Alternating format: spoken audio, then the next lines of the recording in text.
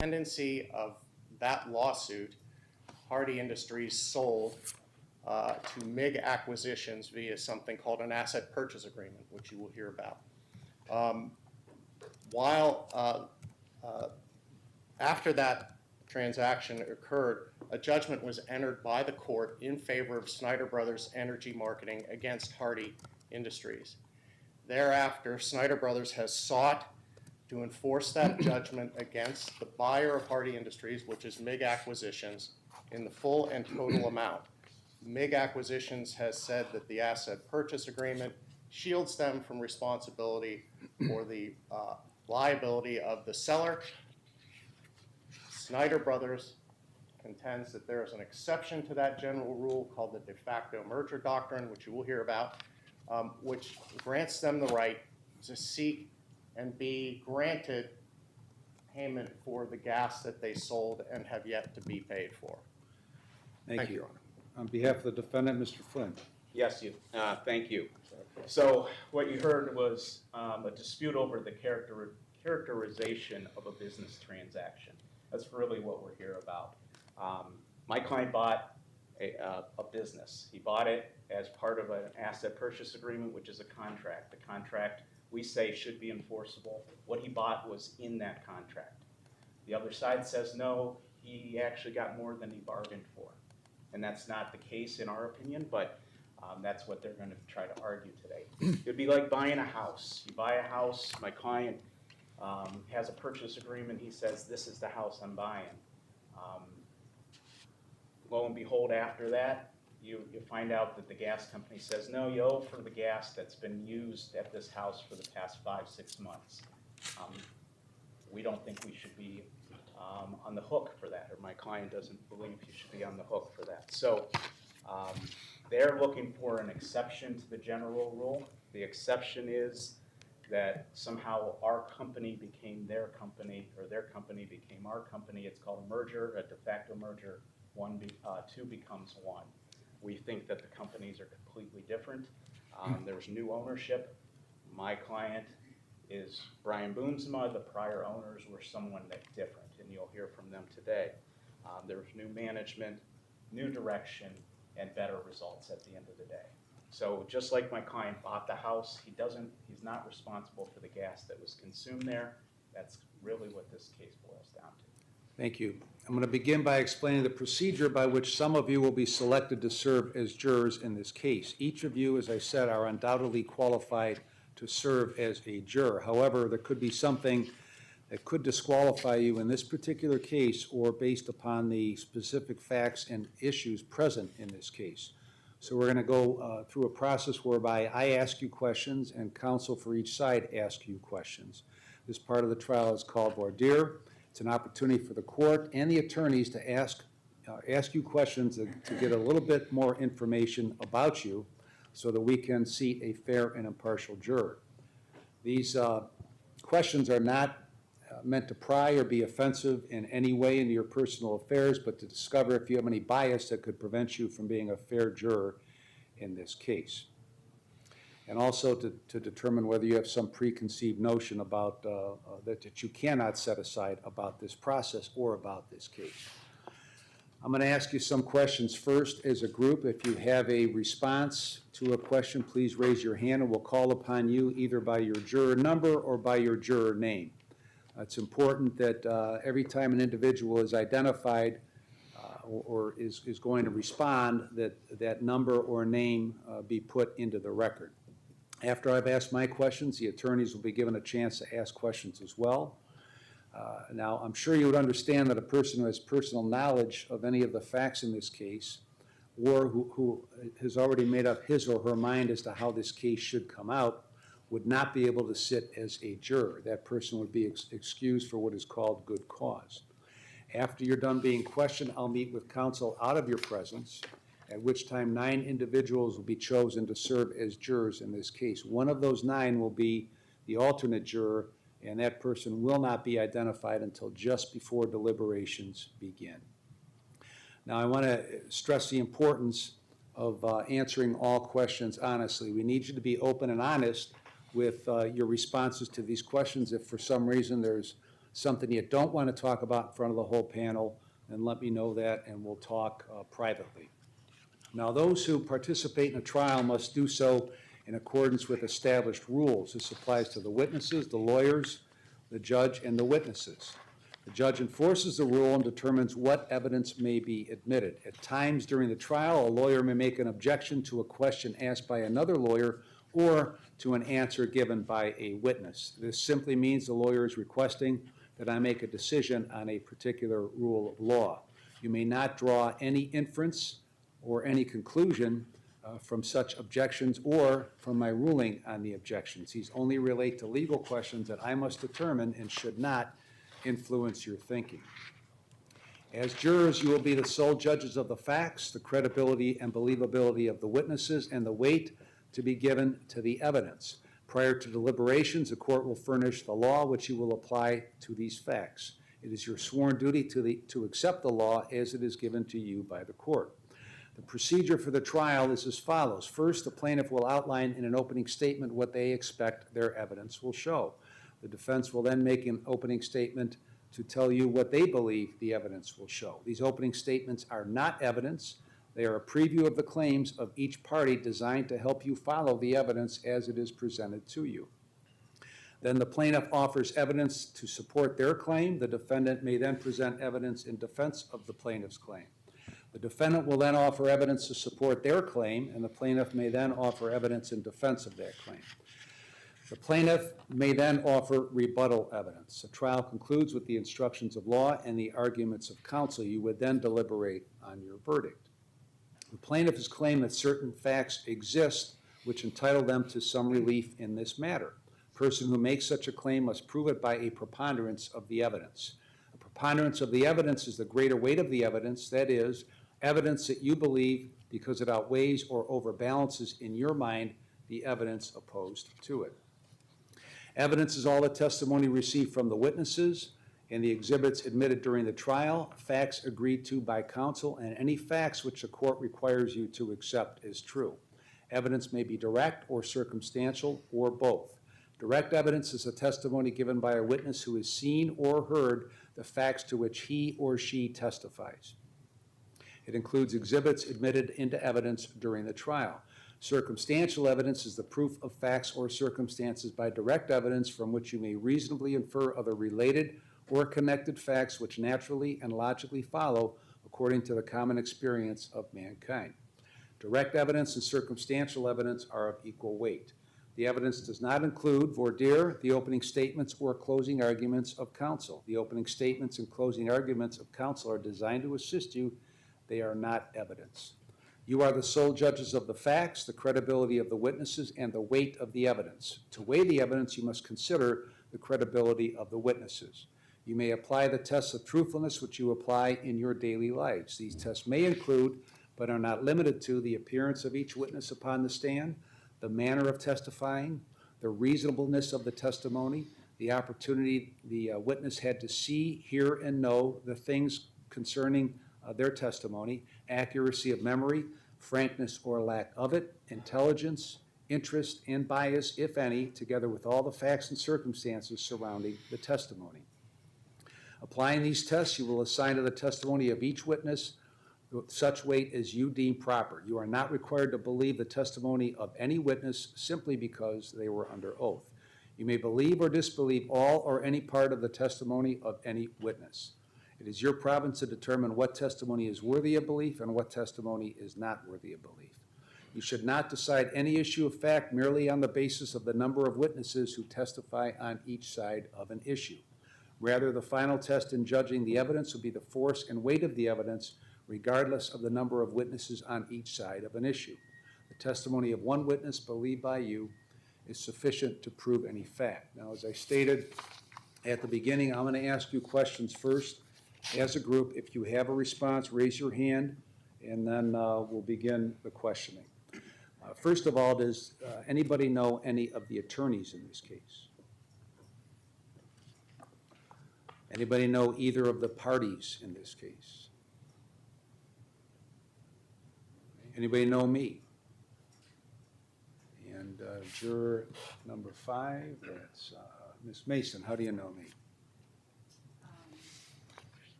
Well, anyway, I had a family member go before you several times. okay. And do you know how long ago that was, the last time? I'm sorry? A couple weeks ago. Okay. Would that, if you're seated as a juror, would that impact you in any way in fairly and impartially deciding this case? Okay. Anybody else? Do any of the potential jurors know each other?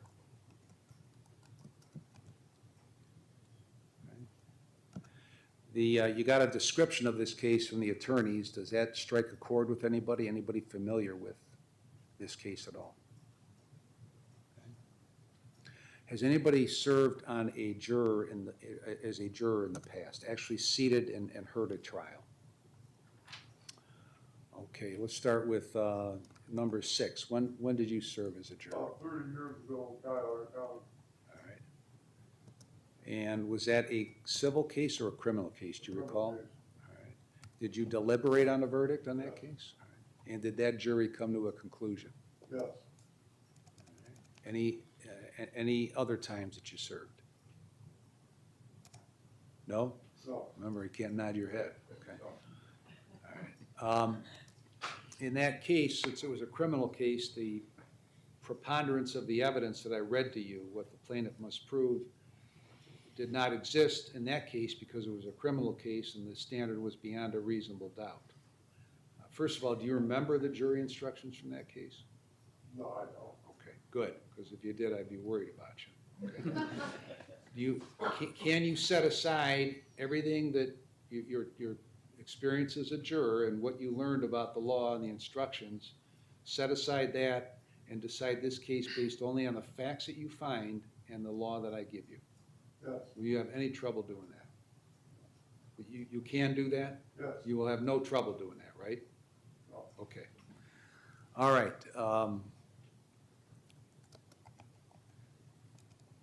Who else raised their hand?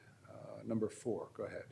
So I did serve on grand jury, I'm not sure if that's, Okay, and when was that? maybe 10 to 12 years ago. All right.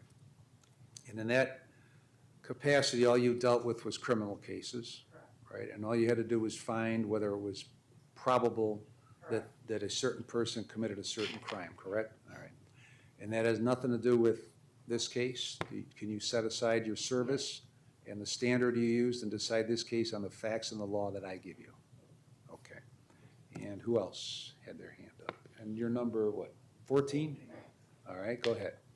Yeah, I served about 30-some years ago in Cuyahoga County on a criminal case. And I was there for like a week. Okay. And did you deliberate on the verdict in that case? Yes, Your Honor. And did that jury come to a conclusion? Yes, Your Honor. All right. Any problem setting aside your experience in that case and what you learned about the law and jury service in that case and deciding this case based solely on the facts and the law I give you? It won't bother me at all, Your Honor. I can't remember hardly any of it. Okay. All right. Who else has served on a jury before? Number 8, go ahead. I served in Mentor for about 30 years ago, for 3 years ago? 30. 30, okay. It was a civil case, and I don't remember anything about it, and it won't affect my ability to work on this case at all. All right, very, very efficient answer, thank you. Anybody else over here? Okay, and in the back, and let's go with 19 first, go ahead, I served, I believe it was here, DUI case, about 15 years ago. okay. Anything stick out about that case in your memory? I just remember a copy. All right. So you got the same instruction, the instruction that you had to find beyond a reasonable doubt. You understand this is a preponderance of the evidence, the definition I gave you? Yeah. And will you utilize that definition in all these instructions instead of relying on anything you may remember from your last case? Yeah. Okay. And who else? Number 16, go ahead. Yes, I served several times, the most recent was probably 20 years ago, and the other ones were before that. I was, also summoned recently, like 4 years ago, but did not have to, appear. So the one time I was on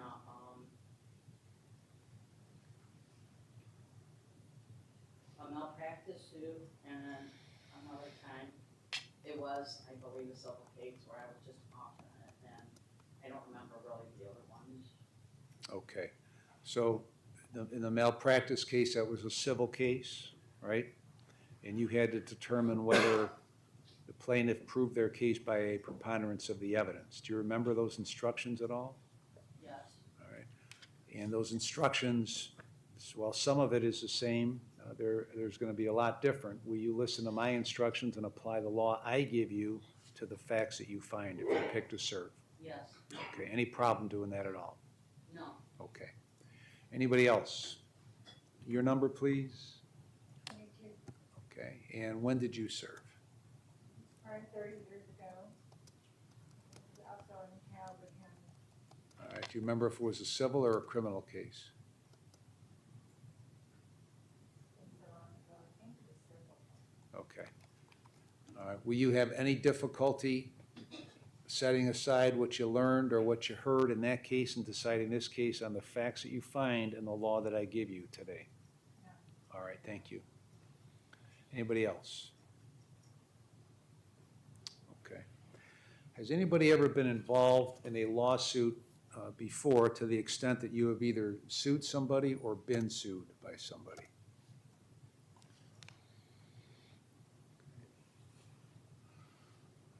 Does anybody have any prior legal training of any sort?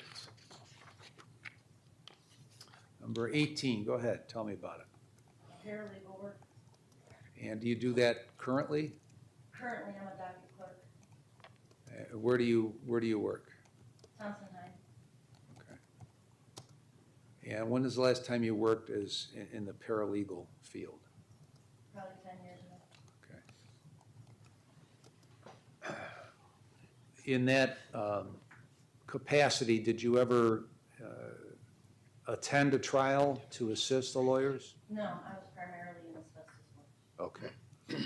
All right. Anything about your experience, either now or as a paralegal, that would impact you to prevent you from being fair to both parties in this case? I don't think it would be a problem. Okay. And then if you're sitting there and for whatever reason you're listening, if you're picked as a juror and you're listening to my instructions and you think, well, that's not right, that's not what I think it should be, I think it should be A, B, or C, would you set aside what you think and follow my instructions? Absolutely. Okay, thank you. Nobody else with any legal training? Number 11, go ahead. Was involved in a lawsuit Okay, through my husband. all right, so, He we'll- was electrocuted all right. on the job How long ago was that? 20 years ago. And so there was a lawsuit filed in that case? All right. What county was that in, do you remember? All right. And did that case settle or did it go to a trial? Went to trial. And did it go all the way through to a verdict? It was arbitrated before. Okay. So before you got to a jury trial, there was an arbitration. Did the case resolve at the arbitration? Correct. All right. Did you testify in front of the arbitrators?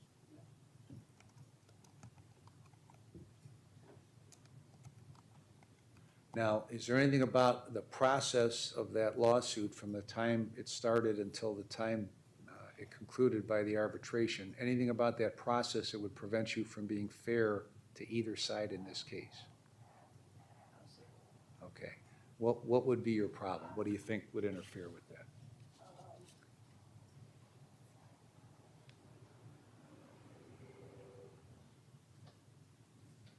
The mannerism in which it was arbitrated wasn't sufficient, wasn't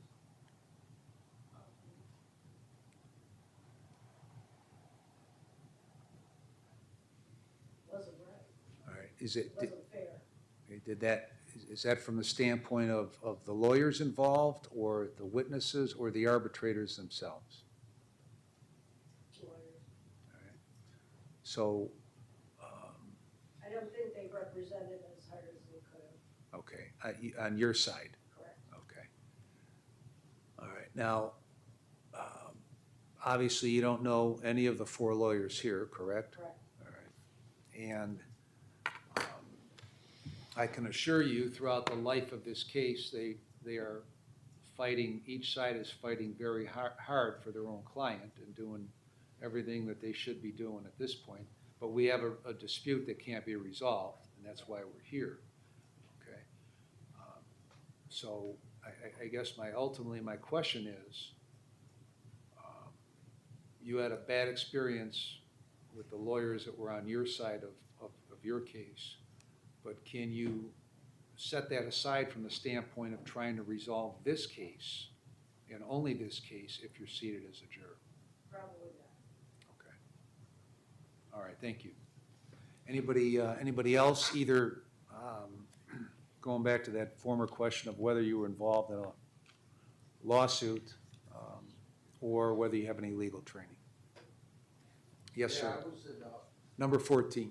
Your Honor, I was in an auto accident a few times, and it was the other driver's fault, and I had an attorney and sued him for damages. Okay. When, you said on multiple times? Yeah, Your Honor. All right, so when was the last time? The last time was in 2014, I believe it was. All right, and did that case settle, or did it go to a trial? They settled. All right, did you get to the point where you're sitting here today, or did it settle in No, I advance? never went to court. Okay. My attorneys took care of it, Your Honor. All right, and the other accidents that you were in, That was in 1997, okay? and the attorneys took care of that too and settled. I didn't have to go to court. Okay. Any others besides those two? That was it, I think, just those 2 times. Okay. Anything about that process that would prevent you from being fair to both sides in this case? No, Your Honor. Okay. Anybody else? Does anybody have any, kind of group this together, any ethical, moral, religious, philosophical views that would prevent you from being, sitting here and being a juror in this case? Now, it's my expectation, and counsel, you can chime in if you think I'm wrong, that this will probably take a couple of days that you'll be here trying this case. Maybe 3, is that what I'm getting from you, Mr. Flynn? Or No, I hope not. Okay, so 2 days, fair enough? Okay, so you have to be here over the course of 2 days if you're one of the 9. Now, I understand that everybody's got work obligations, family obligations, things of that nature, the normal, everyday stuff that you have to do in life. But beyond that, is there anybody that would absolutely not be able to be here for 2 days as a juror in this case? All right. Anybody have any physical problems that prevents them from sitting still as a juror? And just so you know, usually about an hour and a half, we won't go more than an hour and a half without having a break, and then you get a break at lunch, so there will be sufficient time, so I'm not having you tied up for 4 hours at a time. So anybody have any problems that they couldn't deal with that kind of time frame? Okay. Now, is anybody, since I got out here a half hour ago, anybody form any opinions on how this case should come out? All right, Mr. Middleman, I just have the floor is yours.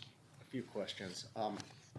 I guess the first question would be, does anyone here have any prejudice for or against companies that supply natural gas in commercial settings, which would prevent you from rendering a fair and reasonable judgment in this case?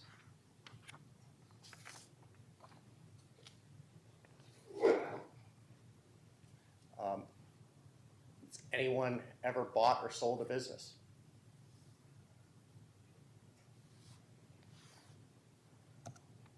Juror number 7, can you tell us? I bought an air salon. When was that? 10 years ago. And do you recall what sort of agreement you used to buy? Or did you use lawyers?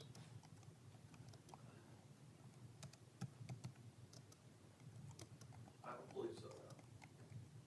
I may have a lawyer throw something out, but wasn't crazy. And were there any problems that resulted from that transaction? No, sir. Would rental property be, Let's make sure we identify who's speaking, okay, please? Yes. Juror 20. would rental property be of its, Sure. sold, bought and sold rental property? And do you use agreements when you do that? No, it's for real estate and real estate. You ever have any problems as a result of those transactions? Juror 23. I started a business 20 years ago and acquired a new company, January 1st of this year. There was a formal agreement written up by an attorney that was signed by both parties, And do you know whether it was an asset purchase or a stock purchase? stock purchase. And did you have any problems with the stock purchase after the transaction occurred? No. Thank you. I too do Yeah. Juror 7. transactions of real estates. Okay. Rental property. Ever had any problems with those? No, sir. Do you use agreements to do that? Yes, sir. Juror 8. I have a rental property as well, and I do use a lease agreement, and I've never had any problems with it. Generally, do you believe that a purchasing company should be able to benefit from the seller's failure to pay its bills? Anybody believe that? Repeat that again? Sure. Do you believe that a purchasing company should be able to benefit from the seller's failure to pay its bills?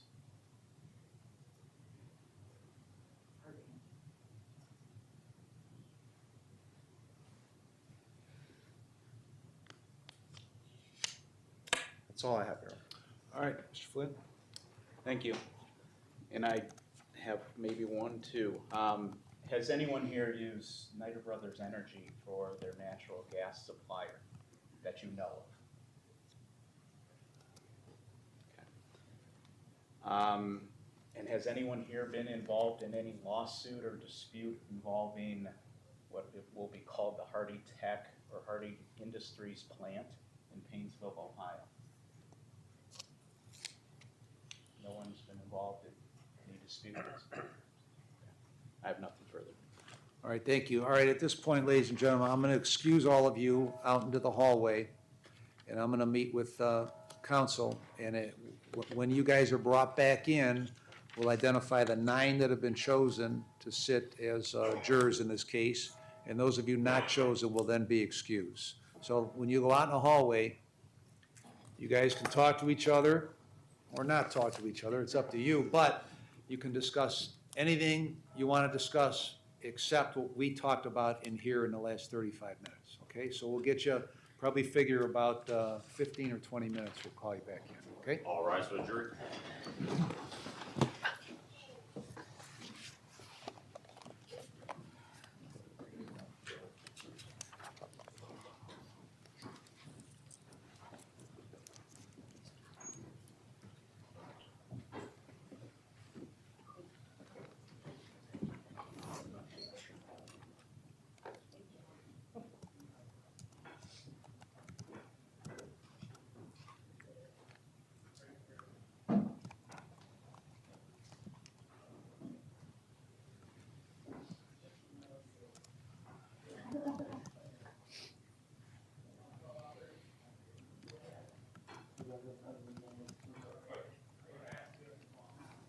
All right, have a seat.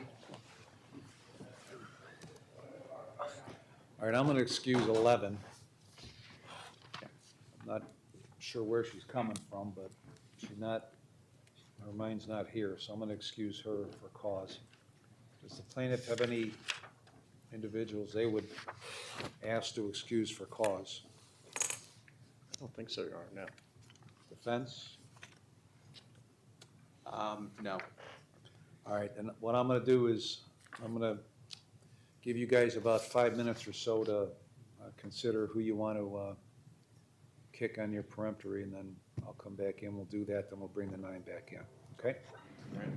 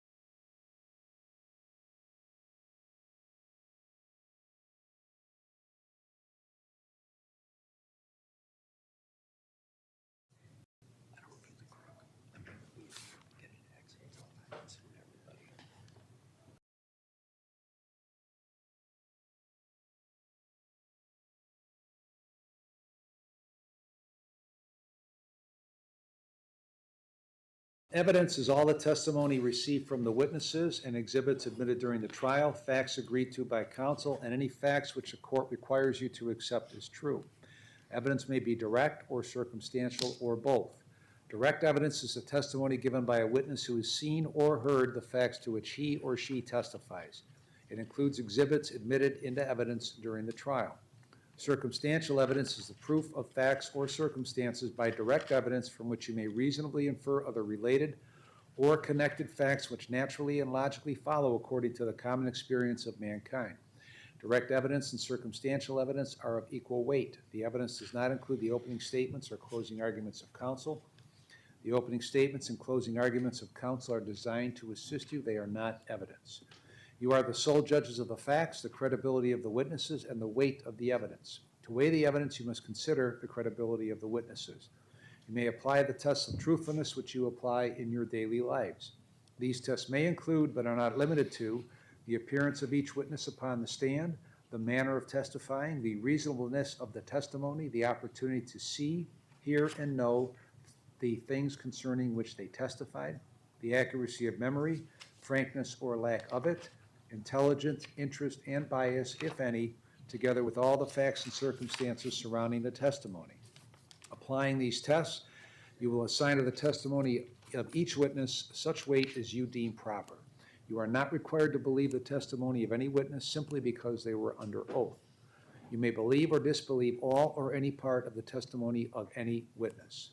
It is your province to determine what testimony is worthy of belief and what testimony is not worthy of belief. You should not decide any issue of fact merely on the basis of the number of witnesses who testify on each side of such issue. Rather, the final test in judging evidence will be the force and weight of the evidence, regardless of the number of witnesses on each side of an issue. The testimony of one witness believed by you is sufficient to prove any fact. It is important that you be fair and attentive throughout the trial. Do not discuss the case among yourselves or with anyone else. Do not permit anyone to discuss it with you or in your presence. Do not form or express any opinion on the case until it is finally submitted to you. You will be provided the lanyards to wear. Please wear these so that the attorneys, the parties, and the witnesses know that you are jurors and off limit for discussion and conversation with them. It may be difficult for you to understand why you may not discuss this case among yourselves until it is finally submitted to you. You will receive the opening statements, the evidence, the instructions of law, and then the arguments of counsel. It would be unfair to discuss the case among yourselves before you receive everything necessary to reach an informed decision.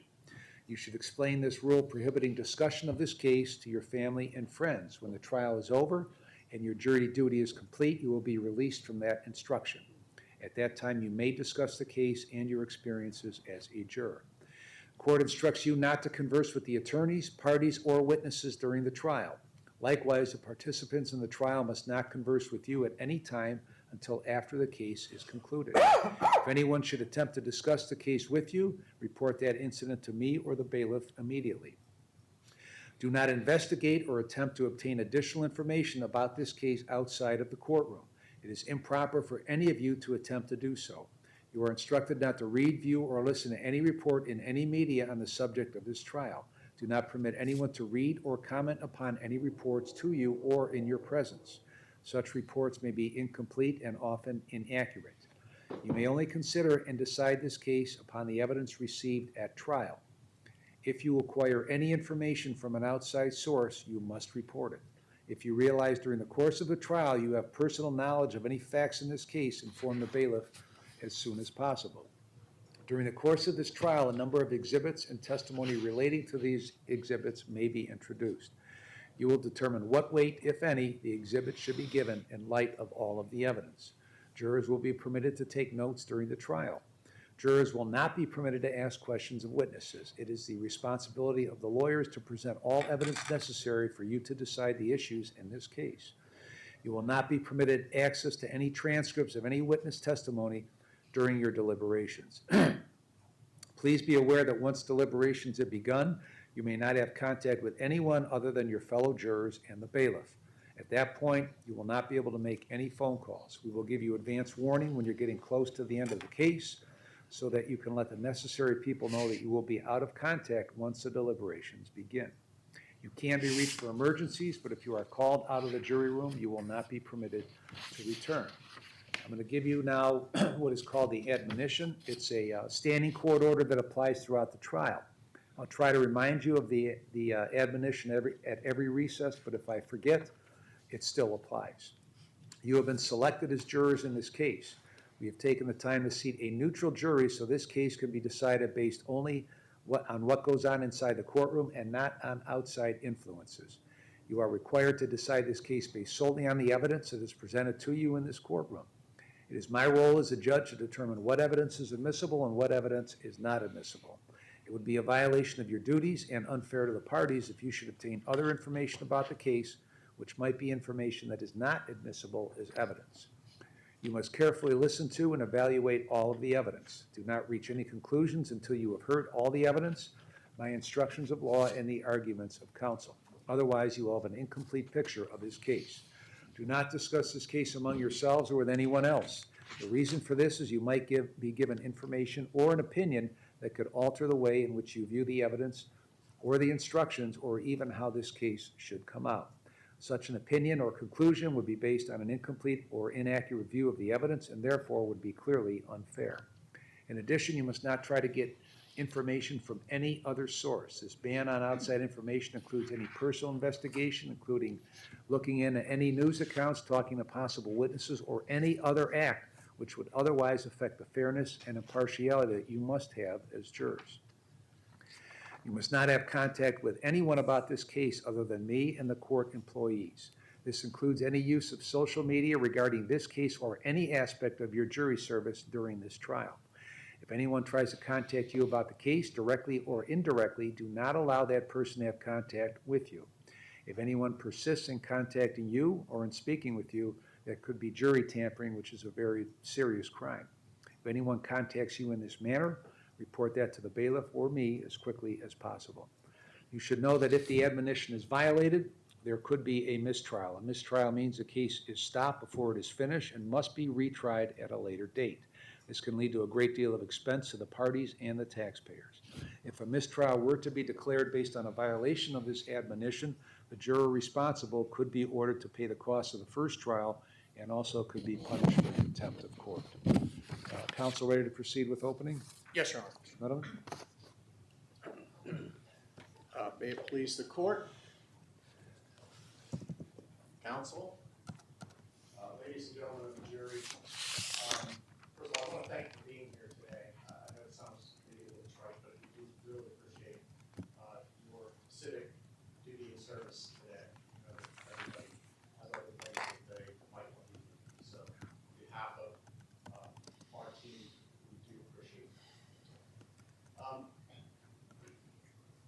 As the court has told you, what I'm about to tell you is not evidence. It's sort of some background and then what we intend to show by way of the testimony and the documents that exist in this case. But I want to set sort of the stage for you. This is a relatively short case.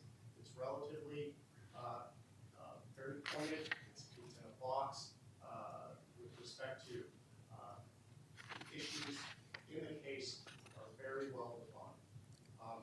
But let me tell you, in the several months prior to October 11th, 2019, a local company, Hardy Industries, here in Haynesville, used over $600,000 worth of natural gas supplied by my client to operate its industrial facility without paying for that gas. For reasons that were never made fully clear to Snyder Brothers, my client, Hardy, the user of the gas, did not pay their contractually obligated amounts, forcing Snyder Brothers to sue them for the $600,000 plus contractual penalties that were involved. We had to sue them to try to collect the funds. In August 28th of 2019, Snyder Brothers filed suit against Hardy. Hardy acknowledged the suit, they acknowledged receipt of the suit, they asked for an extension of time to respond to the lawsuit, which we granted them in the normal course.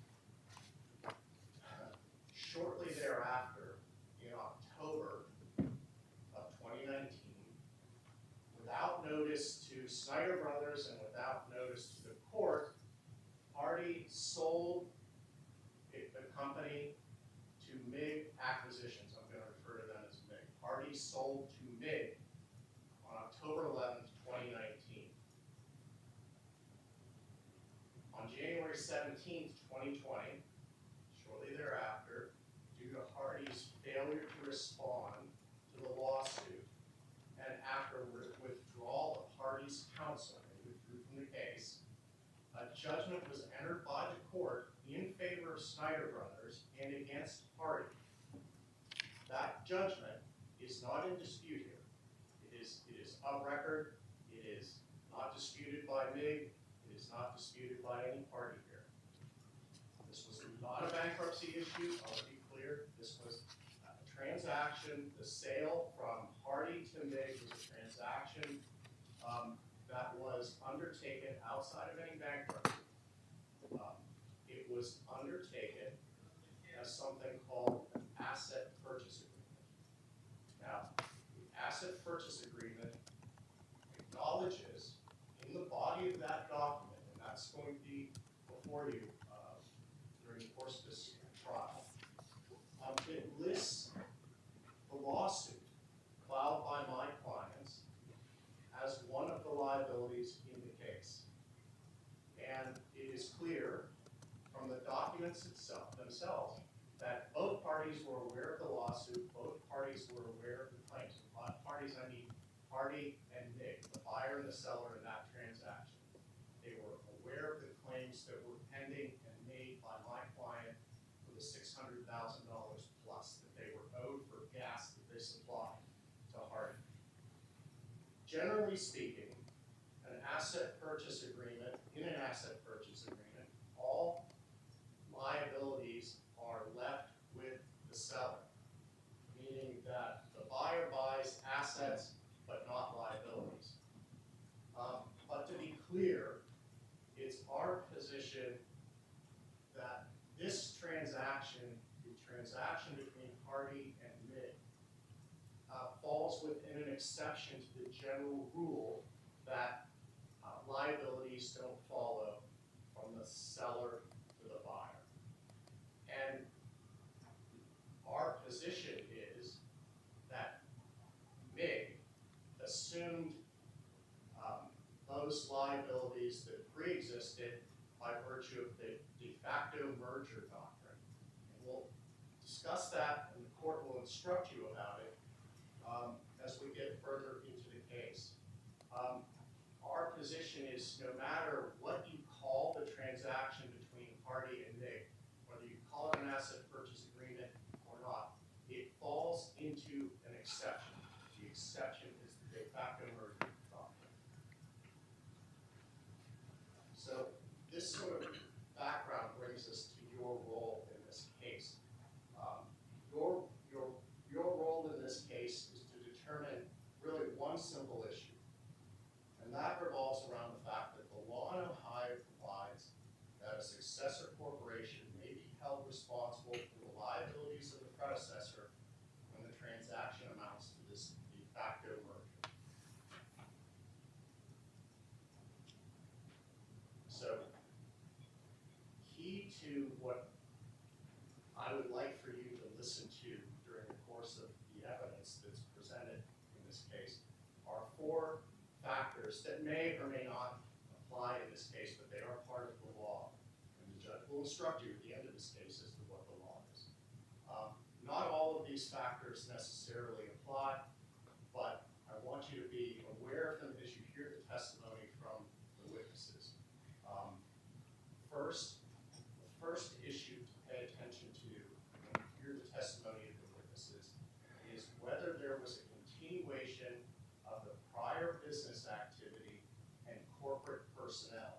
So that means Hardy, the people who were running Hardy, was the business activity of Hardy, the same business activity and the same people that were being used by MIG after they purchased. Second factor, which doesn't apply here, is continuity of shareholders and a sale of assets in exchange for stock. This was not a stock transaction. The third factor is whether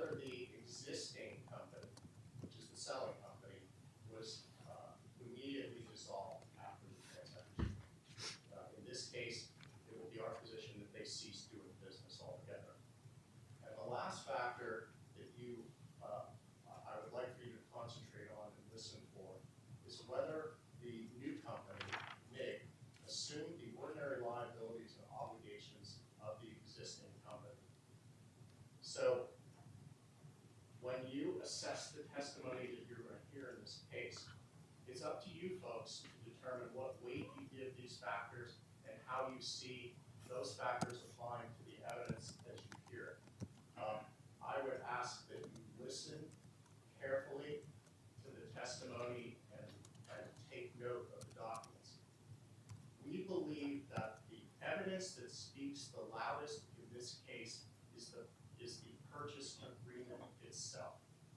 The purchase agreement itself contains significant provisions which support the position of Snyder Brothers that this transaction, this purchase, is an exception to the asset purchase agreement, which makes MIG liable to Snyder Brothers for the payment of the gas. In addition to sort of the intuitive fact that it's just not right for somebody to receive $600,000 worth of gas and not pay for it, we believe that the evidence will show that the business was being run after October 11th, 2019, with the same management and the same employees. You're going to hear from Mr. Lofquist. Mr. Lofquist was the president of Hardy and also remained as the president of MIG. The production manager, the guy that was running the facility over here, was the same for Hardy as it was for MIG. Key salespeople were the same salespeople for Hardy that they were for MIG. And all of the employees, key employees, 30 or 40 or so, are listed in the purchase agreement as the same employees that work for Hardy who also continue to work for MIG. You're going to hear testimony that the same basic products were produced at the facility before and after the transaction. And that was some wax for Duraflame logs, stearic acid, which is used in the production of rubber products, and animal nutrition products. So those main products continue to be manufactured the same for Hardy as MIG.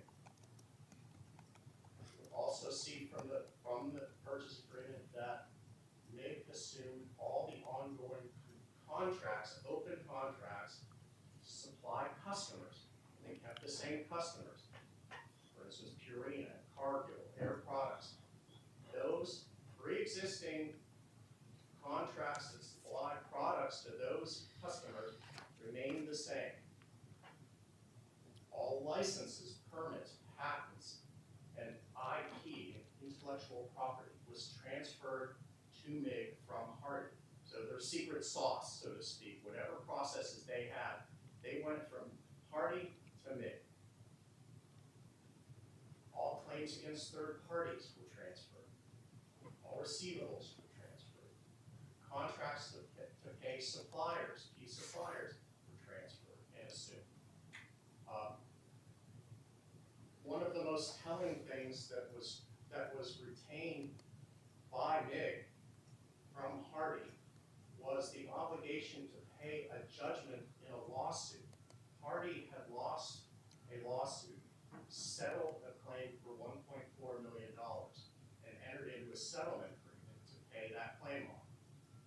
MIG assumed the responsibility to pay the settlement even after the closing. So Hardy lost the lawsuit, MIG agreed to continue to make the payments for that settlement. There was only one significant debt, one significant contract that was invalidated as part of this purchase agreement, and that was the obligation of the contract to pay Snyder Brothers, my client, their $600,000 plus. So you can understand why we are here today. At the end of the case, all we're going to ask you to do is to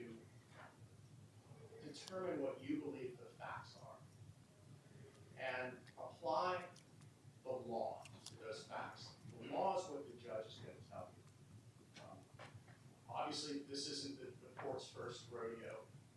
He understands, you understand, that the law is what he says it is. It's not what I say it is. The evidence isn't what I say it is. And it isn't what my colleague says it is either. Mr. Flynn and I have been very collegial through this case. He has a different opinion about this. He's going to tell you a totally different version of the same factual setting. Our position is these were not, at the end of the day, two separate companies. They merged. It was a de facto merger. And the liability for this $600,000 plus from the judgment that's already a record, you don't have to worry about the judgment. Your sole duty here is to determine whether or not, under the factors and under the law, that the party sale to MIG actually is an exception to the asset purchase general rule and requires that MIG pay for the obligation that is owed to Snyder Brothers. And we believe that the evidence will demonstrate that. We ask you to pay close attention to the testimony and the documents. Thank you. Thank you, Mr. Flynn.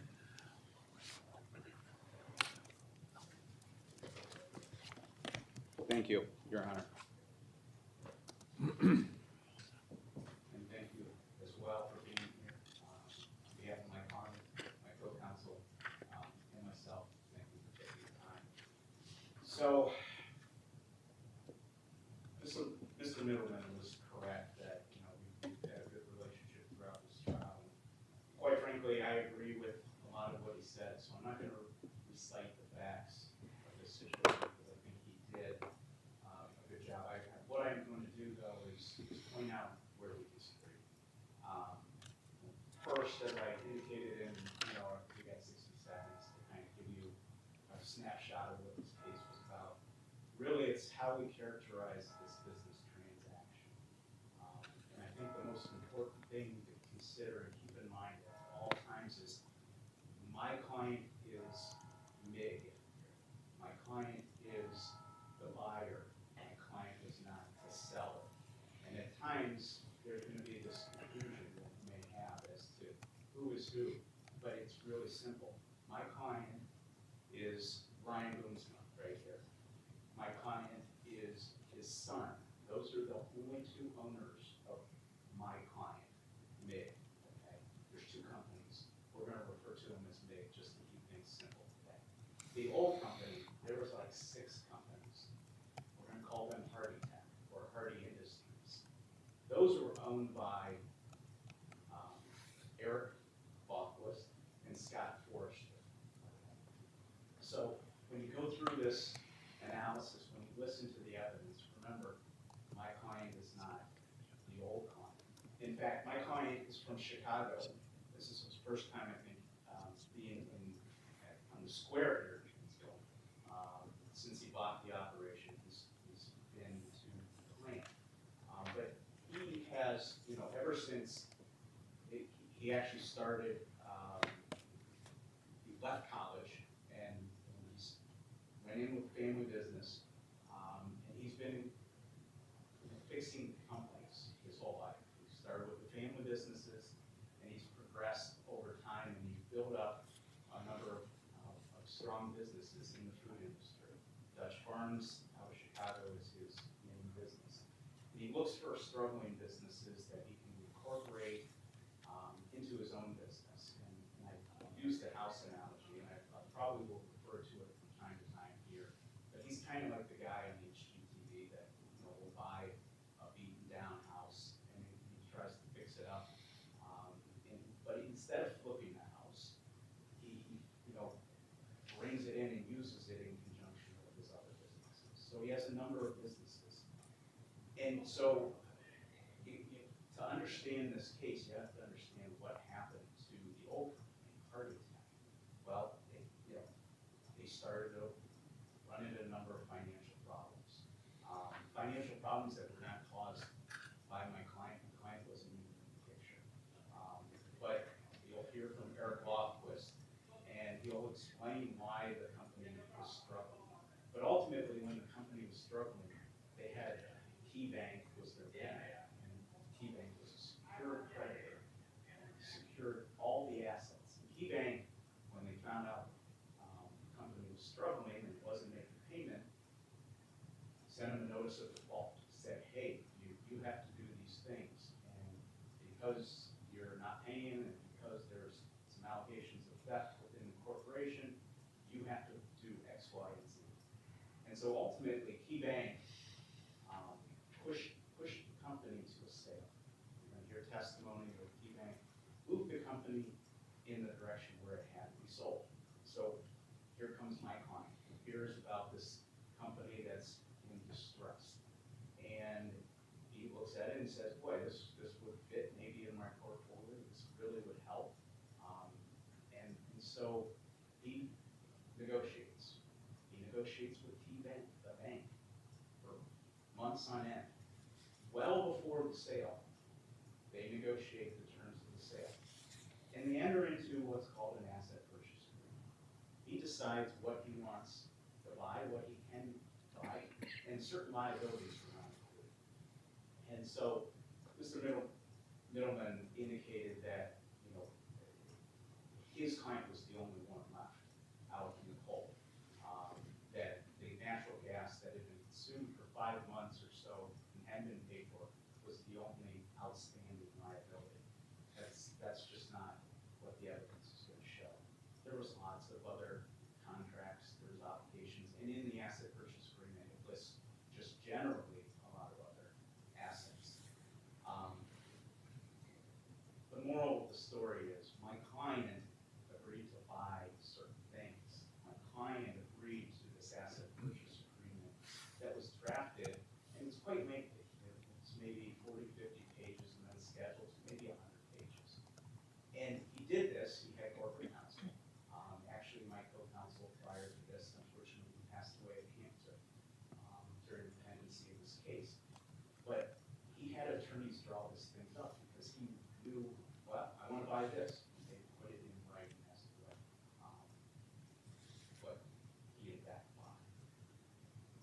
But all along, KeyBank has the asset secured, all the assets of the entire company. So KeyBank was driving the bus during this entire time. And put it all in perspective, KeyBank was owed about $13.6 million. They had all the assets secured. And the purchase price ultimately was $11.5 million. And the only way this purchase could happen is if KeyBank released its liens, because they knew they had the best deal they could. They released the liens, and they took a haircut for a tune of about $2.7 million. The assets just were not worth more. And unfortunately, not everyone could be paid. And here we have one of the parties that just couldn't be paid. So KeyBank, as a secured creditor, didn't get $2.7 million. And unfortunately, and I'm empathetic to anyone who didn't get paid, but Snyder Brothers didn't get paid about $600,000, which of gas that they supplied. There were other companies that also didn't get paid. And sometimes that happens in business. Sometimes it just does. But it was a business transaction. So we move forward, and when I indicate that, KeyBank was driving, so you'll hear testimony that you won't hear from anyone from KeyBank, but you will hear testimony that most of the interactions were with the bank, a chief restructuring officer, a broker, things of that nature. But when you're listening to that, what you're not going to hear is that the old owners, Eric Loftus and Scott Forster, received anything in this transaction. They didn't own any, or they were not given any stock in, or membership interest, ownership interest in my client's company. They weren't given that. They gave away their ownership interest in this transaction. They didn't get any money because there wasn't any money to be left. They were just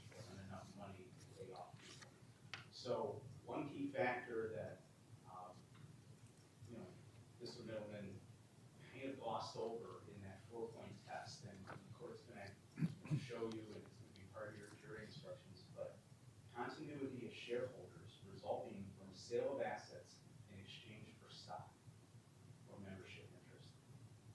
In our opinion, that's the most important thing. If you change the ownership of one company to the next, that matters. The top, whoever's at the top, making the calls, making the decision, that matters. They glossed over it because they know it doesn't exist here. But we don't think you can have a de facto merger. We don't think you can take two and merge into one without some continuity of ownership, continuation of ownership. That's our position, and that's why when we say we disagree with the characterization of this business transaction, we say it was an asset purchase agreement. We specifically said we're buying these things. We didn't say we're going to buy everything and we're going to merge into one happy family because the owners changed. The management structure changed. Brian Boone's son is the boss. His son, who's not here, and as a good father, I think he took one for the team, is the boss. Those two are the owners. And the buck stopped with the owners. And that's what changed from old company to new company. I represent new company. This is the new company. There are other changes. You're going to hear testimony that the management did change. Scott Forrester is no longer with the company. He was 50% owned. Now, there's probably good reason because there's some allegations of theft.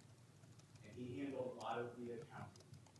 But the entire accounting department moved, or I should say administration, the backroom people. They all moved to Chicago. They didn't move. The operation moved. They would not go.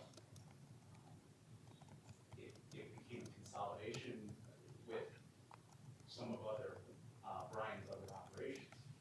But Brian did save a lot of jobs in Painesville area by coming in there and retools. A lot of that was the union workers, so of course they stayed on. The plant manager, sure, he knows how to run the plant. Why not keep him on? Those are great things. One, for the area economy, and two, that it's just what you do. The plant saved, chemical processing. They take oils and they try to turn them and they use them in food industry. So of course, they didn't suddenly manufacture cars. Of course, it's going to keep some of the same. It's going to be similar. That's just what you do when you buy assets. But there were changes. You're going to find out that certain products changed. Certain portions of the company are different today. They were different right after. The plant isn't even fully operational in all aspects. Brian can talk about that later. But so yeah, there's similarities. We will recognize them, but there are big differences. At least differences to say that this wasn't two companies merging into one, and that's it. But remember, the ownership matters. So.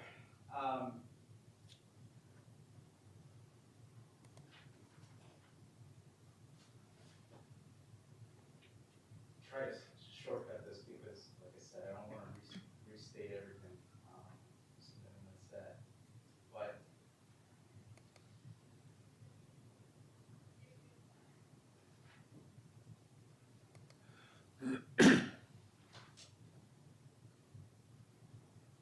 so if you go back to my original comment about the house, and just keep in mind that my client bought a house. You simplify it that way, it's the easiest way I can use this. So my client bought a house. KeyBank was the bank. It puts in a broker to sell the house. And let's say Lofquist and Foresters own the house before. And so they fall behind in their payments. And KeyBank, as the mortgage holder, has tons of power, steps into those shoes and says, okay, now you have to sell. And then the broker, they hire a broker, and the broker lists it for sale. My client comes in and buys that house. He buys what the contract says, the purchase agreement says. That's all we're asking you to do, to analyze the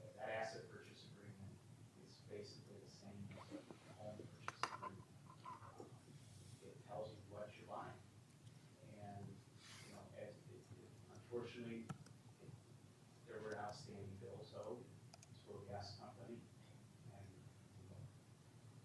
that wasn't my client, that wasn't what my client was buying. He was buying the house, and they wanted to pay for the gas that was used in the swimming pool. So when you're thinking through these, issues, just remember, their real issue is with the old company. And, you know, unfortunately, that business went under, had to be sold, and my client came in and bought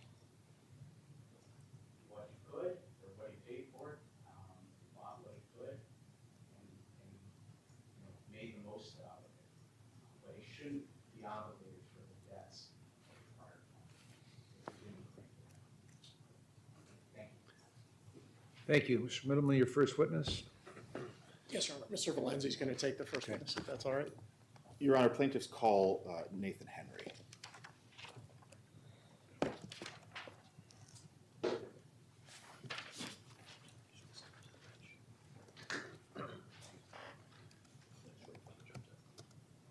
Would you raise your right hand, please? You swear the testimony about to give is the truth, the whole truth, and nothing but the truth, so help you God. All right, have a seat right here. And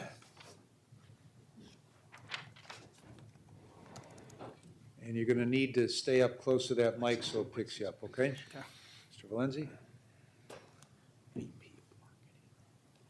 Henry, can you introduce yourself to the jury, tell them your name and what you do for a living? Hi, my name's Nathan Henry. I am Vice President of Gas Marketing with Snyder Brothers Energy Marketing.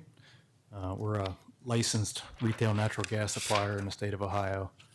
We deliver natural gas to facilities on local utilities such as Dominion East Ohio, which is now known as Enbridge Gas Ohio. And what do you do for Snyder? It's okay if I refer to, again, you work for Snyder Brothers? Yes. Okay. What do you do for Snyder Brothers? I oversee our operations, which includes engaging in contracts with commercial and industrial customers who use natural gas for various reasons. The retail natural gas business enables us to offer flexibility to customers where they can lock in fixed prices for certain volumes of gas for various terms or time periods. Have you ever heard of an entity called Hardy International or Hardy Tech? Yes. And how do you know that entity? They were a customer of ours. For how long? Approximately 4 years. When you say they were a customer, you sold them gas? Yes, we sold them natural gas to their facility here in Paynesville.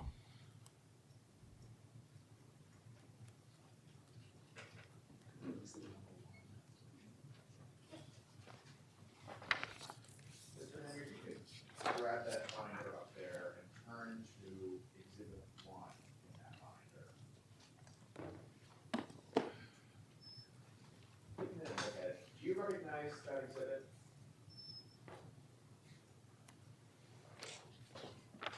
Yes, this is our natural gas agreement, which is a base agreement between Snyder Brothers and Hardy Industrial, which is the terms and conditions for our natural gas sales. And that agreement is signed by both Snyder Brothers and Hardy Industrial? Yes, it is. And what's the date of that agreement? July 8th of 2015. And is this an agreement that Snyder Brothers would create in the ordinary course of business? Yes.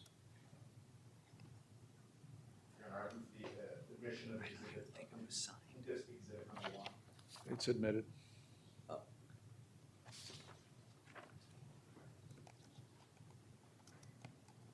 And Mr. Henry, is this exhibit 1, this natural gas agreement, is this the agreement, what I would call the operative agreement, through which Snyder Brothers provided gas to Hardy? Yes, along with various Exhibit A's or transaction confirmations. You can put this exhibit aside, Mr. Henry. If you turn to exhibit number 2 in that binder. Take a minute, flip through. This is what we call a compilation exhibit. It's a few different documents together. Do you recognize Yes, these are invoices from Snyder Brothers to Hardy. Okay, and what are the date ranges on those invoices?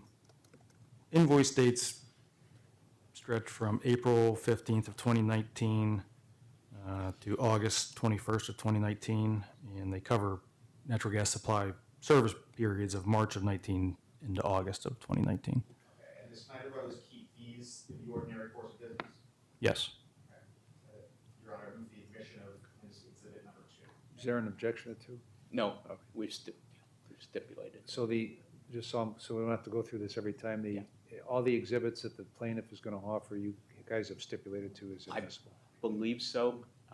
I'll check this to make. Yeah, I believe, yeah. Okay. Maybe the last two we might. All right, so exhibit 2 is admitted, go ahead. Mr. Henry, during this time frame, March through August 2019, were you ever in contact with anyone at Hardy about these invoices? Yes. And who at Hardy were you in contact with? Eric Lofquist. And why were you in contact with Mr. Lofquist about these invoices? They had fallen behind on payment and were past due.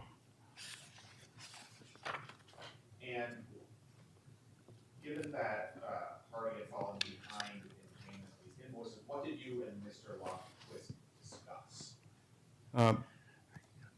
Generally, how to work towards getting current. And did Hardy make any payments during this period of time? Yes, they did. They made not necessarily consistent, but often weekly payments, working towards cleaning up the outstanding balance. And did they ever clean up the outstanding balance? They did not.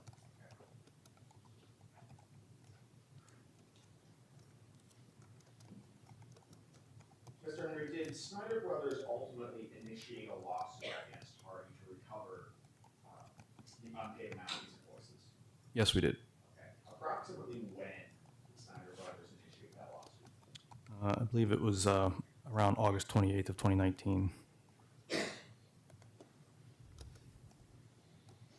And to your knowledge, Hardy was served with that lawsuit? Yes. How do you know that Hardy was served with that lawsuit? One way would be that they asked for an extension of time to respond. And to your knowledge, Snyder Brothers agreed to the extension? Yes. Did Hardy ever respond to that lawsuit, other than asking for an extension of time? Not that I'm aware of.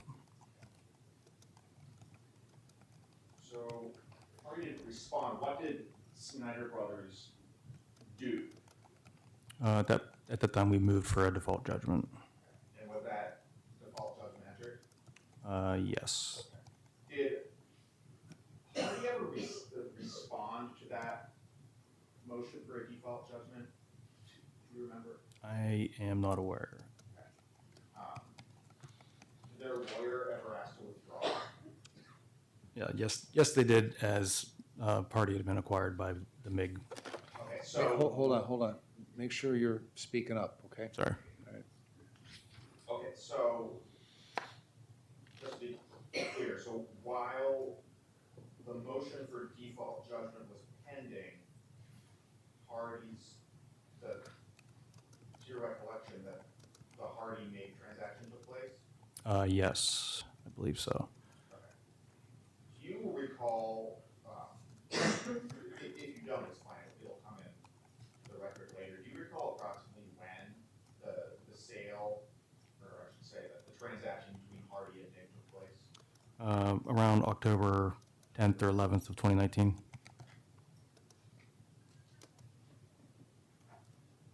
Anyone at Snyder Brothers know that Hardy was looking to enter into any sort of transaction for the sale of assets or anything of that nature? Not that I'm aware of. Okay, their lawyer never told Snyder Brothers' lawyer that they may be selling their assets. Not that I'm aware of, no. Did the judge, the court ultimately grant Snyder Brothers' motion for a default judgment in that case? Yes, they did. Mr. Henry, if you can flip to exhibit number 4.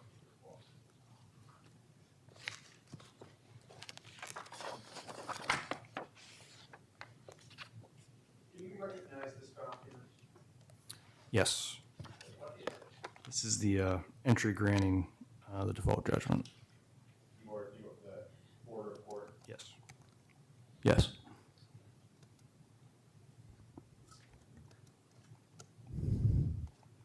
And what is the amount of that default judgment? $996,047.70. Can you say that one more time, slower, so very specific number? $996,047.70. I move for the exhibit, I move for the admission of exhibit number 4. Any objection to 4? No objection. It's admitted.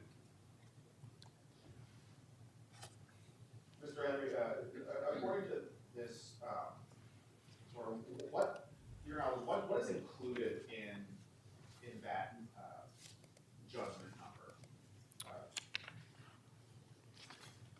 That would include the outstanding unpaid invoices for natural gas delivered.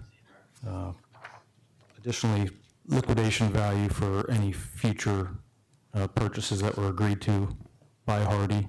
When a customer defaults, we move to accelerate and liquidate any future purchases, particularly if they're at a fixed price. Did it include interest? Yes, it did. What about attorney's fees? Yes. Now, since this judgment, and what is the date of this judgment?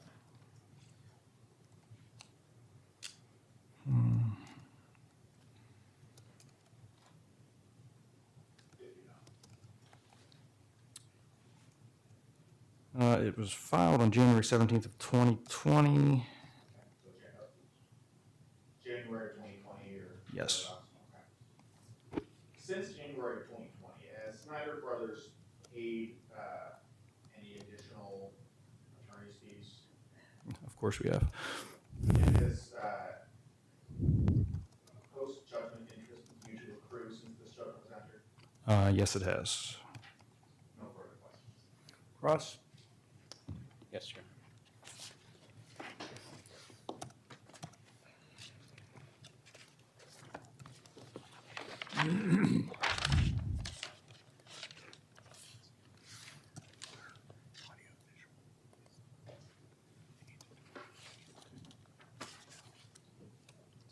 Mr. Henry, I think I heard your testimony, you indicated that the motion for default judgment, you thought that was, or when did you think the motion for default judgment was filed? It was in the other case. I'm not sure I indicated that, did I?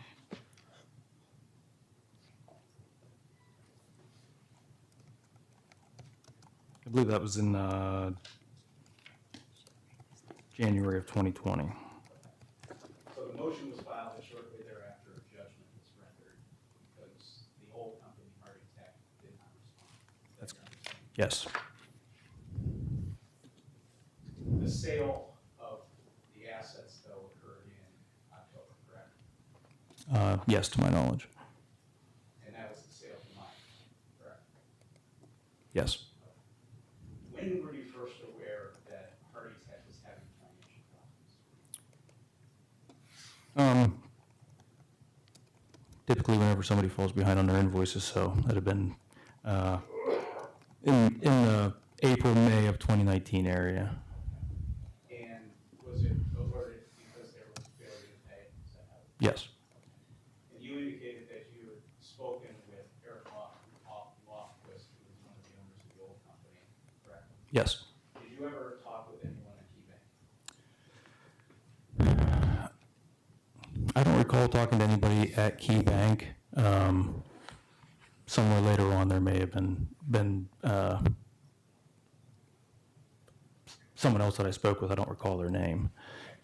Would the name Ryan Sedlak possibly ring a bell? I do think that was the name, yes. If I said that he was the chief restructuring officer put in place for the company, would that ring I don't recall that specific terminology, but Do you remember what you spoke to Brian Sedlak about? at that point, I remember him stating that any communications about paying bills would need to go through him. And so, were you continuing to talk to Rothquist during the same time, or did he take over the reins? I believe that I no longer spoke with Eric at that point. If you go back to what was marked as plaintiff's exhibit 1, the natural gas agreement, and I have to apologize, my eyes are getting terrible in this font, it's tough to read. But if you go to section 7, it says events of default.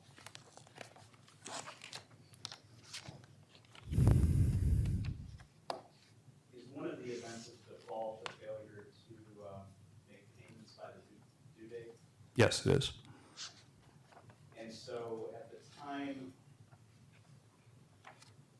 Hardy Tech first stopped making payments, or delayed payments in April of 2019, they were in default, correct? By definition. Okay. Did you, so then you look at section 8 of the natural gas agreement, it says remedies. And could you, I can't read it, but can you read that section for us possibly? Section 8. Upon the occurrence and during the continuance of an event of default, the non-defaulting party may, in addition to any other remedies that it may have, suspend any gas deliveries due hereunder. 2, upon written notice at least 1 day in advance, accelerate any or all amounts owing between the parties under the agreement and terminate and liquidate any or all transactions.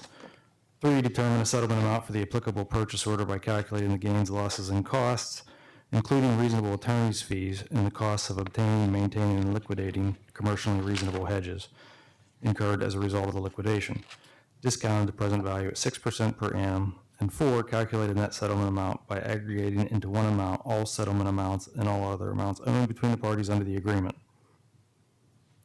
Thank you.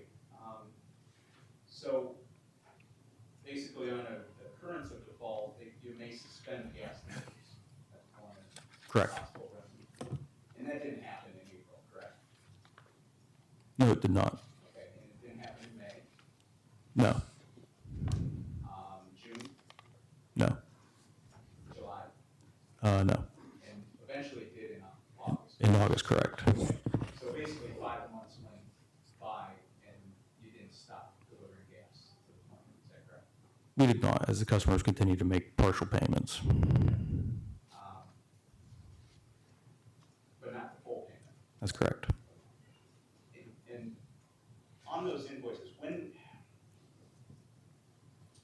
think it was marked as exhibit 2, when did they actually make partial payments? Can you see from exhibit 2? All those payments are not listed on any of these exhibits, but to my recollection, they were making somewhat around weekly payments for at least 2 to 3 months here prior to us. All right. So they tried to make payments what they could. Correct. You accepted that and you cut the gas on. That's correct. But you could have shut it off, correct? Yes, and ultimately we did. This natural gas agreement, while you're looking at it, plaintiff's exhibit 1, this is not with the new company, MIG, correct? That's correct. And Snyder Brothers has never had a natural gas contract agreement with my client, is that correct? That's correct. So I think this is pretty obvious, but my client's never agreed to these terms, fair enough. Sure.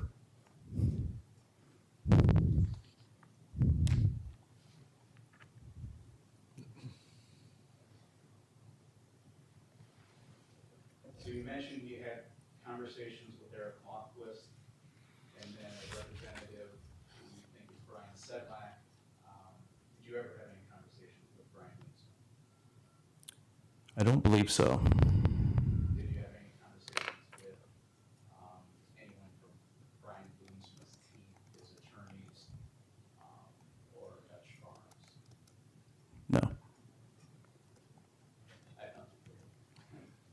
you. Any redirect? Very briefly, Your Honor.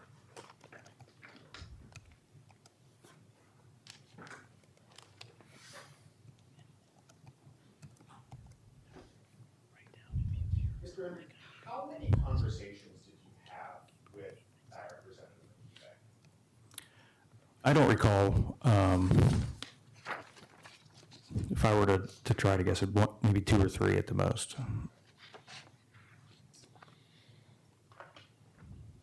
You ever, after you had those 2 or 3 conversations with that gentleman at KeyBank, did you ever speak to anyone else about this, about these unpaid invoices? Other than your lawyers, of course. Right, I don't believe so. Can you explain to the jury why it took 5 months to shut the gas off? So in the retail natural gas marketing world, if you were to move to accelerate and liquidate a customer immediately when they go past due, you're immediately subject to 3 months worth of deliveries. That's about the quickest you can drop service. We tend to try to work with customers, particularly customers who we've been working with for a long time. In this case, three years of a successful business relationship. And additionally, I noted that they were making partial payments along the way, so we were trying to work with the customer to help get through their difficulties. Mr. Henry, Mr. Flynn had you look at a certain provision of that natural gas agreement between Snyder Brothers and, could you turn back to that agreement and look at paragraph 9 briefly? Yes. And if I could just have you just read that first sentence. Waiver cumulative remedies. No delay or failure by a party to exercise any right or remedy to which it may become entitled will constitute a waiver of that right or remedy. So, do you know why that provision was inserted into this agreement? Basically so we could work with the customer in a situation like we've just discussed. And you weren't obligated to shut the gas off right away? That's correct. Nothing further from. Any recross? It is his choice. He didn't do it.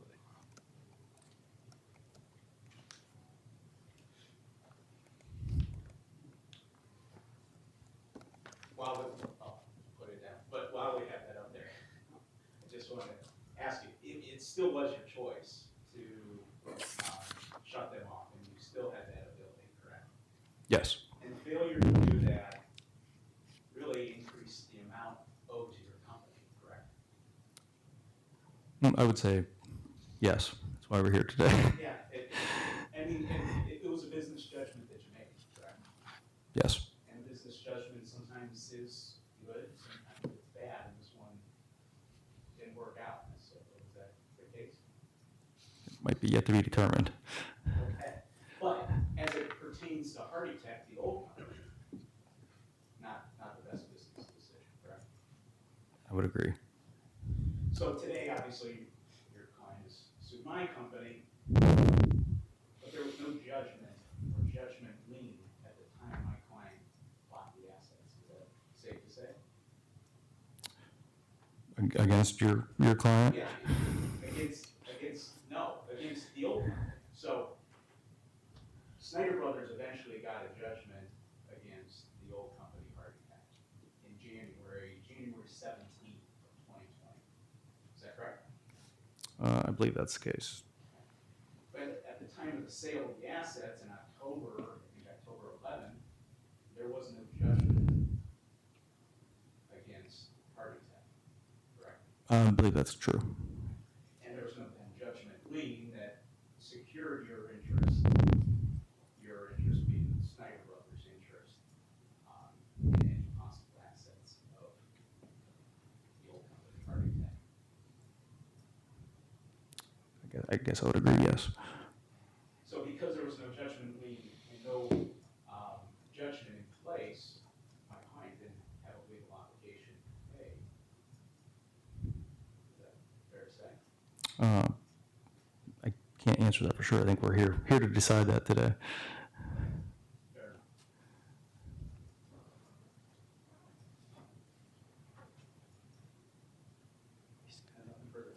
All right, you may step down, thank you.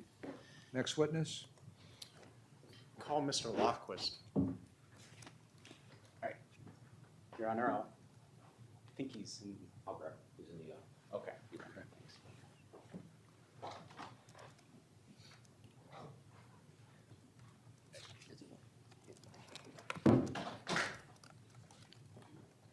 just chawing at the bit. Like, you want help with that?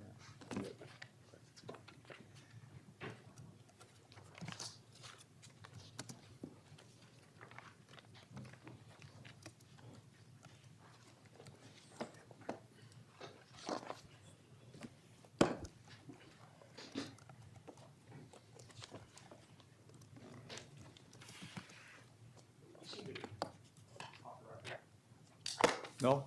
Not unless you're coming up here. Yeah, well, maybe we should slide off for 2 seconds. Yeah. Don't, Kathy, leave this.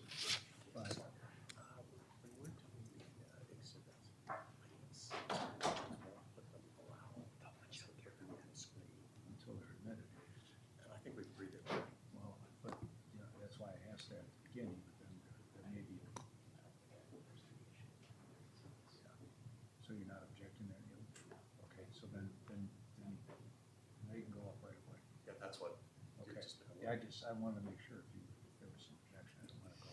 Okay. Yeah, I'll do that. no, because we've been lagging behind and that's, Okay. the jury's. All right. Bob, come here for 1 minute Yes, before sir. Mr. Loftus comes up.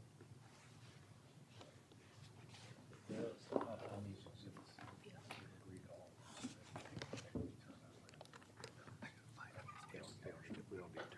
Step forward, Mr. Loftus. You raise your right hand, please. You swear a testimony about gives the truth, the whole truth, and nothing but the truth, so help you God. All right, have a seat right here.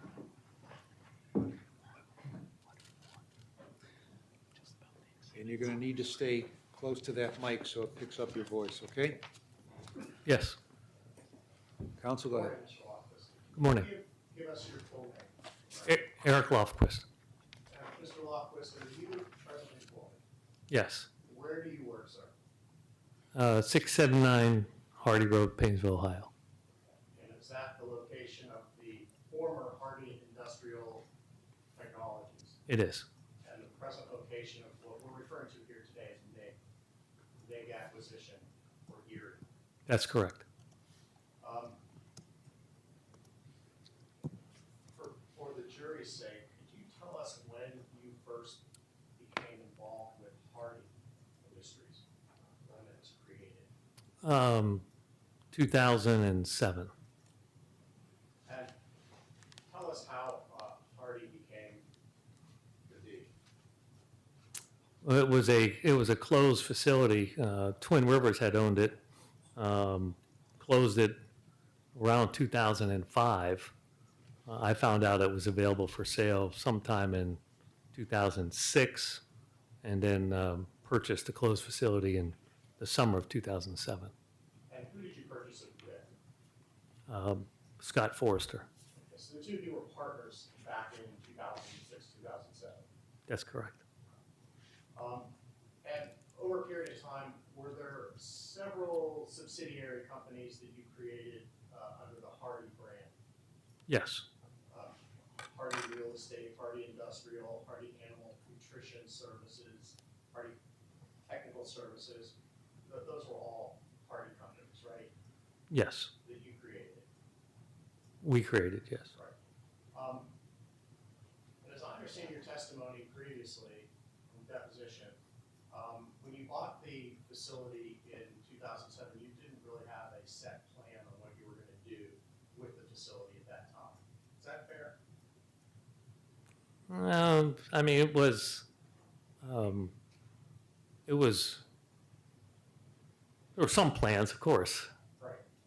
but it evolved over time. That's what I was getting at. And so by, let's say 2017, for example, is it fair to say that you had developed certain products and certain product lines that were the mainstay of the company back in, let's say, 2017? Yes. As part of that, Hardy, I'm just using it, the blanket, Hardy had developed certain patents and copyrights, hadn't it? Yes. And the processes that were patented, who developed those specifically? Was it you, Mr. Forrester, or was it other people that were working for the company? Me. It was you. By background, can you tell us what your educational background is? I have a business degree. Not an engineer. I'm not. So you had developed some processes that were patented by Hardy, correct? Well, yes. And what did those relate to, Mr. Loftus? It was just a different way of producing fatty acid. But you felt that it was necessary or that they were unique enough to have them patented so no one else could use them, right? We thought they were unique enough that it was worth protecting in case there was ever a value for them. By 2017, my understanding from your prior testimony is that the three main products, I'm going to say product lines, if you will, that were being produced by the facility were wax for Duraflame logs, animal nutrition / livestock food, and stearic acid for tires and rubber products. Is that fair to say? Overarching, sure. And there may have been some other products and things that the facility was making, correct? But the three main products were the ones that I just named. That'd be accurate.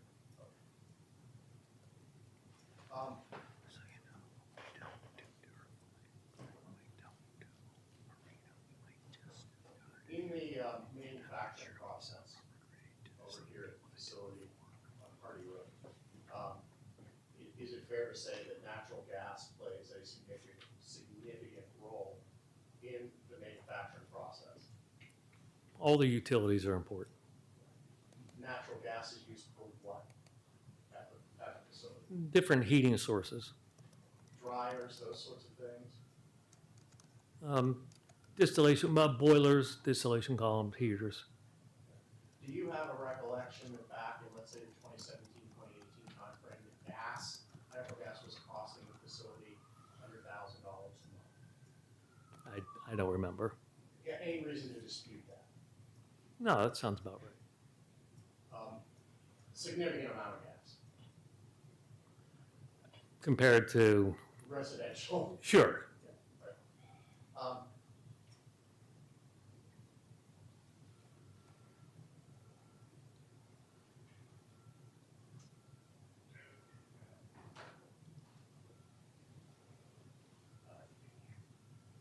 Mr. Flynn has referred to the involvement of KeyBank with Hardy Industries back in the 2017 timeframe, and made some allusions to the fact that there were some difficulties in 2017 that came up that caused KeyBank to be involved with Hardy Industries. You're aware of that, correct? Yes. And in 2017, it's fair to say that there were some difficulties with your partner, Mr. Forster. Yes. And there were allegations that he had taken money that he shouldn't have taken, Yes. without your knowledge. Correct. And you reported that to KeyBank, didn't you? I did. And KeyBank stepped in and put, I'm going to call it a receiver, a custodian in place. Is that right? In 2017? And that wasn't until 2019, I think. Okay. So at some point after you made a report to KeyBank, they put somebody in place to oversee operations, correct? Financials, yes. Checking, Maybe, but the production side stayed under your purview, didn't it? Meaning you were in charge of making sure that sales were being made, that contracts were being entered into, the product was being produced, right? At what time?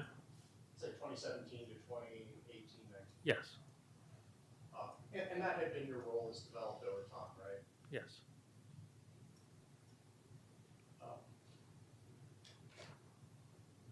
But to be clear, and I want to be clear about this, at no point was Hardy put into bankruptcy, right? Hardy was never in bankruptcy.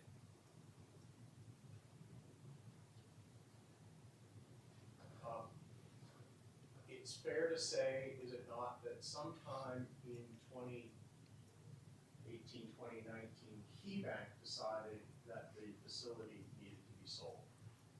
Is that right? Yes, And eventually, it was sold in October of 2019, correct? yes, that's correct. Prior to the time of sale in October of 2019, you were the president of the company, correct? Yes, And you had a production manager who oversaw the production at the facility,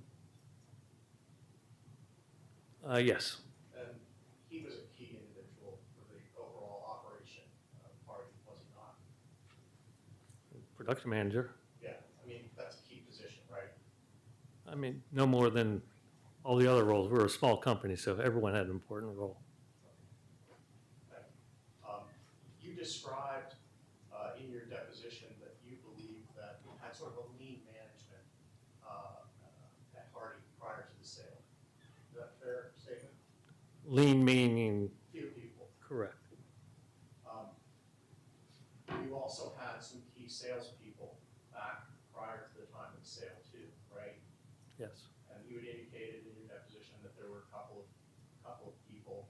I thought one was somebody who left after the sale, but both were there at the time that the sale was made in 2019. I believe there were two at the time.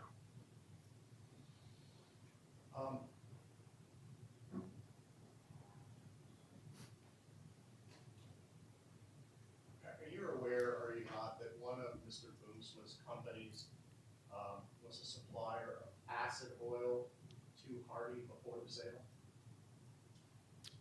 How long before the sale? At any point before the sale? Yes, started just before the sale. Okay. So just before the sale, Mr. Boomsma became a supplier of acid oil to Hardy, correct? Yes,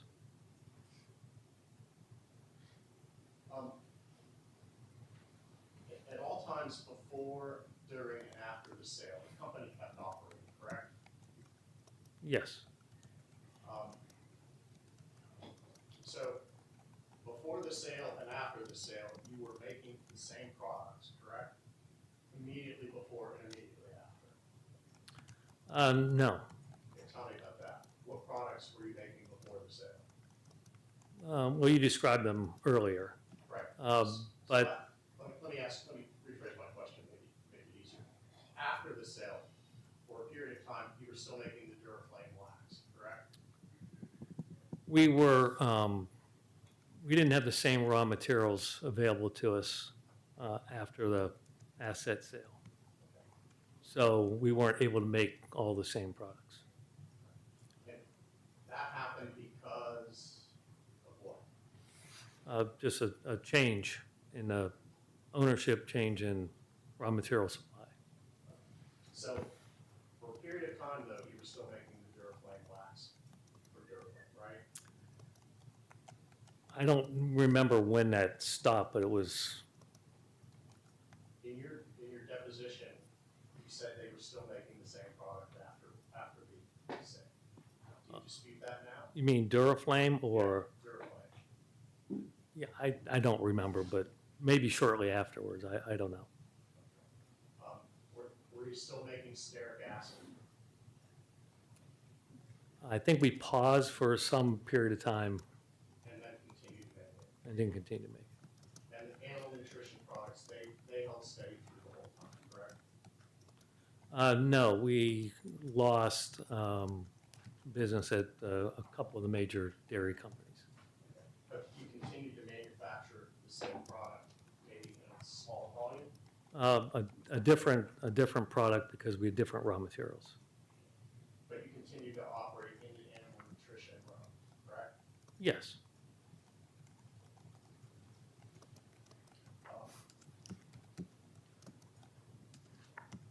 And after the sale, you continue to operate in the same location, right, same facility? Yes. And you remain the president, correct? No. Now, in your deposition, you said you maintained, you remained the president before and after. No. Is that incorrect? Yeah, I was a consultant. I'm president now, but I was a consultant for about 3 years. Okay. So you were a consultant, now you're back as the president. Correct. And as a consultant, what were you doing? We had new raw materials, so we had to figure out how to make new products out of those with the existing infrastructure we had at the facility. So I was doing a lot of product development work. And who did you report to? Brian Boomsma. And who do you report to now? Brian Boomsma. So, to your knowledge, did Mr. Boomsma have any prior experience or own any businesses that were involved in the production of stair gassing? I don't know. Do you know whether he had any involvement in any business that made animal nutrition products? Yes. Do you know whether he had any prior experience with respect to Duraflame wax? I don't know.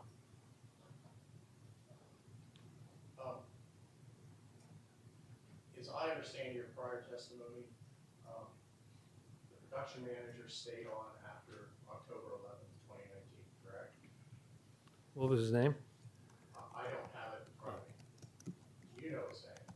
Well, we've had a number of different production managers, so Was there any change, let me ask it this way, was, in your deposition, you said that it was a lean management team and that it continued to operate, the same people continued operation after the date of the sale? So the administrative side of the business all shifted to Chicago, but the plant and the union workers maintained for the most part. There were some changes, but I can't give you exact names. Mr. Forrester wasn't kept on, right? Had he been moved out of the company prior to the date of the sale? Yes, Okay, so he was out before the sale and after the sale, right? he was, let me be clear, he was still an owner before the sale, but he was not involved in the daily operations. Right, because that would have been unwise given the accusations that were made against him, correct? Correct.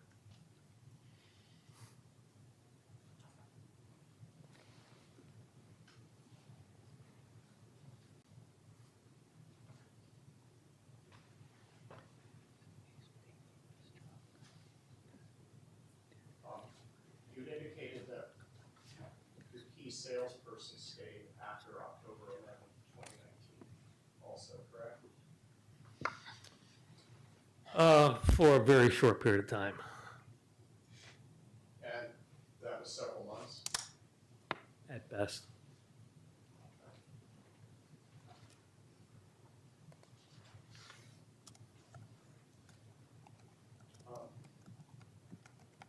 Now, you would agree with me that many of the customers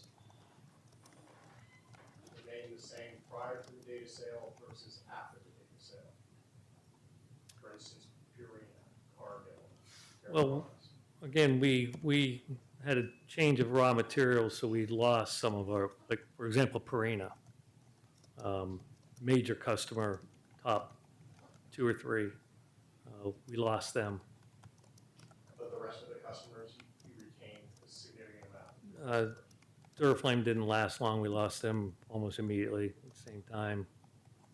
I don't remember the detail of the others, but the change of raw material had a big impact on the customer base. And what was the change in raw material? Well, again, we weren't able to get some of the raw materials we had before. We had a different people doing the buying for us, so there was a lot of change in the raw material supply. And what was the actual change? Different qualities, different suppliers. And were they being supplied by Mr. Booms's companies? Oh, some, but clearly not all. So after Mr. Boomsma bought the company, he then used some of his other companies to supply raw products, and that changed some of the customers and some of the products you could provide. Sure.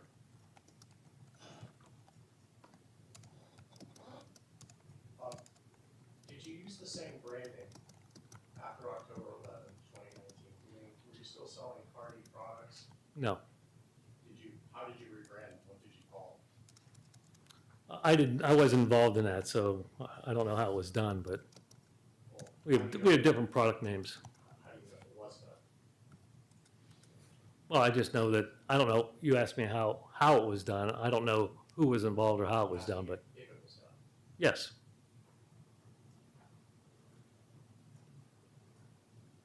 Were you still using the same formulas and same patents?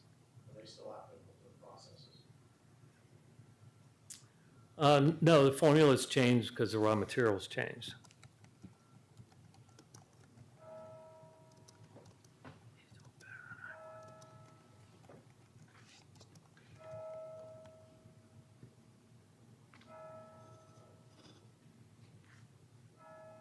Let's turn to Exhibit 5, and can you look that's in front of you?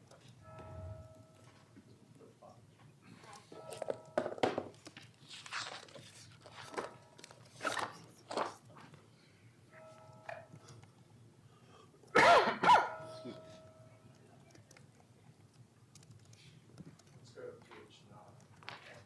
You say 9? Page 9.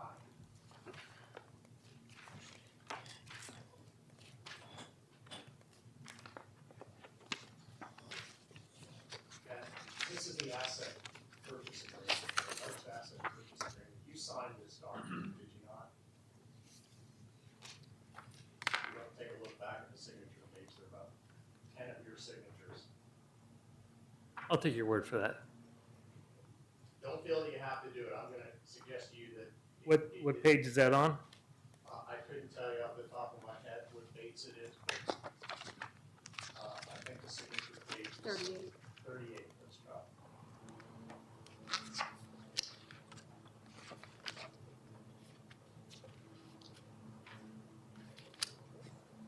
Yes, that's my signature. For all of the Hardy companies, correct? Yes. Mr. Lofquist, I'm gonna need you to, especially since they're running a lawnmower, to keep real close to that mic, okay? Is that better? A little better, but even closer. Okay. All right, so if we go to page 9, the asset purchase agreement.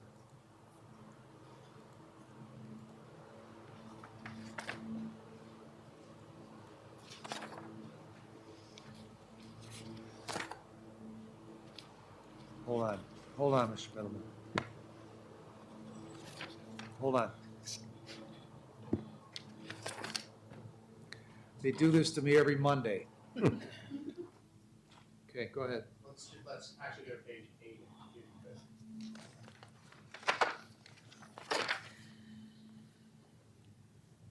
And I just want to walk through the items that were listed as part of the purchase, okay? So you would agree with me that the real estate was being purchased by Mick, 25 acres for the facility, right? Yes, All of the acreage for the facility was being conveyed, right? that's the total acreage. Also being conveyed was personal property, including all equipment and vehicles, right? It's B. The bottom of page 8. Yes, All the inventories were being conveyed. yes, All accounts receivable were being conveyed. that's what it says. All work in progress and open sales orders were being conveyed. Yes, So any orders that needed to be filled by, for customers, that was also being transferred to me, right? that's what it says. all rights under the assumed contracts listed or described in Schedule 2A1F, if A. Correct? Yes. All right, look, if we can we take a look, Diane, page 90? And I'd like to ask you to turn to page 90 for Schedule 2A1F.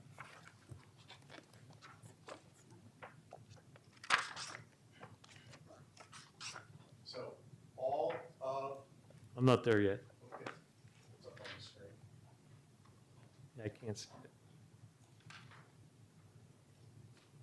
Got it. Got it? It says all of seller's outstanding purchase orders as of the closing date, correct? Yes. So that was also being conveyed to me, right? Yes. And all insurance policies set forth in Schedule VR1. That's what it says. All right. Now,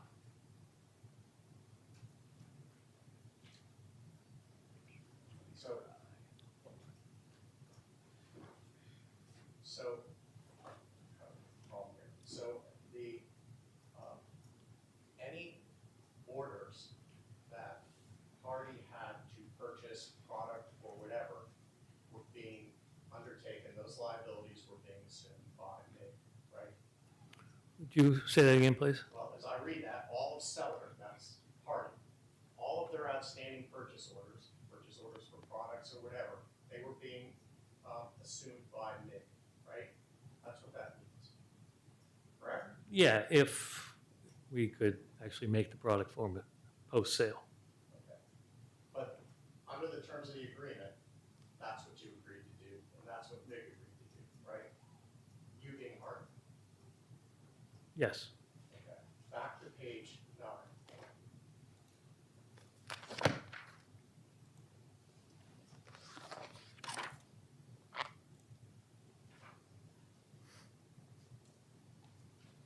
All permits, licenses, I'm looking at G, all permits, licenses, accreditations, and authorization, and all pending applications, therefore, or renewals thereof, in each case to the extent assignable or transferable to the buyer, including those listed in Schedule 2A1G. So you agree that those are all being transferred. That's what it says. All data and records related to the operations of seller, including client customer lists and records, sales leads, referral sources, et cetera, those are all being transferred to me. Yes. All intellectual property assets is defined in section VX1, including without limitations, those items described in schedule VX1. And all other intangible rights and property, including going concern value, goodwill, telephone and telecopy listings, email address, software, domain names, and websites. So you were giving them all of that stuff, right? Yes. All claims against third parties relating to purchased assets, whether co-ate, inchoate, known or unknown, contingent or non-contingent. So you're giving Nick all the rights to go after any third party claims you have. That's what it says. All insurance benefits, including rights and proceeds arising from or relating to the purchased assets or the assumed liabilities prior to the closing unless expended in accordance with this agreement. Read that correctly. You did. All rights of seller and party to deposits and prepaid expenses and claims for refunds as listed in Schedule 2A1L, I think, and offsets in respect thereof that are not listed in Schedule 2A1L. Read that correctly. Yes. And all seller notes receivable, including the amended and restated advance promissory notes made by Eric Lofquist and Scott Forster, as listed in Schedule A1M. What were those notes? Those notes were monies that were lent to Scott and I. Okay. So they were notes. So they were notes that were originally owed to Hardin, right? I'm not sure if it was Hardy or Magnus. Okay. one of your companies on that, the Hardy side of the equation, correct? Yes. And they were being assigned to MIG. It was an asset of the company.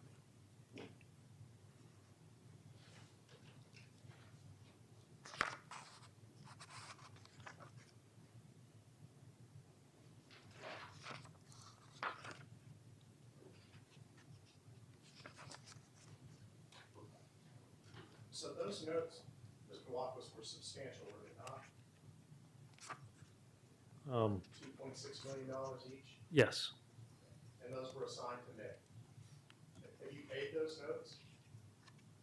Have you paid on your note?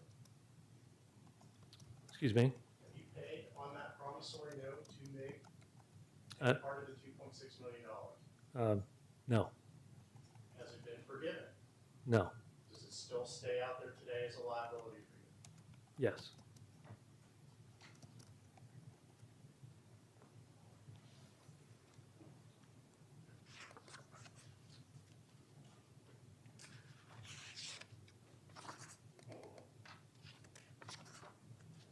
I'd like to turn your attention to page 10, the asset purchase agreement.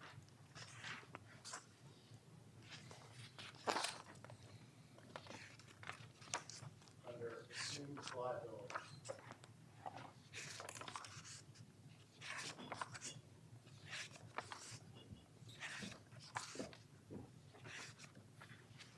So, E1A says, any liability to sellers, customers incurred by seller in the ordinary course of business for non-delinquent orders outstanding as of the date of closing. So you assume, MIG assumed liability to fulfill customer orders, correct?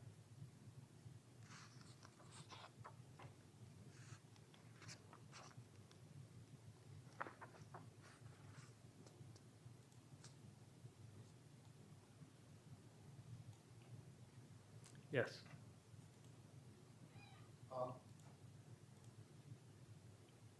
Did MIG also assume the liability to pay the electric, the gas, and any other utilities that were used at the facility?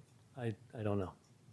Well, there obviously had to be some electric, gas, and other utilities being provided to the company at the facility. I don't know. Well, how could you have operated if you didn't have gas or electric? Objection. Overruled. I don't know what the transaction terms were.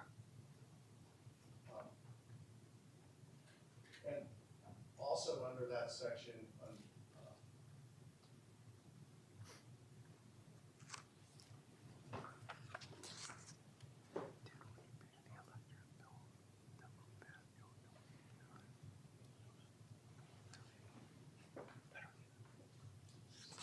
excuse me for 1 second.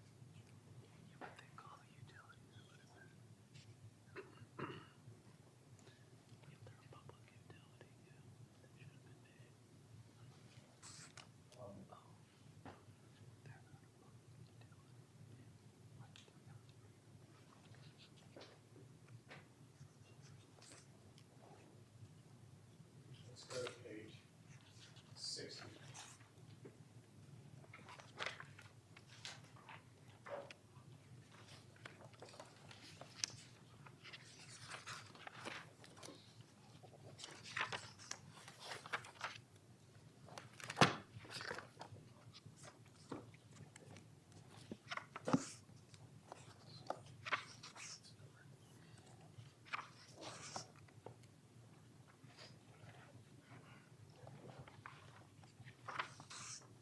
Are you with me? I'm on page 60. So this is a listing on page 60 of trademark assignments. Correct? So all of the names that were trademarked by Hardy or Magnus were being transferred to me. And that includes the trademark Hardy, we're gonna start at the top, Magnus, Hardy Animal Nutrition, Dairy Balanced and Baby,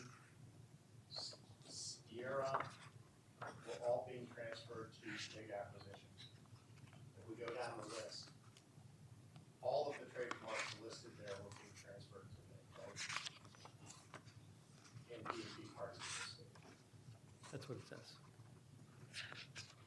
Let's go to page 91, okay.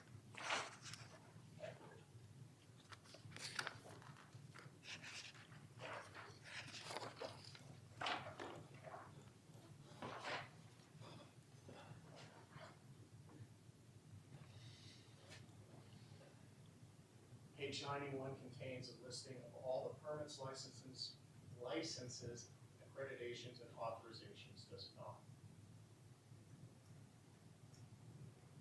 That's the title. And as we go through the 21 or so items that are listed there, those are all permits, licenses, and authorizations that were necessary to continue to operate the business as it had been before the sale, correct? Would you repeat that, please? So those were all the licenses and authorizations that were needed by Hardy prior to the sale to operate the business.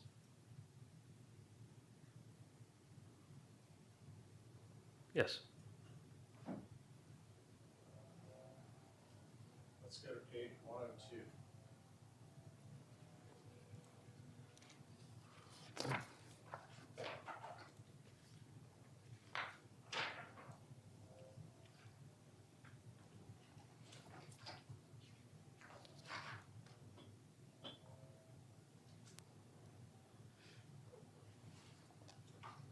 Can you identify that schedule for us?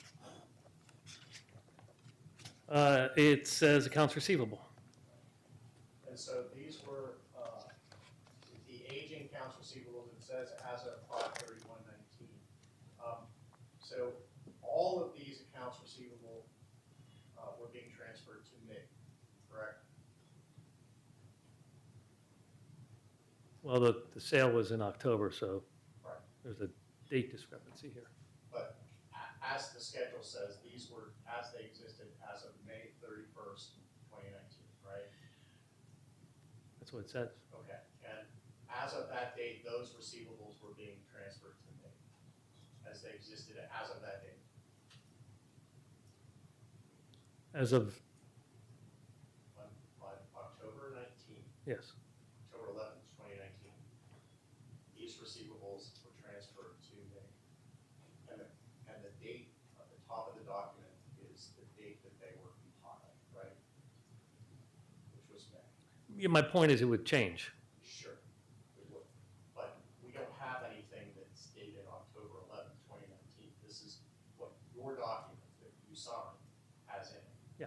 So all I'm doing is saying, asking you, isn't that the listing of all the receivables that were transferred, receivables as they existed at the end of May 2019? Yes, Included in that, if you go down part way, is a receivable that's under 1 to 30 days for Pullman Innovations. Do you know who Pullman Innovations is?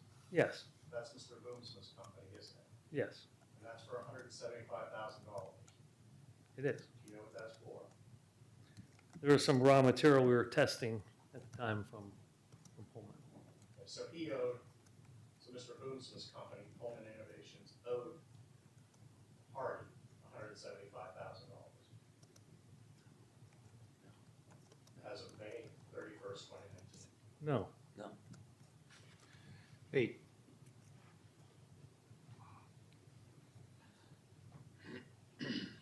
no, that would have been, The other way around, I'm sorry. Hardy owed Mr. Boomsma's company $175,000. that's correct. Gotcha. Okay. Do you know whether that was forgiven or not? No idea.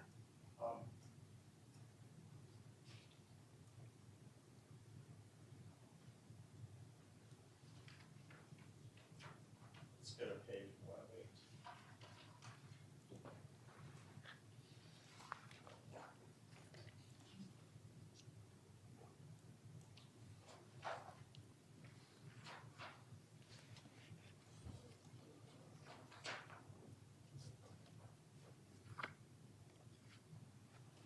Are you there? Yes, Okay. You would agree with me that the third item listed is the case involving my client, Snyder Brothers Energy Marketing, right? yes, So that lawsuit was disclosed to both buyer and seller and listed in this document, correct?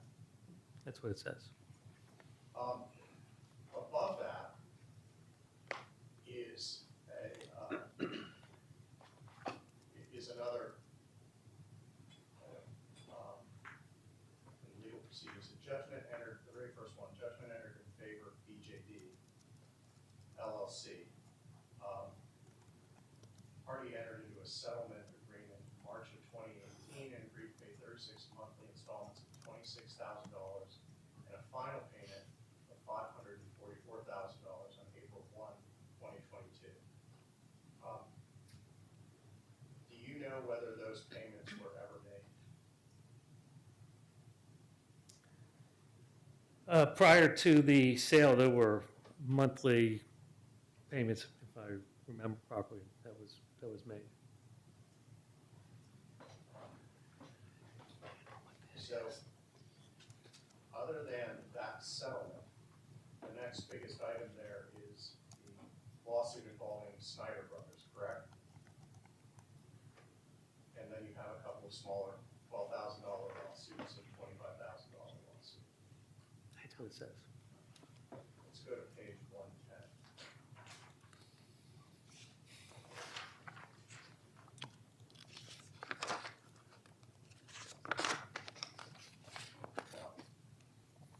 This is a schedule of the contracts with no defaults that were being assumed by MIG from Hardie, correct? It's titled Contracts No Defaults. So these were contracts that were being assumed by MIG that were Hardie contracts and obligations that Hardie had.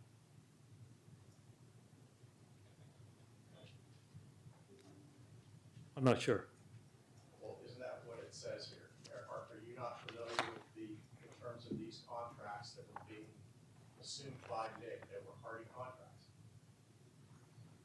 Including the one for Pullman Magnus Toll Manufacturing. I could take a minute and read it. Yes, please.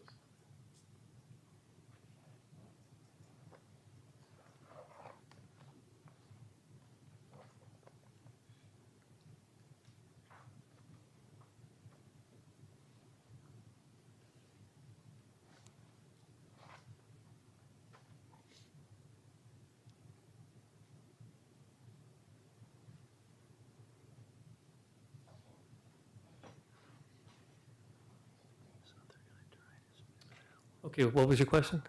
Sure. These are the contracts that weren't in default that were assumed by MIG as part of this transaction, right? That's what it says.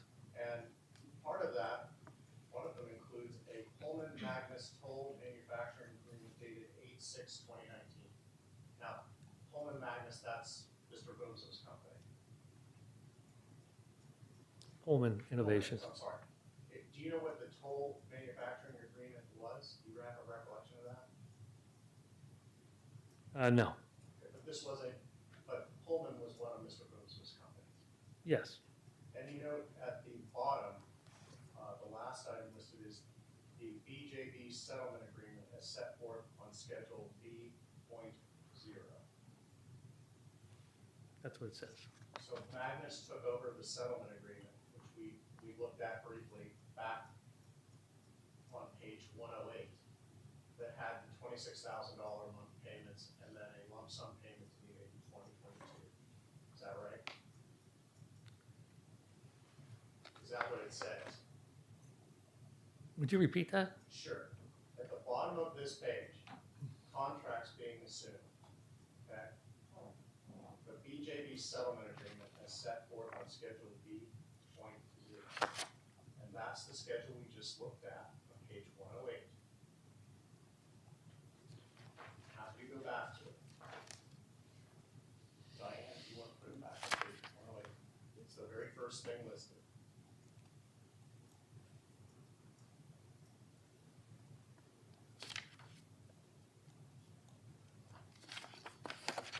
That's what it says. So that settlement agreement was being undertaken by MIG. Let's look at the bottom of page 110 on page 111. At the bottom of page 110, we can go back there.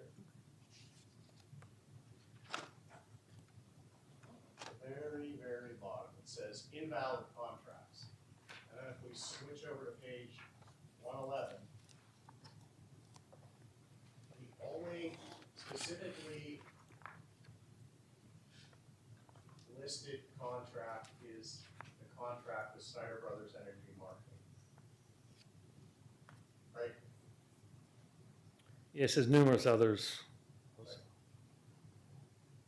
But the Snyder Brothers contract is specifically listed there, with the amount in controversy being $639,000, correct? It is.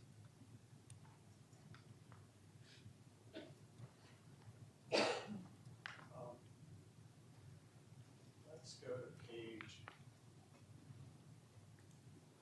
125.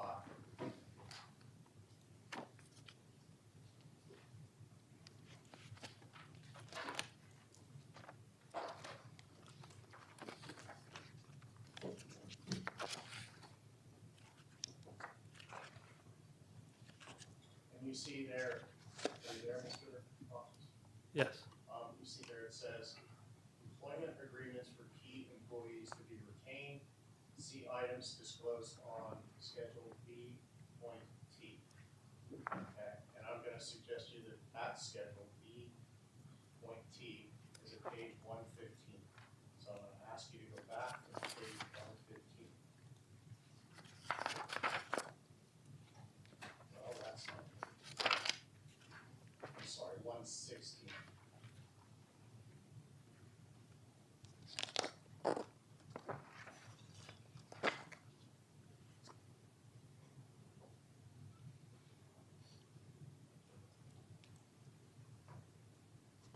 you there? I am. So you see there that there are, I didn't actually count them, I'm gonna say 40 or 50 employees whose employee status is listed as active, who fall under this category of key employees. And you obviously are listed on that page. And I note that Mr. Forster is not listed anywhere in this document, is that correct?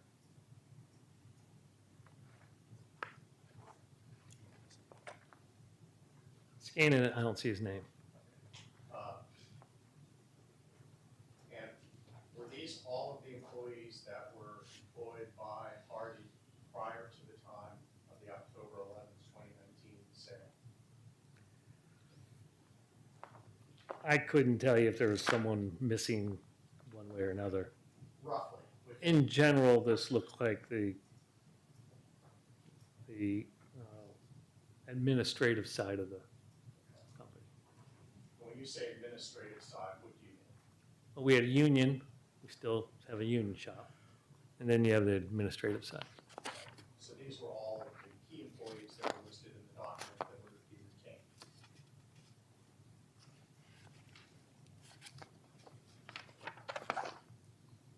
Per the agreement.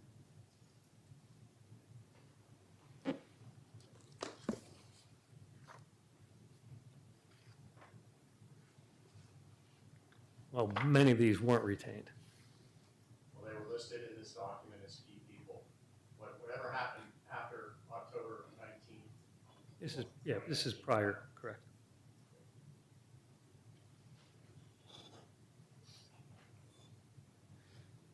Are you generally aware that Hardy's certificate to operate as a business in the state of Ohio was revoked at some point in 2023?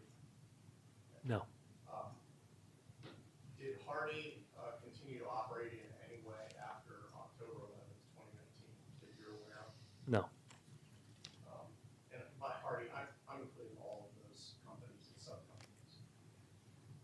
None of those operated after October 11th, 2019. They did not.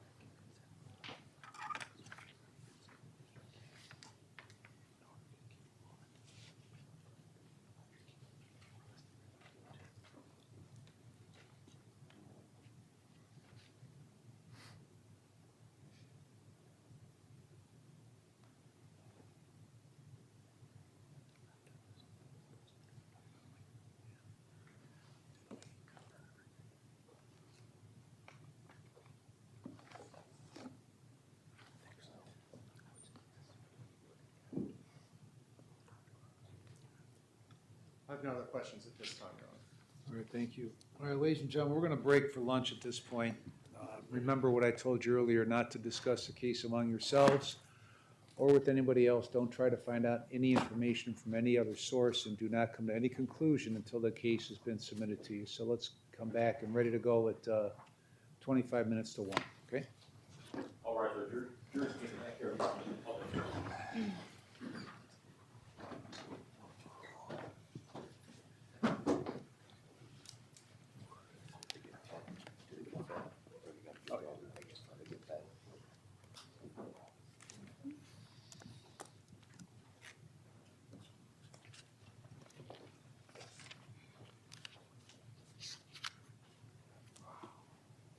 Okay, that's it, Kathy. Nothing else, huh? Have a seat.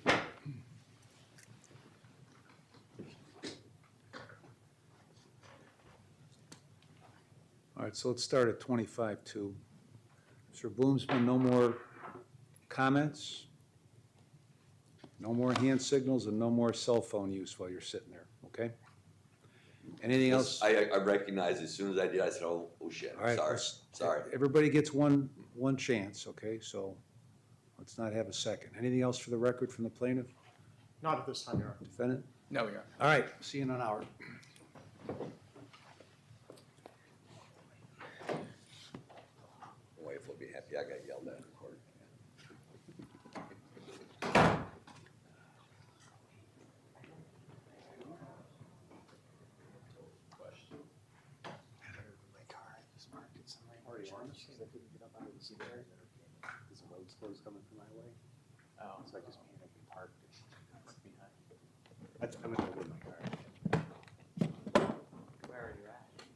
Over by some church, over behind the road, municipal court.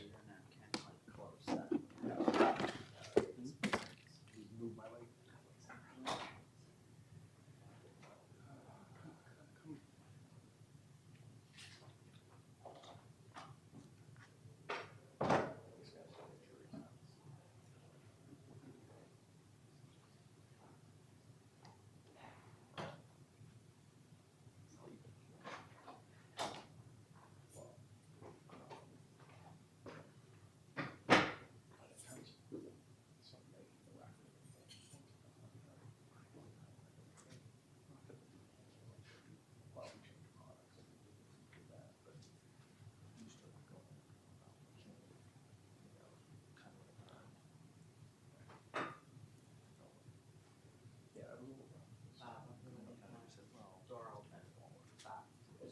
Leave it, just for, because it's so cold in there, maybe it'll filter in here a little. Yes.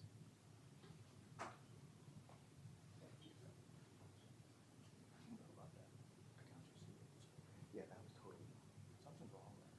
And they would really go, it's wrong, the way it's wrong, but no, it's for them. It's how they say it, they have obviously. Right. It's money that they are probably, yeah. Yeah, but you said it might be they are, but they're, right, and then I said, so that's what it is, yeah, that's what the local manager is. Okay.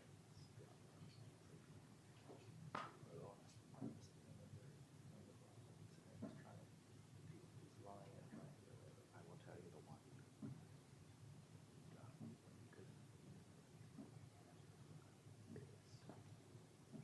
Just a plate. Kind of rolled his eyes and sort of. I don't know how I sounded. Like you were good. I looked at them.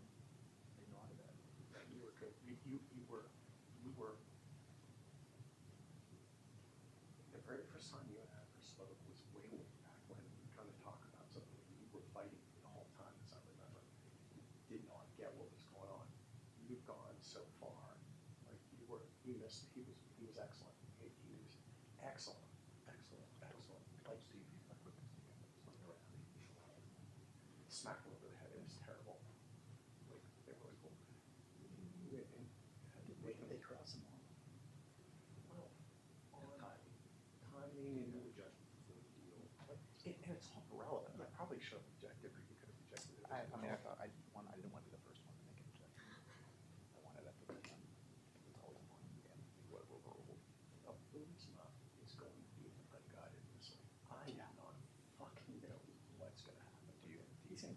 there and get.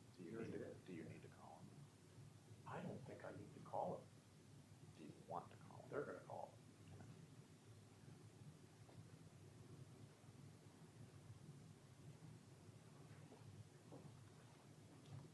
I'd have to think about it, because he's so arrogant.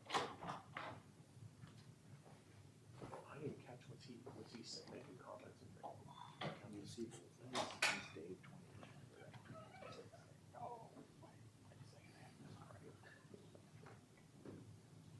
Do you think that they're getting the idea that this is like, it's the same shit, it's the same company, everything got transferred over? How the hell? How's the judge explain that? How deliberate, that's my question. He's already sent us the instructions. What were they? Like in our favor? Yes, hugely. That's what's gonna drive it all.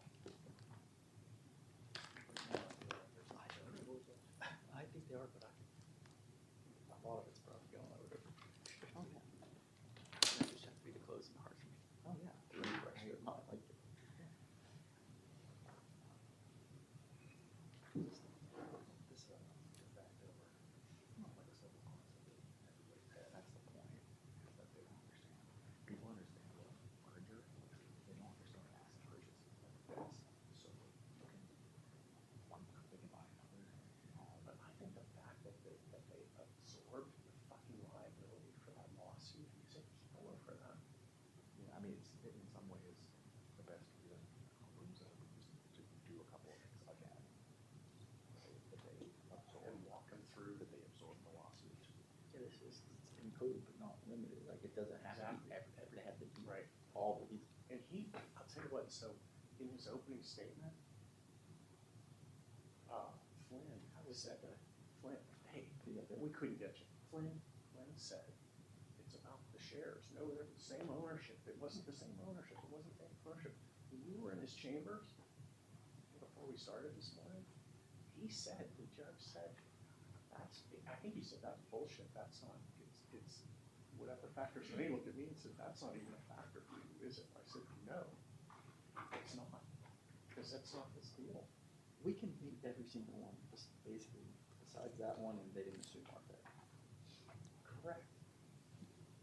I mean, and their position is, well, we didn't have to do that. Well, that's not the argument. The argument is, yeah, you didn't have to do it, but you didn't have to do every single thing either. This is functionally the same company in the same place doing the same stuff. As much as this guy wants, in his deposition, he was just this much different. It wouldn't have done me any good to impeach him because it was like, oh yeah, there were some changes, but yeah, I think that turned for them.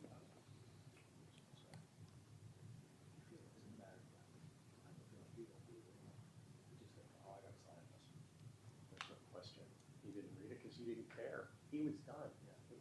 It was a sale that was made dictated by the bank. And so he signed where he had to sign. And it's pretty clear Forrester stole the fucking money.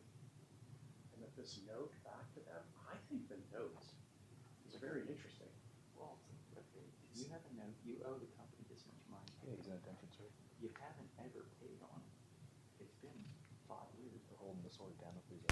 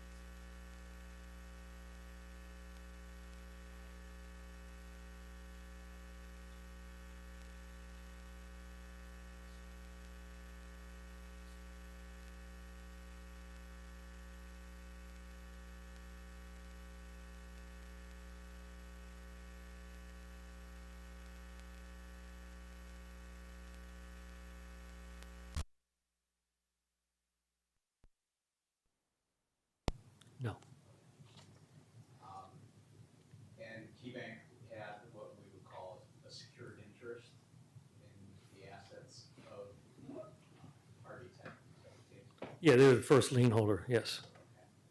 How much was owed to Key Bank in, let's say, 2017, when there was the first event of default? Roughly 22, $23 million, something along those lines. And between 2017 and 2019, you continued to work with Key Bank to make loan payments, correct? Yes.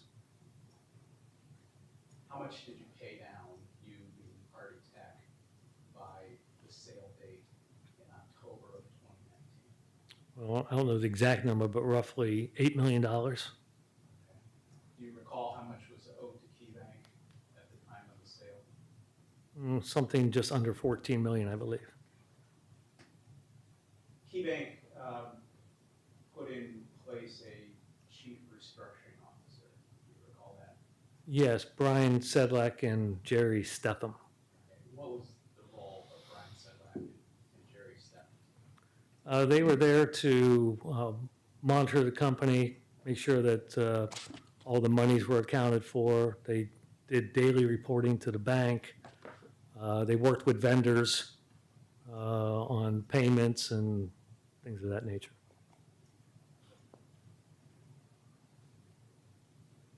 Did you have any, when they were inserted in the company, did you oversee those payments, or were they the ones handling it? They were handling everything at that time.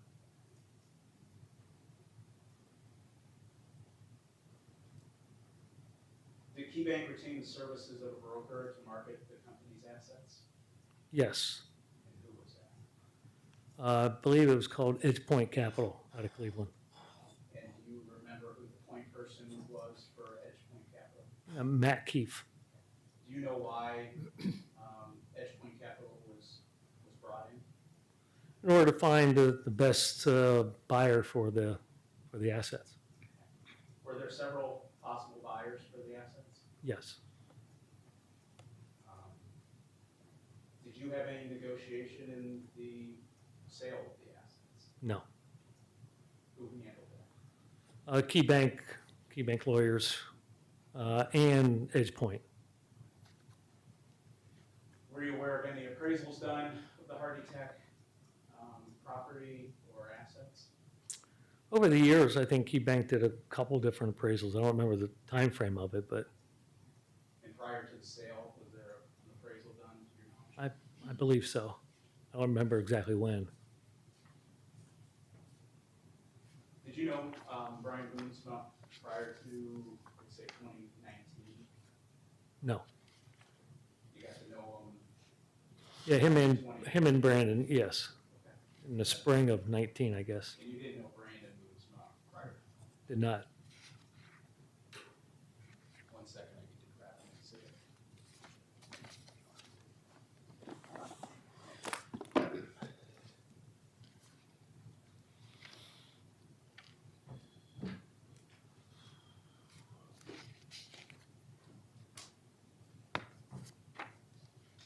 You have the defendant's exhibits that would be labeled as, This? I think that's plaintiff's exhibits. That's all I If have. I may.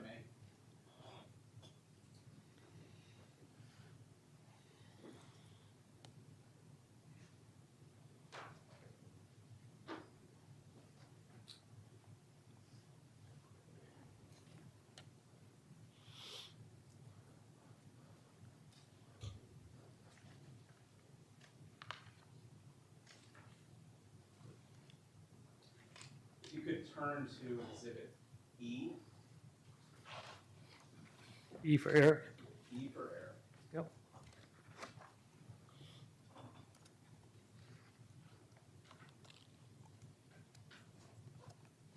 Do you recognize what's been marked as defendant's exhibit E? I don't recall this specifically. Okay.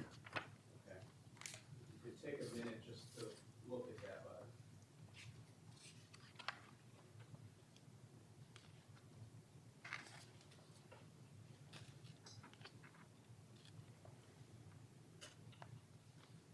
Okay,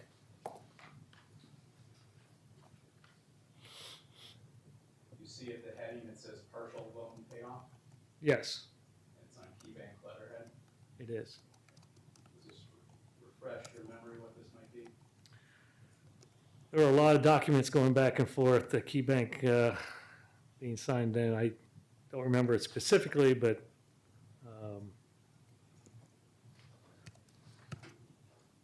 If I could turn your attention to page 2, at the top of the paragraph. yes.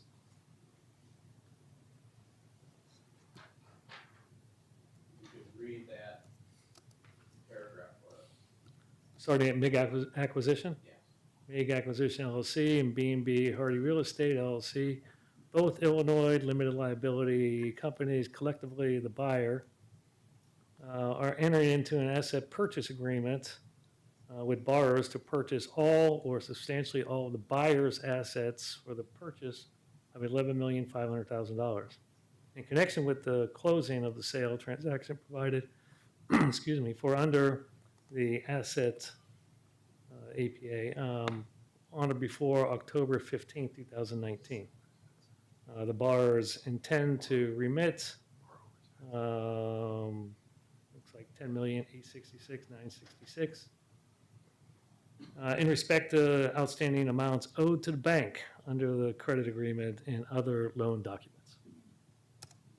So this is saying that there's a payment forthcoming of $11.5 million and $10,866,966,966 would be going to the bank to pay off money owed to it, correct? That's what it says.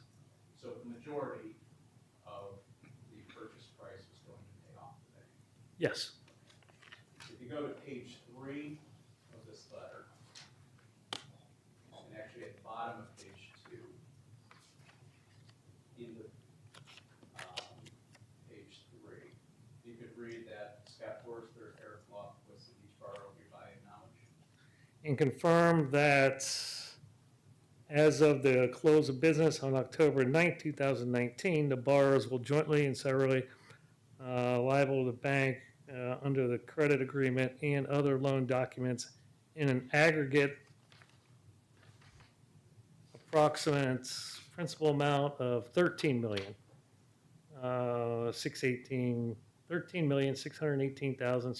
$13,618,761.60, plus accrued interest and unpaid interest thereon, plus the cost and expenses of the bank incurred in connection with the obligations and indebtedness of the borrower of the bank, including without limitation, reasonable attorney fees incurred by the bank in the negotiation, in their negotiation and preparation of the enforcement of the partial payoff letter, and any document agreements and instruments referred to herein, all without offsets, counterclaims, or defenses of any kind or nature whatsoever.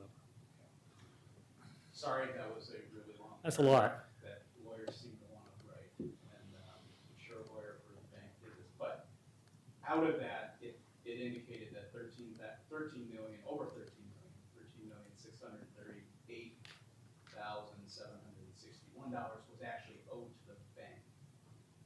Is that right? Yes, And they were preserving their right to the balance between 13.6 and 10.8. They were still saying the company was responsible.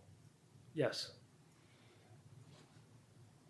So the Key Bank, it was your understanding that Key Bank basically took a haircut of almost $2.7 million to make this work? yeah, KeyBank did not get paid in full.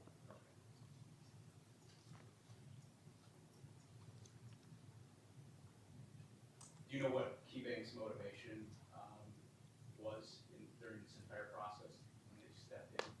Well, they wanted to get as much money for themselves as they could. And do you think Brian offered the best deal to Key Bank, and that's why they accepted the deal? You'd have to ask KeyBank that, but clearly they took that deal over, what other options they had. Did you or Scott receive any money as part of the sale of the assets to Brian? Not a or penny, Brandon Boots? No? zero. Did you or Scott receive any ownership interest, stock, or anything as part of the sale of assets to Brian or Brandon? Nothing. By October of 2019, was Hardy Tech insolvent? It was, Couldn't pay its bills? correct. And one bill that it couldn't pay was the balance owed to Plant in this case. That's correct. Were there other contracts that it couldn't pay? Oh, there's a list of them, yes. Okay. Can you give me a, generalization of what type of contracts those were? Well, the biggest ones, once you get past the bank, then after that, it was raw material suppliers. Was that part of the reason some of the raw materials changed? Yes.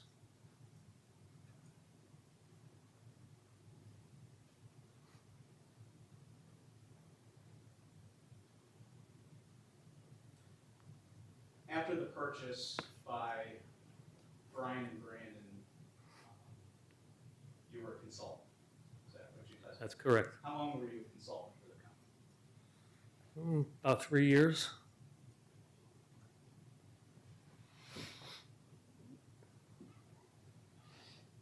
Was there a non-compete clause in the asset purchase agreement that restricted who you could work for? I vaguely remember there was something, but I don't remember the details behind it. Plaintiff's Exhibit 1, you could look at that.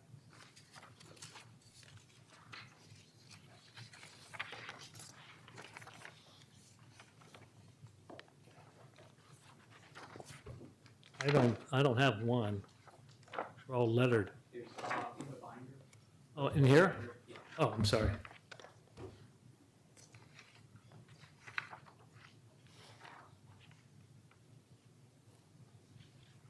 I'm at one. Okay. If you look at page 28,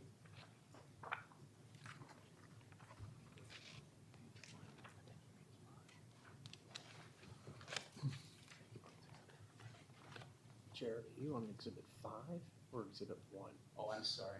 Yeah, I don't have, It's Exhibit 5. I had it mismarked. Yes. The asset purchase agreement.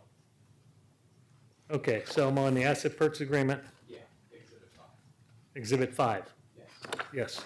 So if you go to page 28,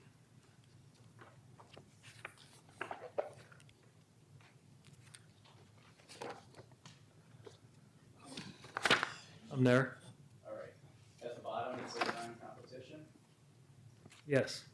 It says for a period of 3 years after the closing date, seller and Scott Forrester and Eric Offquist, shareholders shall not anywhere in the United States of America directly or indirectly invest in, own, manage, operate, finance, control, advise, render services to, or guarantee the obligations of the person engaged in the business, provided however the seller may purchase or otherwise acquire up to 5% of the class of securities of any person.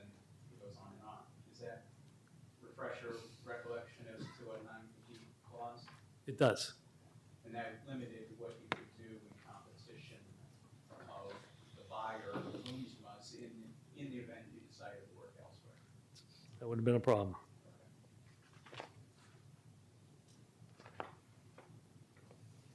So and then after the sale, Scott was gone, correct? Yes. What other back office administrative positions were changed? Year ago? So what we had prior to the asset purchase was all the sales, all the buying of raw materials was a key role, the accounting, and customer service. Those things all got moved to Chicago. I remember seeing the name Sharon Steppen. She was your controller, She was. and She was the Magnus Hardy controller. yeah, so she was Hardy Tech controller. Did she stay on with the company? I think a consulting role for a couple weeks, maybe. And then she- Very short, Okay. just to kind of clean things up.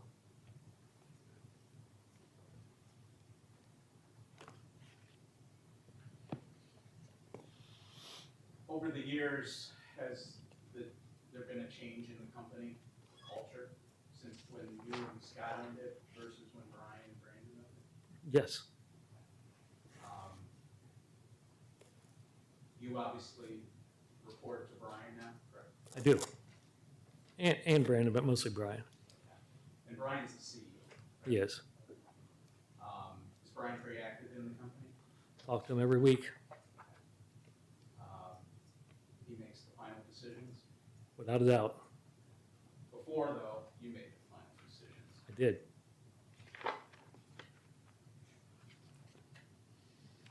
Real quick, before I forget about the back office and the management side, where was that? Was that at the plant, or did you have other offices? So we had a small office in Chagrin Falls, so 35 miles south of the plant, where the controller, myself, Scott, customer service, logistics, and the salespeople were housed out of. Okay. Did that transfer to Brian and Brandon Bloomsville as part of the sale? Brian did not purchase that as part of the sale. Of those employees, are any of those employees besides yourself still working at the No. new big company? No. Okay. There was some discussion about sales persons. Some of them stayed on for a period of time, some left. Do you remember when they left, or? So one stayed on for, I want to say, maybe 30 or 60 days, some short period, and the other one was gone immediately. Immediately after the sale to the Boone's? I don't remember the exact date, but they didn't come over. I think it might have been before. Were new salespeople hired by MIG or the Boomsmas, or did they use some of their own salespeople in their other businesses? Other salespeople, other businesses. I still do, I try to support on the sales side myself today. Do the Hardy Tech entities actually still exist today? They do, but they're not, they're just idle businesses. There's no operations going on. You don't Just a name. Yeah, you don't recall those dissolving them? No. In theory, if they did something, could KeyBank still collect the debt that they were owed? Objection, Your Honor. I don't know how we could. No speaking objection. Sustained. Did you personally guarantee any of the KeyBank homes? No.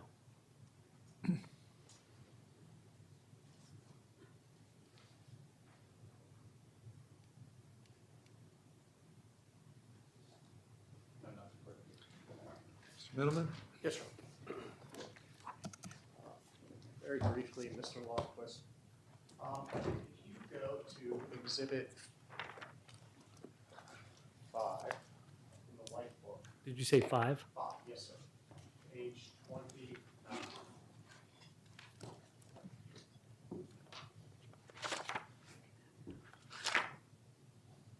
What page? I'm sorry, page 29. 29. 29.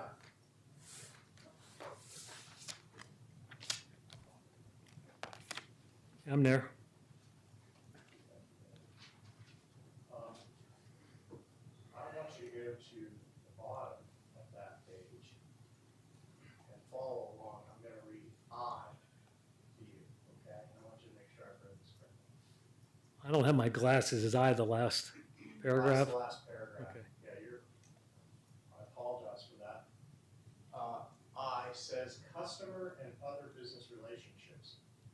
After the closing, seller will cooperate with buyer in its efforts to continue and maintain for the benefit of buyer those business relationships of seller existing prior to the closing and relating to the business to be operated by buyer after the closing, including relationships with lessors, employees, regulatory authorities, licensors, customers, suppliers, and others. Seller will refer to buyer all inquiries relating to such businesses. Neither seller nor any of its officers, employees, agents, or shareholders shall take any action that would interfere with the business of buyer, be engaged in after the closing, including disparaging the name or business of the buyer. Did I read that correctly as far as you can say? Yes. Um, So clearly, there was supposed to be cooperation by the seller party to make sure that the business was ongoing. Sure, makes sense. And did you have any understanding of how the purchase of Hardy was being funded by MIG? No, You weren't involved in that because you were on the seller side. I wasn't involved. Um,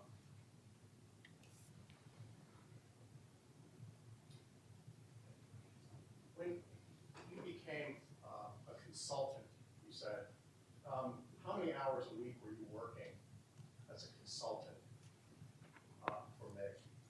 Oh, no idea.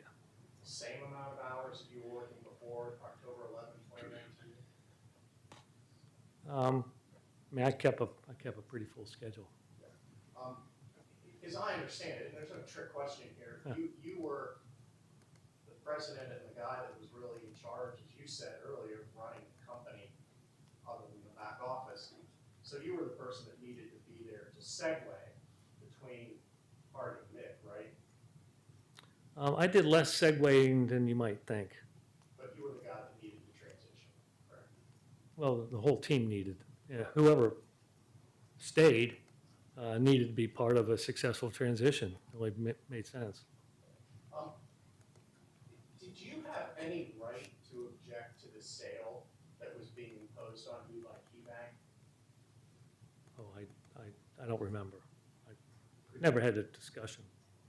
Did you ever ask, did you ever say, I don't think this is a fair price, or I don't want to go through with this? Did you ever have those conversations with KeyBank? The bank was squarely involved and in charge. They were running the show. They were running the show. And the bank, as seems to be the case, was interested in the bank's pocketbook, correct? The bank wanted paid. The bank was looking after their own interest. And this was clearly not part of a bankruptcy, correct? You weren't in bankruptcy.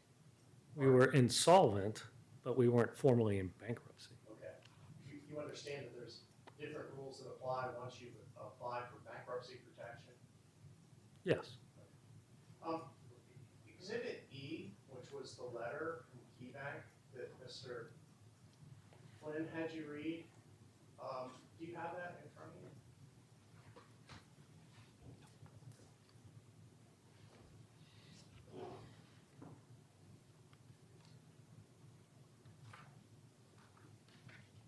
Exhibit C? E, as you said, as an error. Yes, I have it. As I recollect what you read, if you could go to that paragraph, it is, and I wrote it down, it said, that KeyBank said that the borrower was selling all or substantially all of its assets. Did I read that correctly, hear that correctly? We'd have to go back and look at it. Could you just check for me? I see the pained look on your face without glasses, but I don't have the exhibit in front of me, or I'd be happy to read it to you. So, there you go. You're welcome. Give him some glasses. Do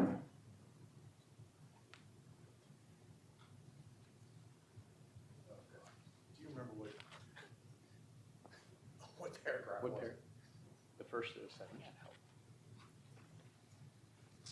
Top paragraph of page 2. Yeah, the first one was the top paragraph of page 2, and the second time you read it was the last paragraph of page 2. Okay, here it is. It says,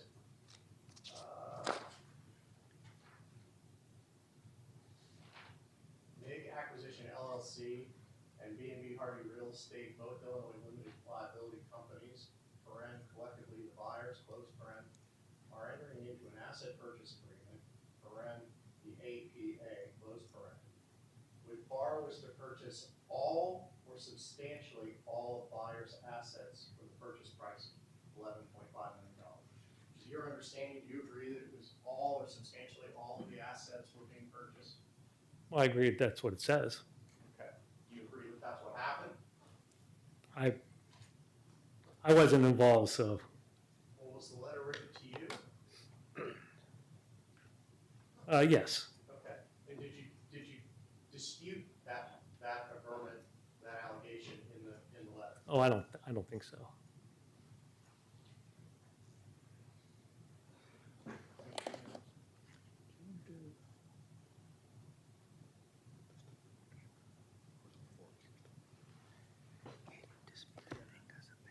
That's all I have. Flynn?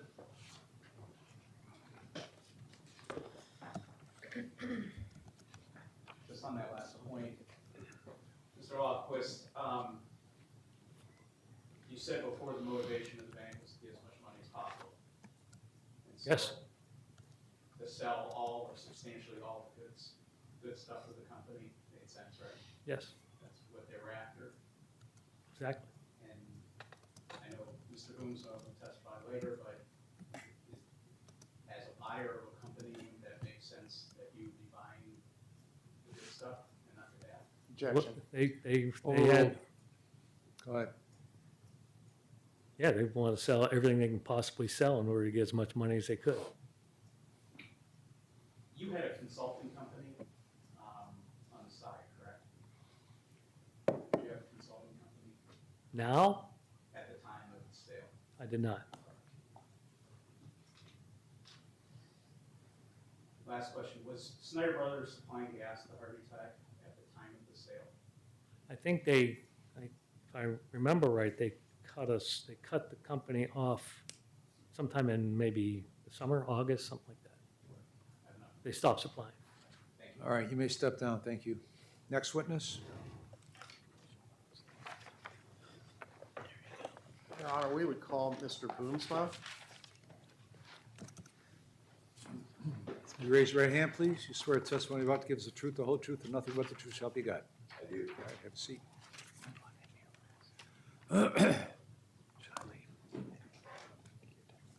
Your Honor. Mr. Lofquist, is he okay if he stays, or? Sure. If I talk too loud, tell me because I got hearing aids, okay? All I right, have a loud It's voice. rarely a problem in this courtroom that anybody talks too loud. It's everybody talking too soft, so go ahead. Can you give us your full name for the record? Ryan Ellen Boomsma. And Mr. Boomsma, how are you employed right now? A little bit here, a little bit there, running a lot of companies, and but my primary one is I own a company called Dutch Farms. Okay. And what does Dutch Farms do? We sell dairy products across the United States, retail to grocery stores. How many companies do you own?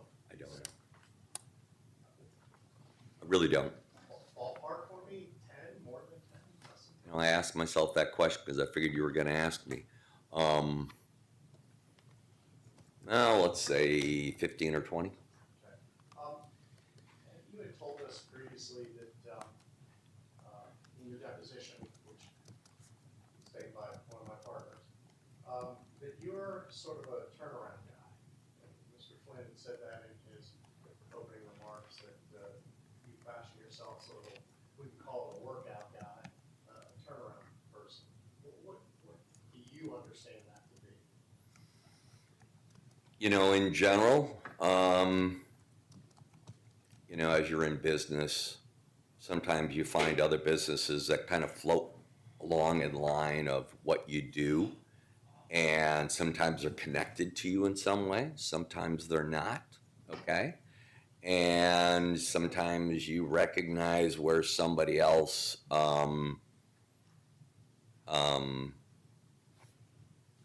shouldn't be in business anymore, and maybe you can help. You know, so I have a tendency that I'm kind of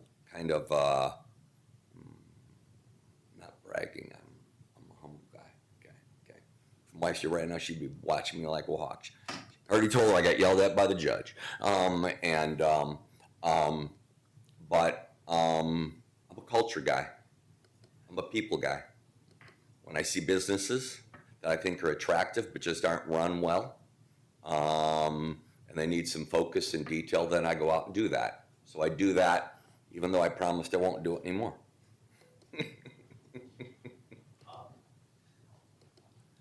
Does it matter to you what the business operates in, what area the business operates in terms of the products that it makes?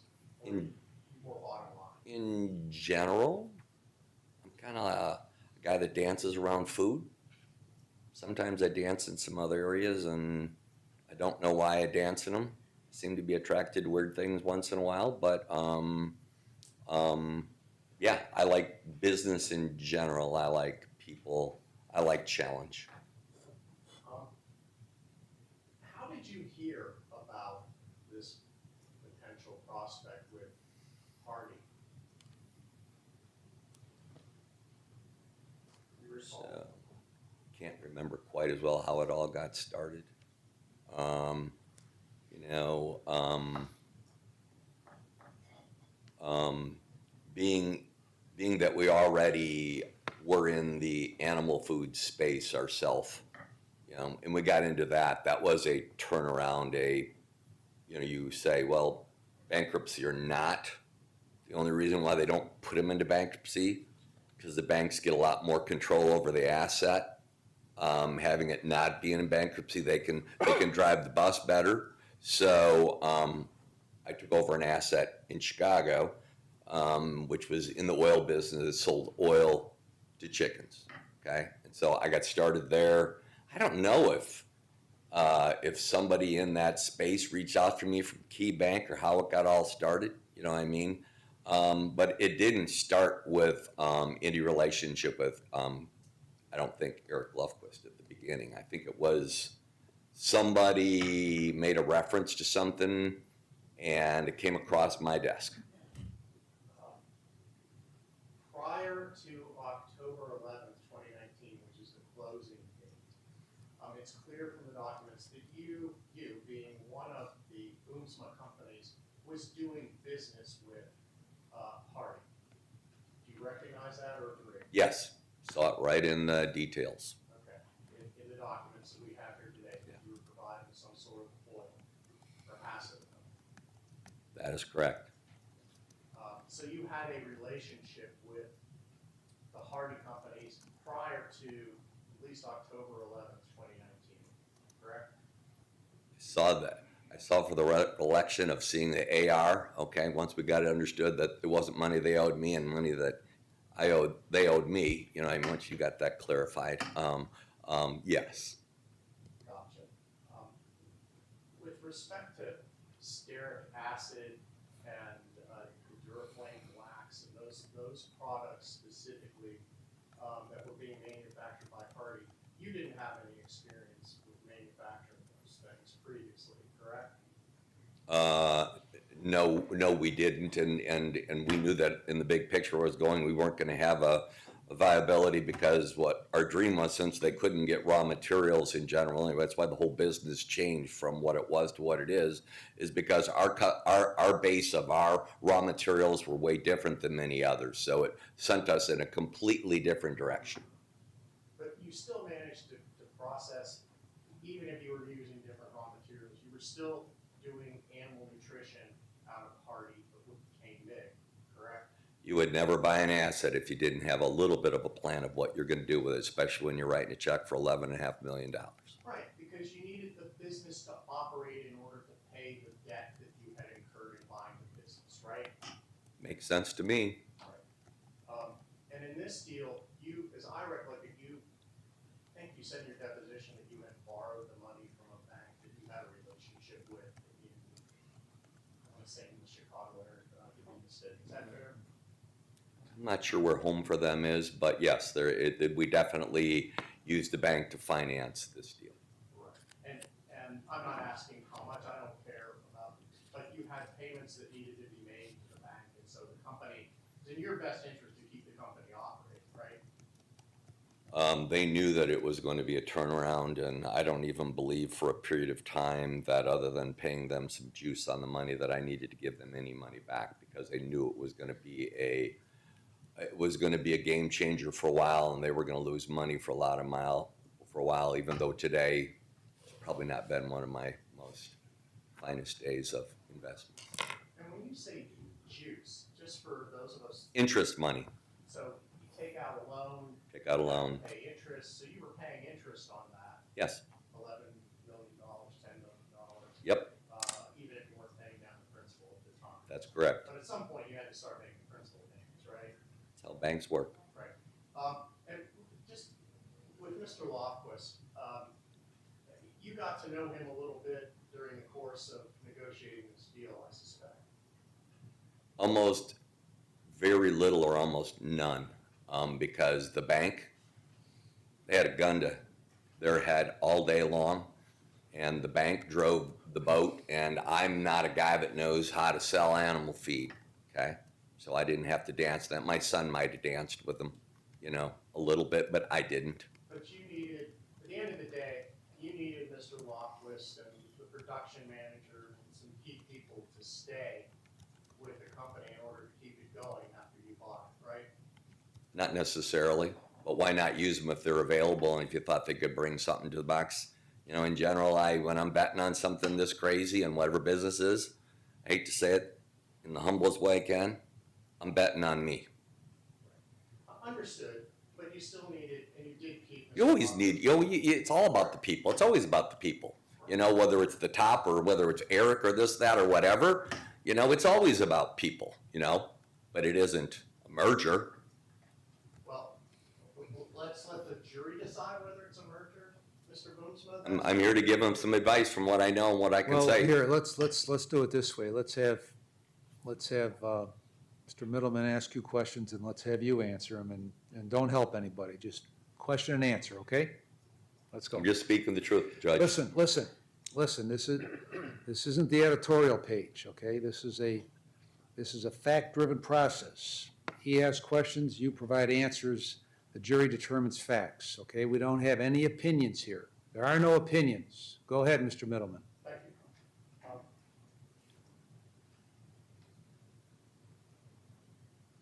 Mr. Boomsma, you heard, you were here in the courtroom when I was questioning Mr. Lofquist and taking him through all of the components and the schedules that would be listed in the asset purchase agreement, correct? That is a fact. Okay. And you don't dispute any of those elements, any of those schedules are part of the asset purchase agreement. I read them correctly. You have no reason to dispute that, do you? The only thing that I would possibly dispute in what you were trying to say, if I'm being factual, okay, is the fact that you made it seem when it came to the thing, all or whatever it was on that wording on those assets, meaning, you know, that we acquired all those assets and that should have meant whatever. There was a large amount, okay, that were not completely on that list that did exist, okay? And when it got all said and done, when you're asking him, he did sign it. He signed it, I know, but he signed it, okay, and you know, the bank was driving the boat. And you signed it too, Mr. Boomsma. Yes, I did, sure. Sure. And Because that's a really a vague thing when you say that, all or not, whatever. It's all where you want to put it. well, I'm not gonna argue with you, Mr. Boomsma. All right, It's not what I here, want. let's do this. Bob, take the jury out. Yes, sir. All right, so the jury.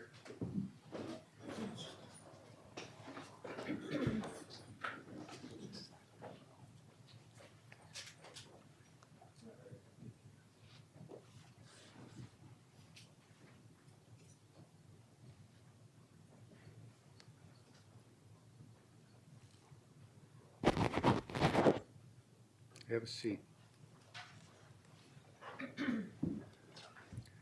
This is the last time I'm gonna say this, okay? I'm not interested in your opinion.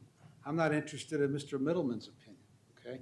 I'm not interested in your characterization as to what he has done with previous witnesses, okay? He's asking questions, you're to answer the question. You're not answering questions, okay? The question he asked, the answer you gave had nothing to do with the question he asked, okay? You just went off about what you thought he was trying to do with previous witnesses and previous schedules. This is the last time. Okay. Okay? You're to answer the questions or you'll risk being held in contempt. Okay? Now, you're going to do whatever you want to do. Okay? You've demonstrated that to me so far. okay? You may not like this process. You may not like that you're here. You may not like me. I don't care. Okay? Can I We're ask not, one- this is not a free-for-all. Yeah. Can I ask one question, though? Yeah. Thank you. Fine line between answering a fact and him asking my opinion at times. Your job is to answer questions. Now, if Mr. Flynn sees something that he needs to clarify, then he'll get up and clarify it. Okay? Yep. But this isn't an argument. It's not an opinion fest. Okay. So let's do what we're supposed to do. Bring him in. Okay, sorry.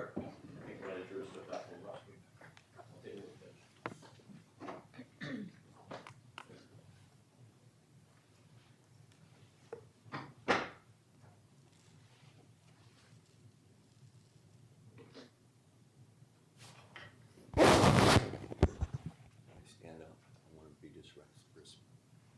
Never done this before, sorry. All right with yours.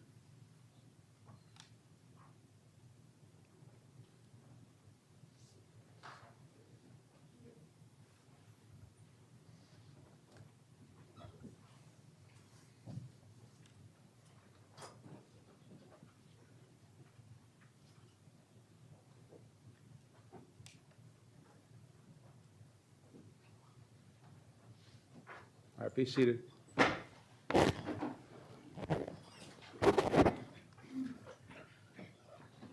Mr. Middleman, continue.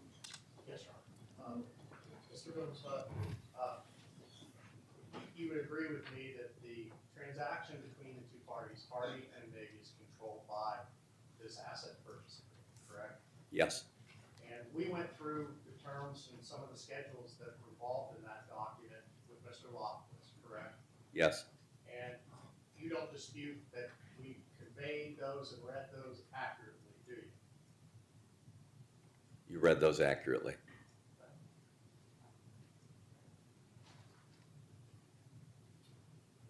Again, I apologize, to be clear. You had counsel involved in the drafting of those documents? Yes, And did you have any direct involvement in the drafting of the documents? yes, What did you do? don't know. Don't remember, it's a long time ago. Understood. You signed the document as appropriate? Yes,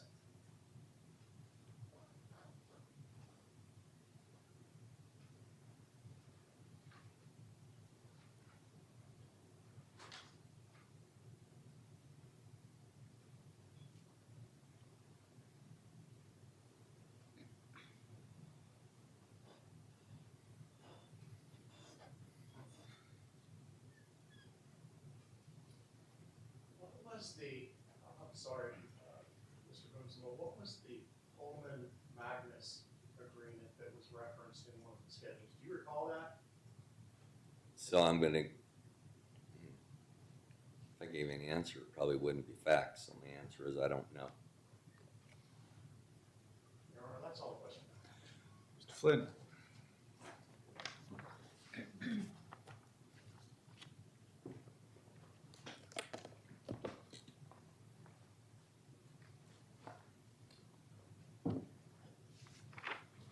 Mr. Boomsma, how did you get started with in the turnaround companies?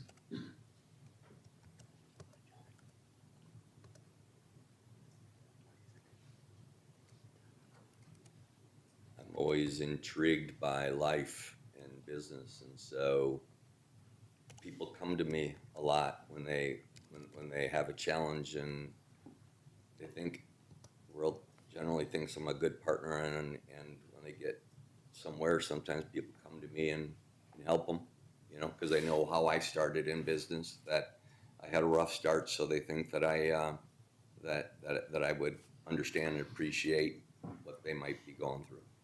I like to help people. When you buy these businesses, do you typically purchase the assets of the business? I'm going to say that a vast majority are asset purchase. Yeah. Do you ever merge with a company? Nope. Can you recall ever merging with a company? No. How about a stock sale?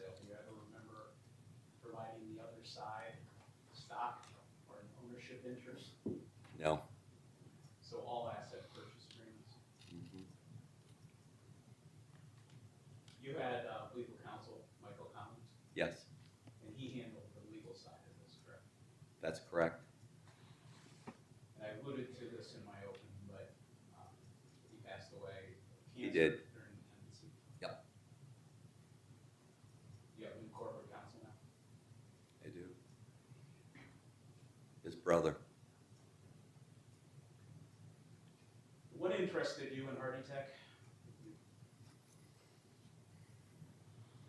The asset.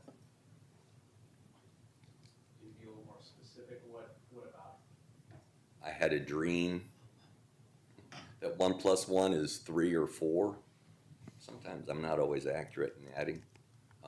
But it was the thought that I generated raw material and, did that in Chicago. And if I wanted to get more money for my product someday, maybe if I took acid oil and I made it into stearic acid, which for today, I still don't have a clue how you take soybean oil and you turn it into rubber, but it happens. I don't have a clue how to do it, but I know somebody who does.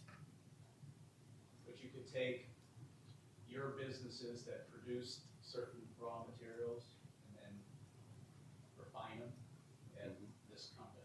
I'm intrigued by food, so I'm an egg guy, I'm a dairy guy, I'm a farmer, and I was intrigued that I could find and put ingredients together that I could make finished goods of higher value than they are just normal. Like, for example, you got commodity eggs, then you got eggs with omegas in them, then you got them with whatever. If I could generate that in my company to make those raw materials and then bring them to feed mills, it could make my products better than everybody else's. That was the dream, one of the dreams.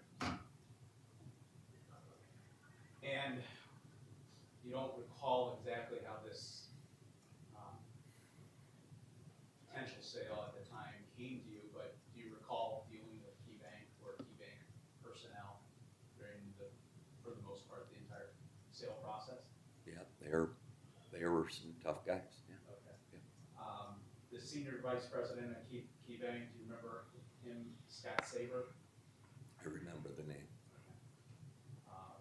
And then Brian Sebak was the chief restructuring officer. Did you ever have any dealings with him? I remember his name also. And then ultimately there was the broker who was brought in, Matt Keefe of Edgepoint Capital. Yes. Out of the negotiations, at least from your standpoint, how much was with those individuals in KeyBank versus Eric Loftus?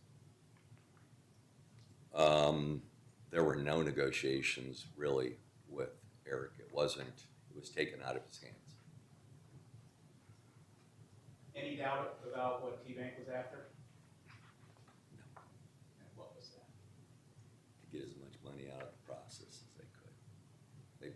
That's why they took them from 23 down to whatever they thought they could get out of them, and then they blew them up. And did they being KeyBank, try to get you to come up higher than $11.5 million? Absolutely. But you didn't. I don't remember how I got to the number we got to anymore, but it's a number. I don't even remember how we got there in the negotiation, but it's less than I know they wanted. It's more than I wanted to pay.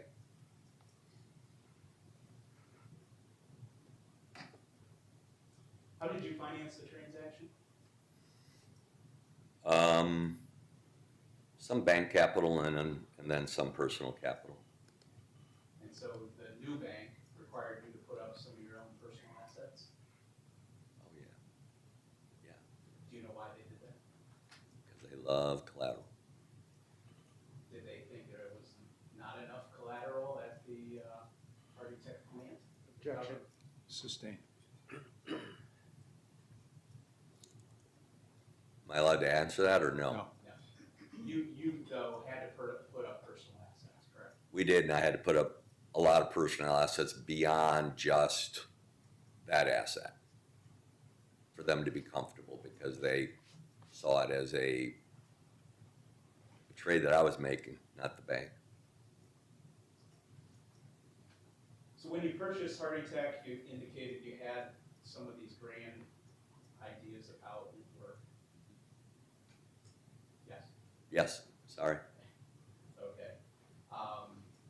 And has it changed over the course of time? The operations? Well, things have changed because it was an old plant. And I can't deny that, you know, the asset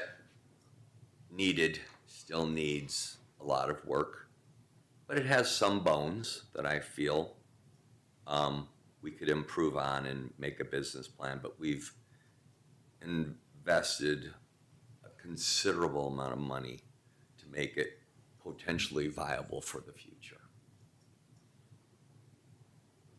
I think you were asked this, and if not, I just want to make sure it's in the record. Who owns Meg Acquisitions and B&B Hardy Real Estate LLC? For the most part, me and my son. When I say that, I meant not that there's another guy, there's me and my son, but it's more me than anyone.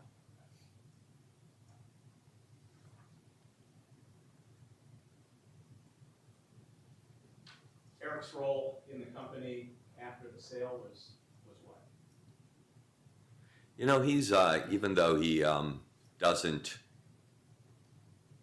completely say it when he was asked, and maybe he doesn't have a degree, but he has a lot of knowledge around chemistry and products. He is a high-quality individual, high character, and someone that I can trust. You can't build anything without trust. He's a salesman, a certain type of salesman for a certain type of thing, industrial grade things and whatever. But I can ask him questions, and it's wonderful that he's there, that he can give me answers that I do believe are true. And if he tells me we're going to do something or he's going to do something, he can. So for me, you can teach anyone to do anything within the realm of whatever if they have the right character and personality. That's why everything is built off of people. Do you recall when you made him president of Meg? You know,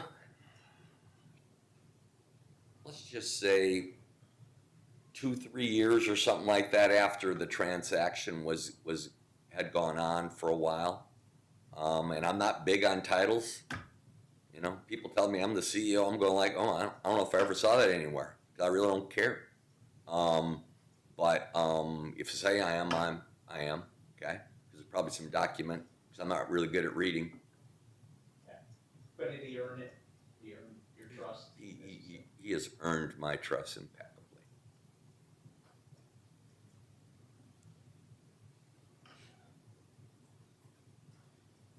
There was some notion that somehow you benefited from, or could have benefited from, the Hardy Tech not paying its bills that was mentioned in an opening by Mr. Middleman. Did you benefit in any way by Hardy Tech not paying its prior bills? It damaged the startup of the company. I mean, we could not get a lot of raw material.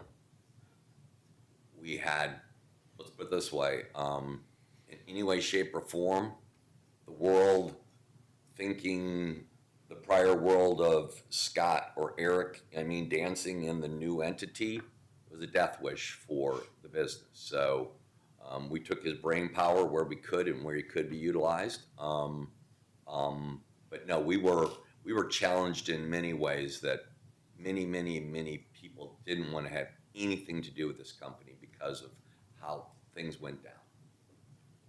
And the company's called Erie International today, isn't that correct? I think it is. If you had been told you had to pay all the liabilities of Hardy Tech, some of them you might have been known or not, would you have done this deal? No. Could you have done Objection. Sustained. Jury is instructed to disregard that answer. Would you have had to put up more of your own personal collateral? Objection. Overruled. A lot. But not any more than I already did because I couldn't go any deeper and I did, and it was probably dumb anyway, but that's okay. That's the first dumb thing I've done. Nothing further. Mr. Middleman? Yeah, just. You. Mr. Boomsma. I'm gonna follow up on something. Can I first just say something before I get yelled at by you? I'm sorry. I No. didn't mean to pick on you in any way. I'm Listen, sorry. Just stop and answer his question. Okay? I mean, listen, I'm sorry. Did I do I- something wrong? I I felt don't- I bad. don't- I'm sorry. I don't find this as humorous as you do or as counsel does, okay? All right? Nobody's here for a picnic. These folks are sitting here because they've been summoned here, and they're good enough to sit here and pay attention, okay? And their role is to find facts, okay? So stick to the facts. No commentary. This isn't a place for commentary. It's a place for facts to be elicited and eventually found. So let's get on with it and quit screwing around. Go. Mr. Boomsma, you're aware from the testimony that the provision of natural gas during the period leading up to the sale in October of 2019, gas was being provided up until it was cut off just in August of 2019, correct? If you tell me that because it was before the time that I owned it, I would have to believe you, but that wasn't part of my world. So I'm just gonna say, if you tell me that, I'm not gonna disagree with you. Okay. To your knowledge, did the company shut down at any point in time because there was no natural gas being provided to it?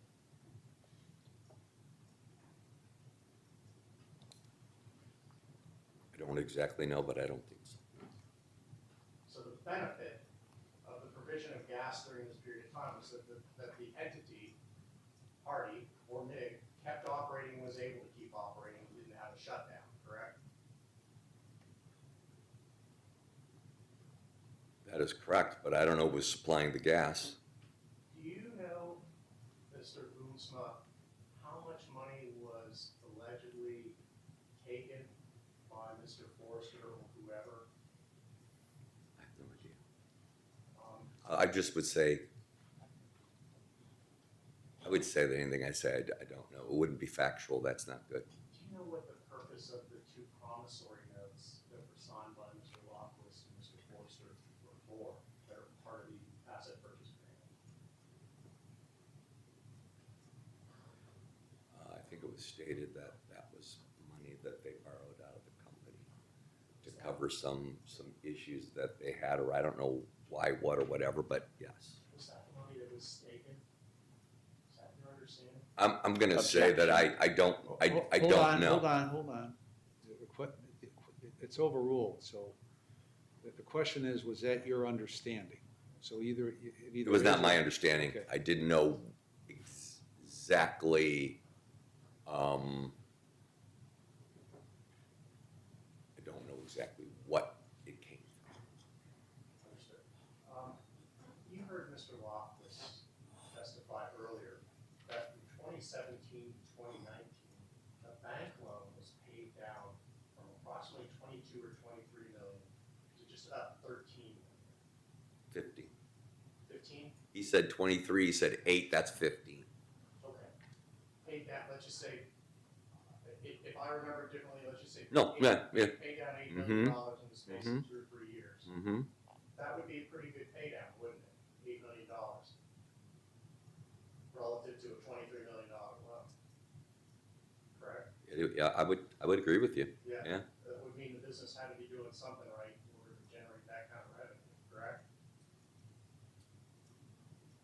You would think. That's all I have. Mr. Flynn?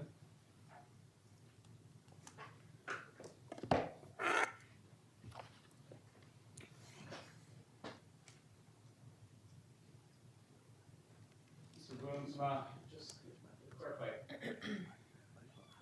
know if KeyBank obtained another natural gas supplier for the time between August and October of 2019 after the shut-off? I don't know exactly, but since they got cut off August 19 or some number, I've heard date like that, and we bought it in the 11th of October and it didn't shut down, they must have acquired natural gas some other way, I would think, yes, Because the plant requires natural gas. yes. Do you have your own, you being your companies have your own natural gas supplier? We do. And is that who supplies natural gas today to the Hardin Tech? I would say- The MIG, the plant? I would say that's probably true, but I'm very comfortable with the man that manages all my natural gas for where I go to go, and I would think he's managing that one now too. I didn't ask him. But he manages all of your businesses in the natural gas? Yep. I have nothing. All right, you may step down. Does the plaintiff any further witnesses? Your Honor, we do not have any further witnesses. All right, let me see counsel up here real quick.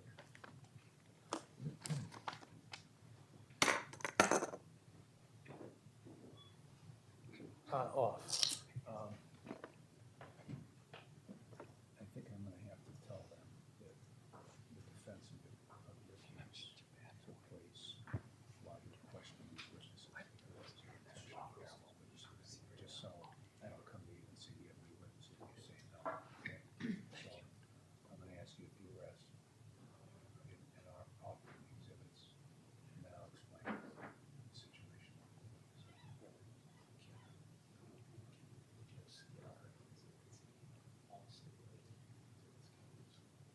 I mean, you've got that list, I assume that all these are coming in because you're listed. Those will include yours in here too, right? Yeah. So the only thing I don't know is you're gonna have to let me know, because you've got them listed 1 to 15 or whatever. Like, the third one is your exhibit 5, and one of them is your exhibit.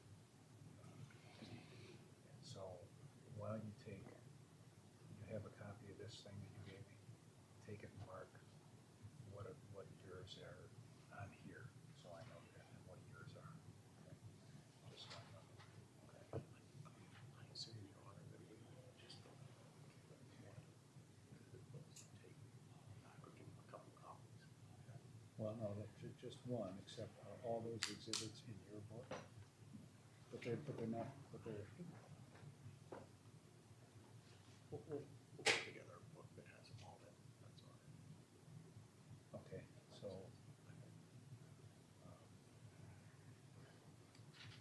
What time is that clock? Is it 1:45? Yeah. Okay, so, if I send them away for half an hour after do this business out here, you guys go look at those exhibits together and we can close. Okay, all right, okay.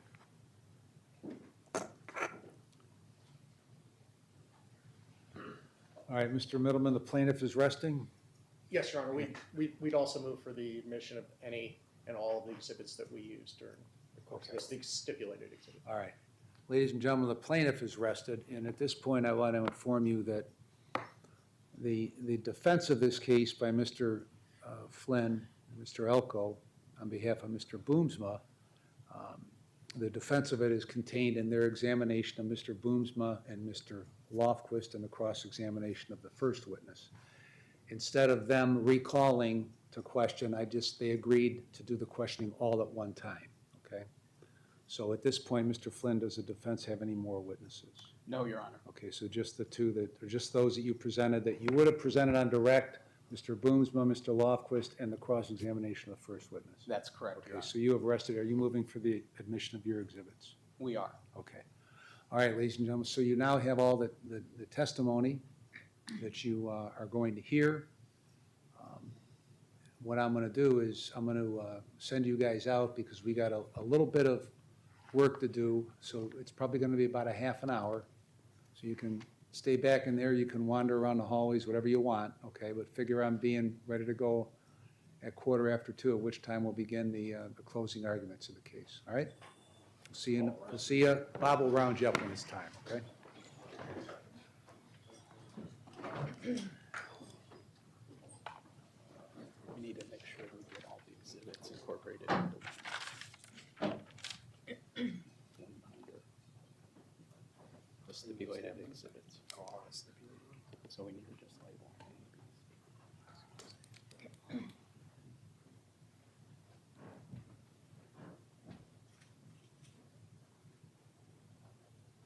Okay, have a seat.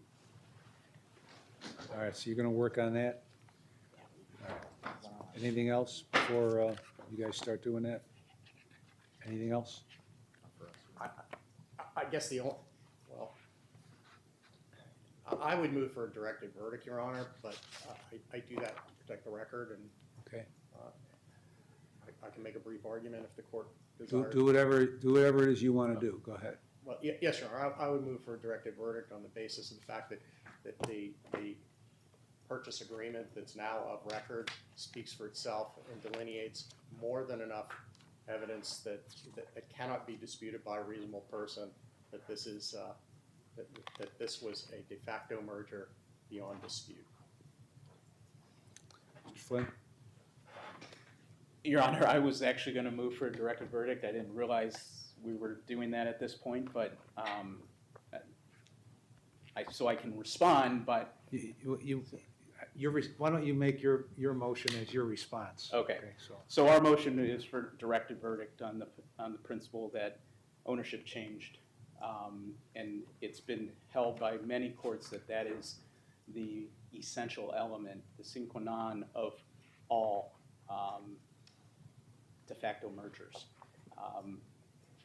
There are a number of other factors that also changed. The company changed. It's top level management, obviously starting at the ownership level and working its way through. The products changed, the customers changed, and there was a lot of testimony. As I said before, obviously this is a plant that it's a manufacturing plant for oils and chemicals, so it doesn't automatically now change over to cars. But outside of that, so much changed. But first and foremost, the ownership changed. We think Welco is right on point. And the last point I would add that in Welco, this is an exception. The de facto merger is an exception, and it's an equitable argument that they're making. And quite frankly, they sat on their hands for 5 months. They allowed this debt to increase. They had the rights under their contract to shut it off. And But if you're going to make, did they have the obligation under the contract to shut it off? well, Or did they have the option? They had the option, but if you're going to bring an equitable claim, you have to act in good faith and with prudence, and they didn't necessarily do that. They could have let this transpire possibly for years and years, and then they go after the new owner, and I think that sets a terrible precedent. So when the court reviews this, I think they need to look at those factors. The important factor, the first and foremost, is there was no stock ownership being transferred back to the prior owners. It's new ownership, but then all those other factors, there were facts in the record that said, hey, it wasn't the same business. And lastly, because it's an equitable argument, they had an obligation to do everything they could, and they didn't. All right, I'm going to overrule both directed verdict motions. So you guys, when you get those exhibits together, what's going to go back, then and let Bob know, okay? Yeah.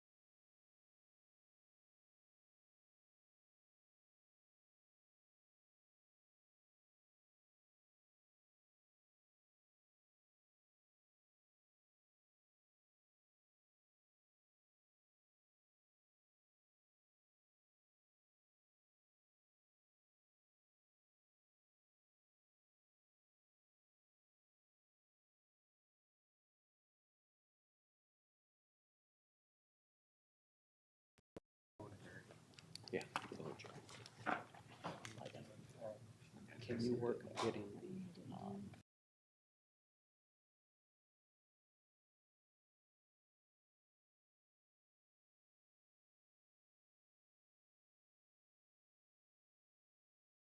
this into the successor business. We also had asked the court to include language in there that indicated that all the hallmarks of a de facto merger needed to be included as determined by Dana Partners. And finally, we asked that the court, and I don't believe you removed it, remove the including but not limited to language in the instruction. And it was our belief that that is too broad and opens up a door for other elements that no court and the Supreme Court in general have found in a de facto merger situation. All right, anything you want to put on the record? Mr. Middleman? Yeah, obviously, we would object to those requests. All right. So you'll notice on page 4, at the end of page 4, I'm going through 4 pages of the instructions, and then you guys are going to argue, then I'll finish up with the closing instructions. So the last 2 pages after you're done with your closing arguments. All right? And Mr. Middleman, are you doing the closing and rebuttal?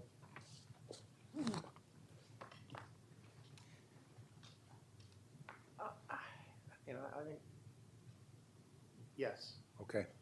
And Mr. Flynn, you're doing closing? Yes. All right. Anything else before we bring them in? Not for plaintiffs. No. Mr. Flynn, anything further? Anything else? No, Your Honor. All right, go get him. Judge, Nicole needs to print out the ones for them. Oh, that's right. There's She's, no, okay, all right. As soon as she brings them in, then go.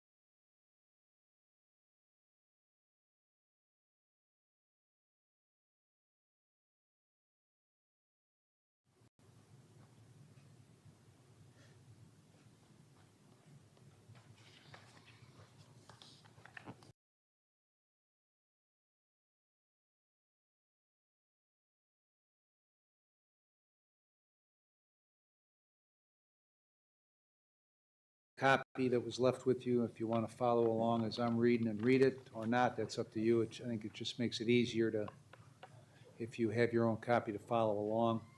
I'll read the first 4 pages of these instructions, and then the closing arguments will occur. Then I'll come back and read you the closing instructions before you begin your deliberations. Members of the jury, you have heard the evidence. It is now the duty of the court to instruct you on the law that applies to this case. The court and the jury have separate functions. You decide the disputed facts, and I give the instructions of law. It is your sworn duty to accept these instructions and to apply the law as I give it to you. You are not permitted to change a law or to apply your own idea of what you think the law should be. The person who claims that certain facts exist must prove them by a preponderance of the evidence. This obligation is known as the burden of proof. The burden of proof is on plaintiff to prove the facts necessary for its case by a preponderance of the evidence. Later, the court will outline and explain the factual issues. Preponderance of the evidence is the greater weight of the evidence, that is, evidence that you believe because it outweighs in your mind the evidence opposed to it. Preponderance means evidence that is more probable, more persuasive, or of greater probative value. You must weigh the quality of the evidence. Quality may or may not be identical with quantity. In determining whether an issue has been proved by a preponderance of the evidence, you should therefore consider all of the evidence regardless of who produced it. If the weight of the evidence is equally balanced, the party having the burden of proof has not established such issue by a preponderance of the evidence. Evidence is all the testimony received from the witnesses, the exhibits admitted during the trial, and any facts which the court requires you that you accept as true. You may consider both direct and circumstantial evidence. You must decide from all the direct and circumstantial evidence taken together whether the party who has the burden of proof has met that burden. Direct evidence is the testimony given by a witness who has seen or heard the facts to which he or she testifies. It includes exhibits admitted into evidence during the trial. Circumstantial evidence is the proof of facts or circumstances by direct evidence from which you may reasonably infer other related or connected facts which naturally and logically follow according to the common experience of people. To infer or make an inference is to reach a reasonable conclusion of fact which you may but are not required to make from other facts which you find have been established by direct evidence. Whether an inference is made rests entirely with you. You may infer a fact only from other facts or circumstances that have been proved by a greater weight of the evidence, but you may not make inferences from a speculative or remote basis that has not been established by the greater weight of the evidence. Counsel have agreed upon exhibits concerning certain evidence, and these will be with you during your deliberations. The evidence does not include any statement of counsel made during the trial. The opening statements and closing arguments of counsel are designed to assist you. They are not evidence. Statements or answers that were stricken by the court or to which the court sustained an objection or which you were instructed to disregard are not evidence and must be treated as though you never heard them. You must not guess why the court sustained the objection to any question or what the answer to such question might have been. You must not consider as evidence any suggestion included in a question that was not answered. You are the sole judges of the facts, the credibility of the witnesses, and the weight of the evidence. To determine the greater weight of the evidence, you must consider the credibility of the witnesses. You may use the tests of truthfulness that you use in your daily lives.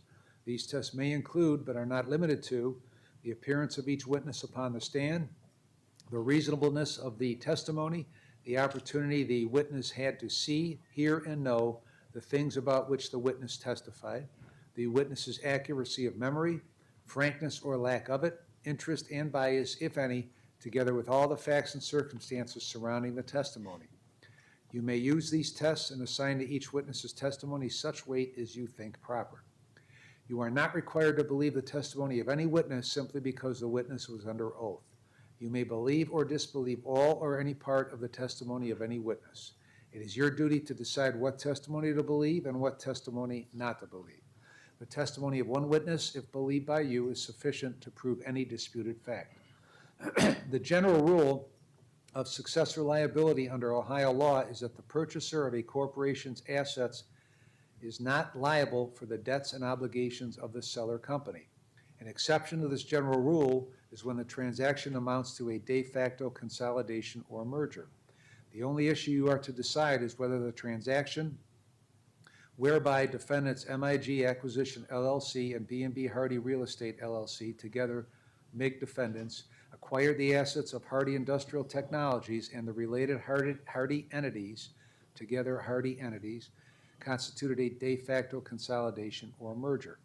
A de facto merger is a merger in fact without an official declaration. The typical characteristics of a de facto merger include, but are not limited to, the continuation of the previous business activity and corporate personnel, a continuity of shareholders resulting from the sale of assets in exchange for stock, the immediate or rapid dissolution of the predecessor corporation, and the assumption by the purchaser of all liabilities and obligations ordinarily necessary to continue the predecessor's business operations.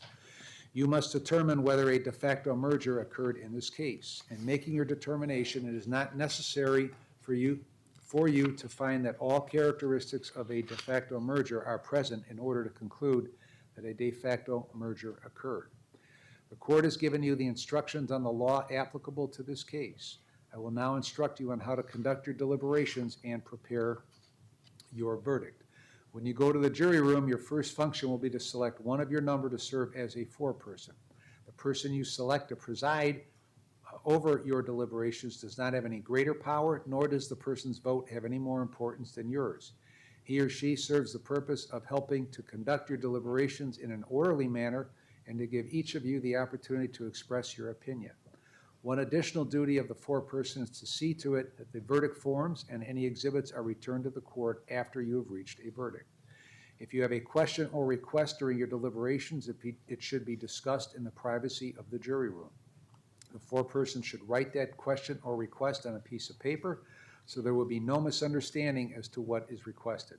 It should not reflect the status of your deliberations. Once the foreperson has put the request or question in writing, notify the bailiff so it can be delivered to me. I'm now going to read the verdict form. It says, "We, the jury, having been duly impaneled, sworn, and affirmed, find that the plaintiff, Snyder Brothers Energy Marketing LLC," and there's a blank line in which you insert either did or did not, prove by a preponderance of the evidence that the transaction whereby defendants MIG Acquisition LLC and B&B Hardy Real Estate LLC acquired the assets of Hardy Technologies LLC and the related Hardy entities constituted a de facto consolidation or merger. And we do so render our verdict upon the concurrence of blank members of our said jury, that being 3/4 or more of our number, and each of us said jurors concurring in said verdict signs his or her name on this blank day of blank 2024. Then there is a blank line with each of the jurors who are going to be deliberating over which you must sign. Now, in order to conclude this case, it's necessary that at least 6 members of the jury agree upon the verdict. The members of the jury agreeing upon the verdict must sign their names in ink to the form of the verdict which they have agreed. The foreperson need not be among the jurors who have agreed in order to reach a verdict. You are warned not to discuss your verdict until it has been returned to the court, nor are you to discuss the status of your deliberations with anyone. When you have reached and signed a verdict, you will summon the bailiff who will return you to the courtroom, at which time the verdict will be announced. Counsel will now present their closing arguments. Remember, the closing arguments of counsel are designed to assist you. They are not evidence. The plaintiff will go first, followed by the defendant, and the plaintiff will have one last opportunity to address you since they have the burden of proof. Mr. Middleman? Yes, Your Honor. May it please the court, Mr. Flynn, ladies and gentlemen of the jury.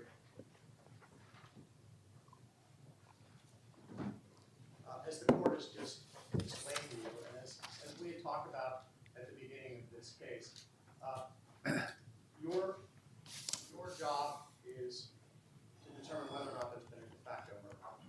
And when I stood here early this morning, what I said to you was that I wanted you to pay attention to 4 factors. And the 4 factors that the judge has just read to you and are part of the instructions that you have in front of you. I believe strongly that the evidence in this case that has been presented demonstrates that the 4 factors have been met to the extent that they apply. And I'm going to be upfront about the continuity of shareholders and the sale of assets in exchange for stock. That just doesn't apply here. It does not. There was no stock involved. There was no exchange of stock as part of the asset sale. Now, my colleague, Mr. Flynn, is going to stand up and down on his head and jump up and down and tell you that that's the missing link. You can't find a de facto merger unless you find that there's a continuity of shareholders. As the judges just instructed you, that's not the law. The law is for any number of the factors to be considered by you and applied to the facts as you find them. It doesn't require all 4. It could be 1, it could be 2, it could be 3, it could be all 4. But it isn't required that you find all 4. So our position in this case, I think, has been very clear. And it's been very fresh since we've done this all in one day. Whether there was a continuation of the prior business activity and corporate personnel, all you have to do is walk through the document, the purchase agreement itself, and listen to the testimony and remember the testimony that we've had today. You have a document that lists out 40 employees who were key employees, and that's not my terminology, that's the terminology in the agreement that you're going to have with you when you go back to the jury room. You're going to see that they were deemed key employees who must be provided as part of this, I'm going to call it de facto merger, but it was as part of this transaction. Mr. Lofquist, you heard him testify. He continued in whether you call him a consultant or whether you call him president is irrelevant to me. I think it should be irrelevant to you. It doesn't matter. He continued to render advice because he was the guy that knew how the business operated, and he was the guy that they needed to have in order to keep it going. Even Mr. Boomsma said that. So if you look at the very first factor, whether the prior business activity and corporate personnel were there, it is absolutely clear that the company kept operating, it kept making food products, it kept making stearic acid. Apparently they stopped making Duraflame. There's no requirement that they would have had to make every single product. The facility kept operating, and it was operating to produce products that were being sold to generate revenue to pay for the purchase. Mr. Boomsma testified he had to keep the company going because he needed to pay for the purchase of the company and pay his bank.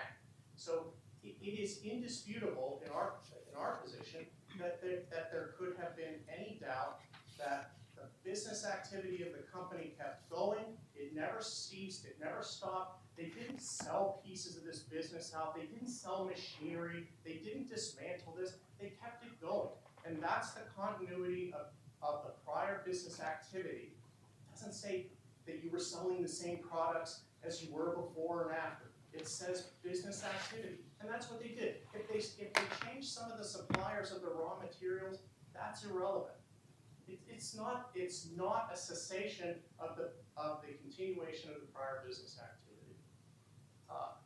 In terms of the personnel, whether they changed some people after the closing on October 11, 2019, they kept the key people that they needed, and they were already pretty lean, as you heard Mr. Lofquist testify. And Mr. Lofquist was involved, and he kept them going.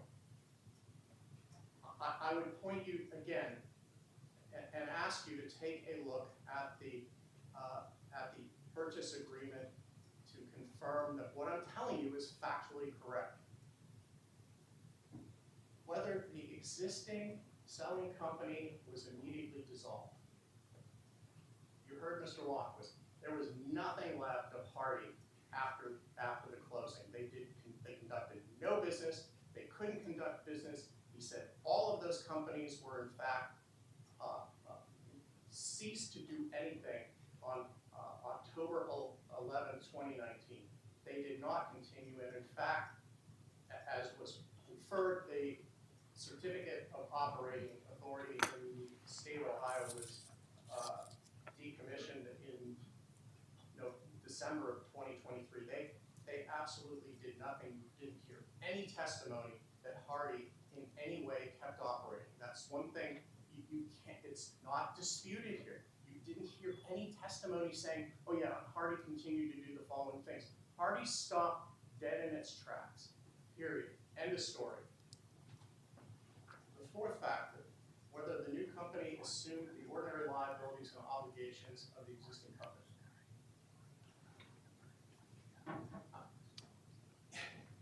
I wish I could convey to you more sincerely.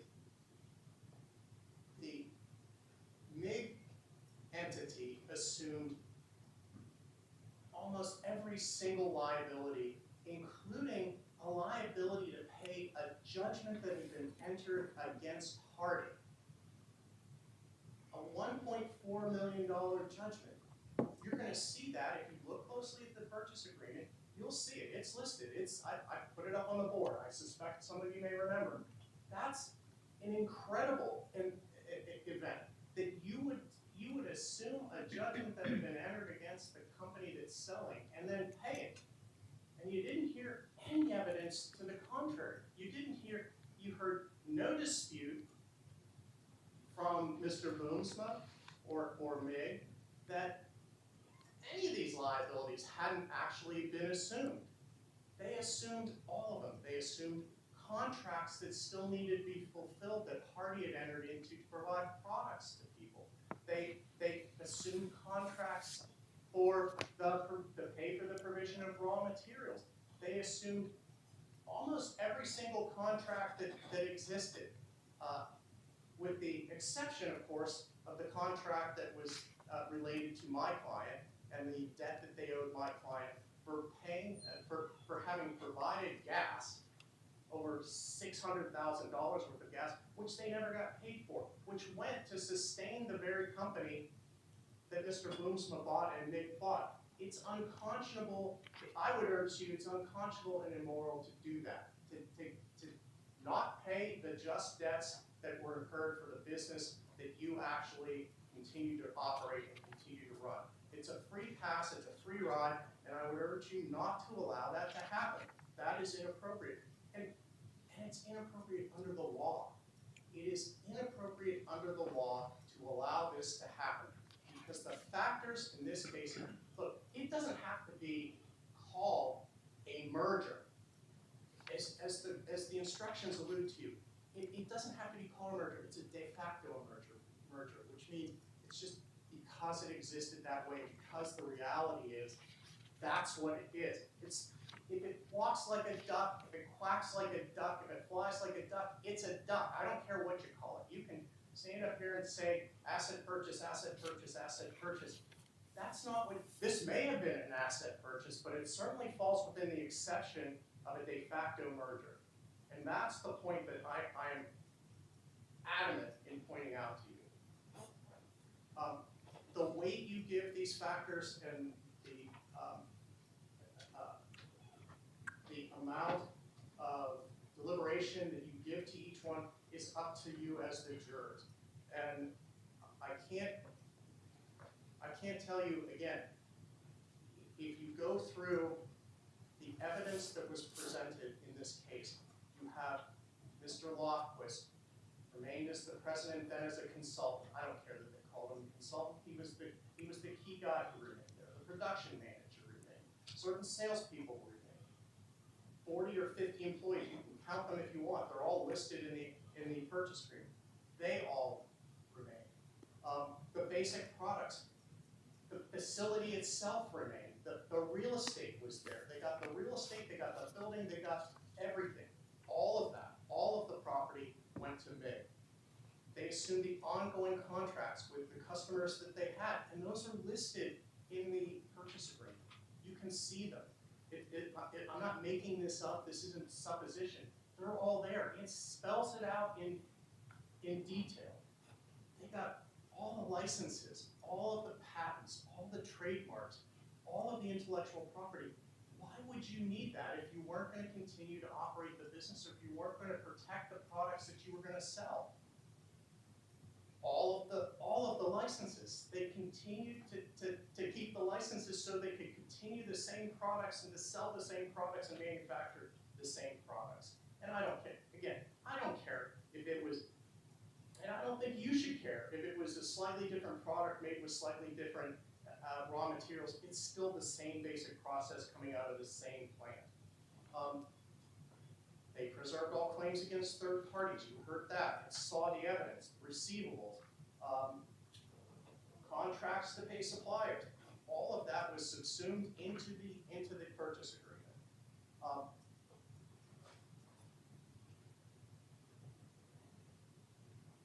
Now, Mr. Flynn likes to use this house analogy, and he's used it a couple times. That analogy doesn't work for me at all. This isn't some residential real estate deal. This is a complex business transaction that involved an $11, $12, $13 million transfer. It is governed by a 40-page document, it's probably total 120 with all the schedules, drafted by counsel who were retained by each party. This is not some kind of fly-by-night house transfer where, you know, Mr. Boomsma is paying somebody else's gas bill. This is a situation where we've come to you people as the jury to right a wrong and to prevent an unjust result, which is that our client gets screwed out of $600,000 because we were the excluded contract in this agreement. That can't happen, that shouldn't happen, and the evidence in this case absolutely is 100% disfavors that kind of result. I know that you will all use your life experience. I know that you will pay attention to what the court has said and what the instruction is with respect to the law. And I'm hopeful that you will that you will find the evidence to be as we see it and enter a verdict in favor of the plaintiff Snyder Brothers and Energy Market. Thank you again for your time. Thank you, Mr. Flynn. Thank you, Your Honor. So different owners, different management, different operations, and even different products produced. Those facts matter. And I know Mr. Middleman, you know, took a shot at different owners, and somehow that doesn't matter to people at the top do. You've got to meet Mr. Boomsma. He's a strong personality. And, you know, it's his show now. But between those changes, between the fact that this was an asset purchase agreement and negotiated a sophisticated purchase that specified what was included, yes, most of the good was included. And what wasn't included, yes, most of the bad wasn't included. It's an asset purchase agreement. It was negotiated by the parties. And that's what Mr. Boomsma bought. He didn't buy the bad. He bought substantially all the assets because he could. That's what was for sale. They didn't have a judgment. They didn't have a lien. There was no obligation. If this went to bankruptcy, and you heard some things about bankruptcy, I'm not a bankruptcy attorney, and this isn't a case about bankruptcy. But the secured lender, Key Bank, would have still been in priority position. $2.7 million they gave up. They left on the table because the assets weren't worth enough to cover all the debts. That's not Mr. Boomsma and Nick's problem. Unfortunately, that impacted a lot of people, the bad business, the thefts, whatever happened over the years. That impacted Eric Lofquist. He lost his business. He's not an owner. He doesn't get to call the shots. Yes, he was fortunate to continue to have a job. He's done a good job, and he's built his way back to president, but he lost his ownership interest. Scott Forrester probably deserved to lose his ownership interest, but he lost his ownership interest. Got zilch. They didn't get an ownership seat at the table with Mr. Boonsma. So that factor is very, very important. KeyBank lost. They lost $2.7 million. But because Mr. Boonsma came in with his son, Brandon, there's an operating plant there today. And they cut their losses. Jobs were saved. Now an operating plant that's actually paying taxes in the city of Painesville. Could have been shuttered. If you listen to their argument, they want all the employees gone. Shut down the plant. Sell it for scrap. That's really what they're saying here. Under this exception to the general rule. The general rule is there is no successor liability. Keep that in mind. That is the most important thing. The general rule. It's an exception, a narrow exception. And the hallmarks, the typical aspects of it are 4 factors. So Mr. Middleman said, yeah, it could be 1, 2, 3, or 4. Remember, the general rule is no successor liability. No liability on behalf of Mr. Boonsma for buying this asset. So when you go through those factors, continuation of the previous business activity and corporate personnel. There are some similar activities, some similar personnel, but a lot changed. A lot changed because it's a new owner, new operation. They're doing things different. So, yeah, again, I used the car example. It's not a car plant today. No one would expect it to be a car plant. Yeah, they're doing some of the same things. He spent $11.5 million to run a business and do some of the same things, but they're doing things different. The second factor, I hit on it earlier, but continuity of the shareholders, the owners, resulting from the sale of assets in exchange for stock or an ownership interest. There was nothing going back to Eric Lofquist or Scott Forrester. They didn't get an ownership interest. They didn't get a seat at the table. Such an important factor. The immediate rapid dissolution of the predecessor corporation. There's testimony, it still exists. Now, I'll concede the fact that it doesn't have much, but there was a non-compete there, and there were some other things that kept that organization alive. It didn't dissolve, it didn't go away immediately. It didn't have much. But it wasn't an immediate rapid dissolution. And then the assumption by purchasing corporation of all the liabilities and obligations ordinarily necessary to continue the predecessor's operations for the business. Yes, I said it before, and I'll say it again. KeyBank had an interest to sell all the good and no obligation to sell the bad. My client, being a businessman, had an obligation or had an interest to buy the good and didn't have to buy the bad. But there were a lot of contracts that were not honored. It lists theirs, but it also said numerous other contracts with vendors. And Mr. Lofquist testified that, in fact, there were raw material suppliers that they had to change because the contracts never paid them. It was a disaster. They were losing money hand over fist. A lot of people were injured as a result. And while it's a tough pill to swallow, Snyder Brothers' delay in enforcing its own contract for 5 months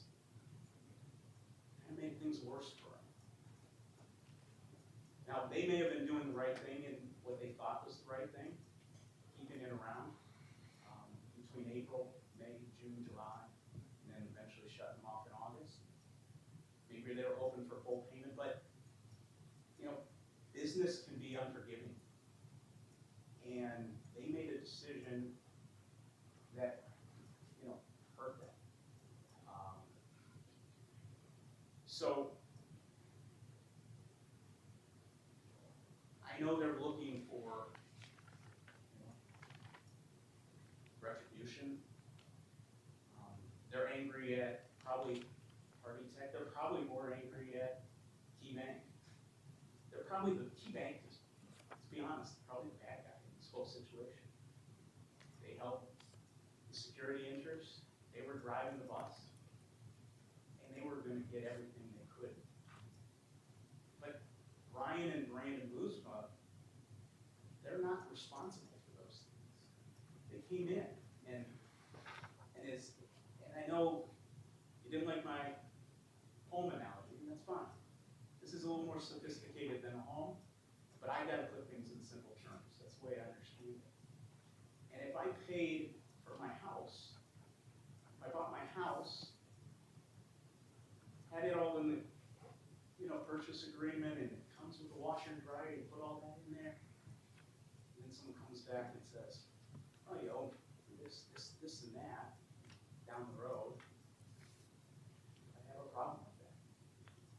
I think you saw my client took offense to some things because he's like, boy, why am I being asked to pay for these past debts of the gas company? It was consumed, used by the old company, shut off, and when they took over, they weren't even the vendor. The client didn't even know who they were. So at the end of the day, I'm going to continue to use it. Brian and Brandon, they bought the house. And as for the gas consumed by the old owner, that was not part of the deal. It just wasn't. And there's no theory of law that supports their claim. The fact of the merger. Mr. Middleman. Yeah, briefly, Your Honor. To be fair, There is a theory of law that supports our claim. You've had it instructed to you by the court. You're gonna read it when you go back to the jury room. So that's clearly not right. We're not angry. We're not looking for empathy. This isn't about empathy. This is a hard decision that's based on the law. We want paid. That's what we want. And the law provides us with this ability to pursue a claim that's made it to you folks, to ask to be paid for what we gave up. And so we're not angry. And by the way, you know, this idea that Mr. Boomsma only wanted to buy the good, not true. He bought all of it.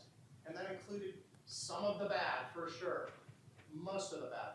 Liability for contracts, liability for purchase orders, liability to pay a judgment against the seller. He took on a lot of that because he thought he could turn something around and make a lot of money. That's what he did.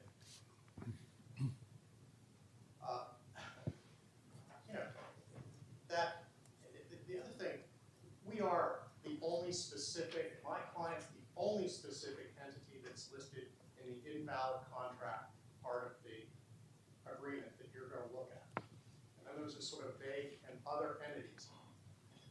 Don't hold it against us that my clients were smart enough to make a claim that nobody else did. Not my problem, not my client's problem, but they made a claim. You can't hold it against them that they decided to make use of the laws of the state of Ohio, which provide for a de facto merger exception to the asset purchase rules. And that's what we're here for, and that's what we're asking you to find. Thank you again. Thank you. Picking up back on page 5 of the instructions, if you want to follow. The court cannot embody all the law in any single part of these instructions. In considering one portion, you must consider it in the light of and in harmony with all the instructions. The court has instructed you on all the law necessary for your deliberations. Whether or not certain instructions are applicable may depend upon the conclusions you reach on the facts by a greater weight of the evidence. If you have an impression that the court has indicated how any disputed fact should be decided, you must put aside such an impression, because that decision must be made by you based solely upon the facts presented to you in this courtroom. Circumstances in the case may arouse sympathy for one party or another. Sympathy is a common human emotion. The law does not expect you to be free of such normal reactions. However, the law and your oath as jurors require you to disregard sympathy and not to permit it to influence your verdict. You must not be influenced by any consideration of sympathy or prejudice. It is your duty to weigh the evidence, to decide the disputed questions of fact, to apply the instructions of law to your findings, and to render your verdict accordingly. Your duty as jurors is to arrive at a fair and just verdict. Your initial conduct upon commencing deliberations is a matter of importance. It is not wise to express immediately a determination or to insist upon a certain verdict. Having so expressed yourself, your sense of pride may be aroused and you may hesitate to give up your position even if it is shown that it is not correct. Consult with one another in the jury room and deliberate with a view to reaching an agreement if it can be done, if you can do so without disturbing your individual judgment. Each of you must decide this case for yourself. You should do so, however, only after a discussion of the case with the other jurors. Do not hesitate to change an opinion if convinced that it is wrong. However, you should not surrender your considered opinion concerning the weight of the evidence in order to be congenial or to reach a verdict solely because of the opinion of other jurors.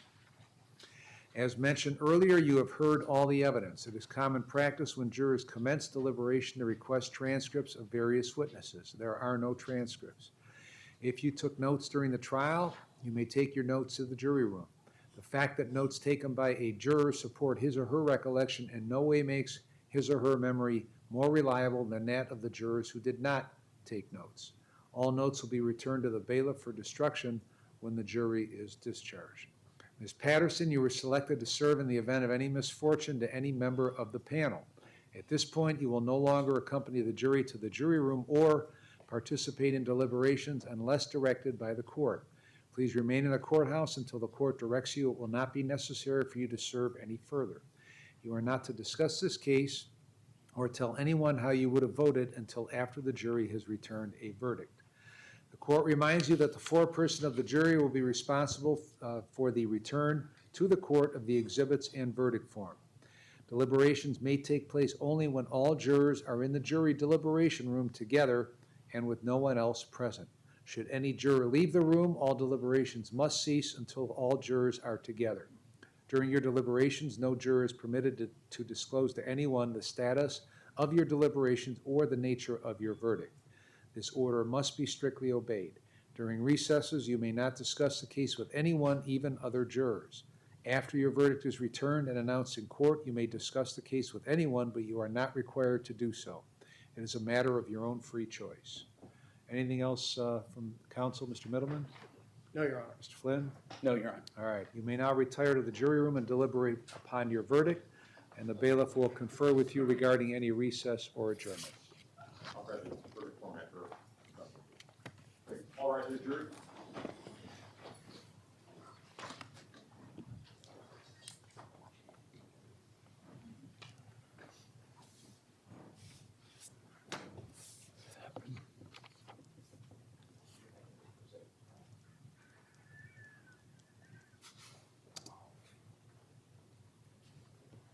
All right.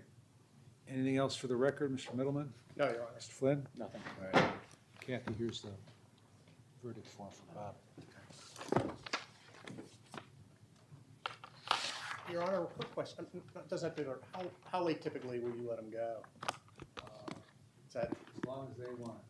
So this is totally up to them. Gotcha. Thank you, Your Honor.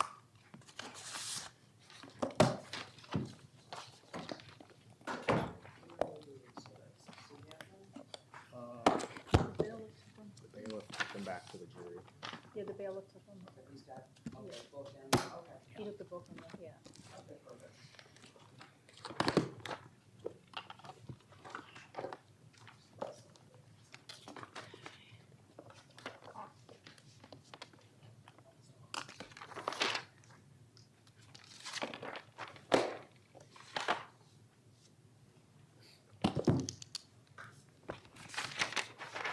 That should be much better than we got, No, I don't know if we move, because then I like that. I don't know what it is, something with the back.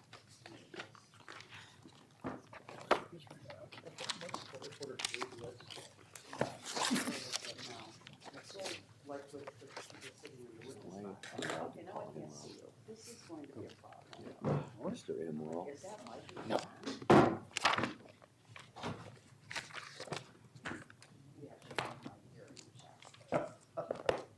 There's a part of the room where you're standing, it's downstairs too, it just, all of a sudden you're standing there like, wait, where's my voice? What happened? That's a pretty high ceiling room with carpet. Competing with you is ridiculous. Wasn't allowed to open my door, so the whole pool is in my office.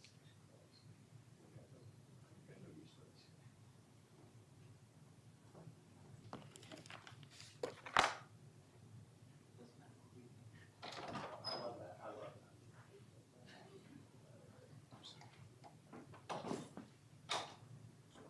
All right, it's right here, I didn't want to just leave it. Both going right there, and, yeah, they had fish to form. Okay. Let's give that to them, so I don't keep it. I remember I need one back. Oh, here, let me get you. See, the skedaddle Yes, there's just only so much room. I know. There's not Not 14 or enough. 14 jurors. but-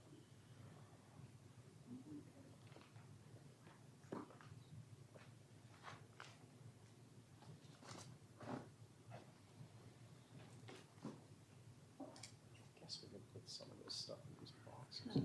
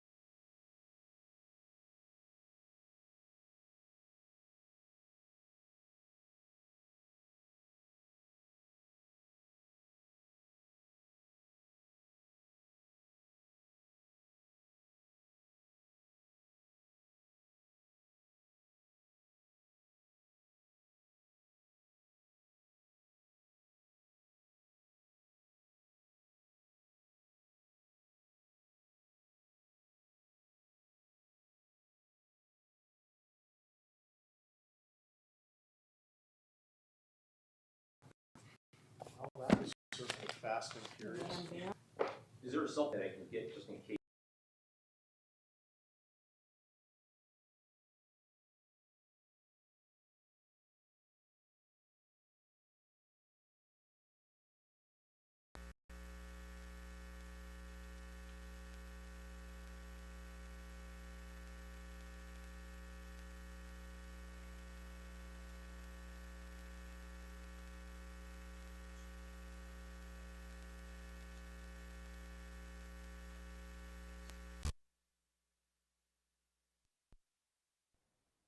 Defendants MIG and BB Hardy acquired the assets of Hardy Technological Industrial Technologies and Hardy entities, constitute a de facto consolidation or merger, and we do so render our verdict upon the concurrence of 7 members of our said jury, that being 3/4, and each of us said jurors concurring in said verdict signs his or her name this 16th day of September 2024. Does either side wish to have the jury polled? No, Your Honor. No, you're not. All right.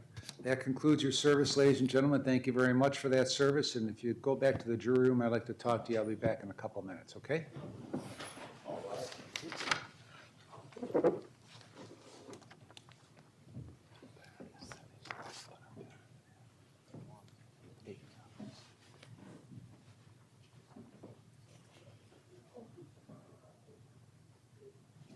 Anything else for the record? I guess I'd move for a JNOV, Your Honor. All right, well, file whatever you want to file. Anything from you? No, Your Do Honor. you want a copy of this before you leave? I mean, it'll be sent to you, but if you want a copy, I'll have Maria make a copy, okay? Sure, that'd be good. Thank you. Thank you.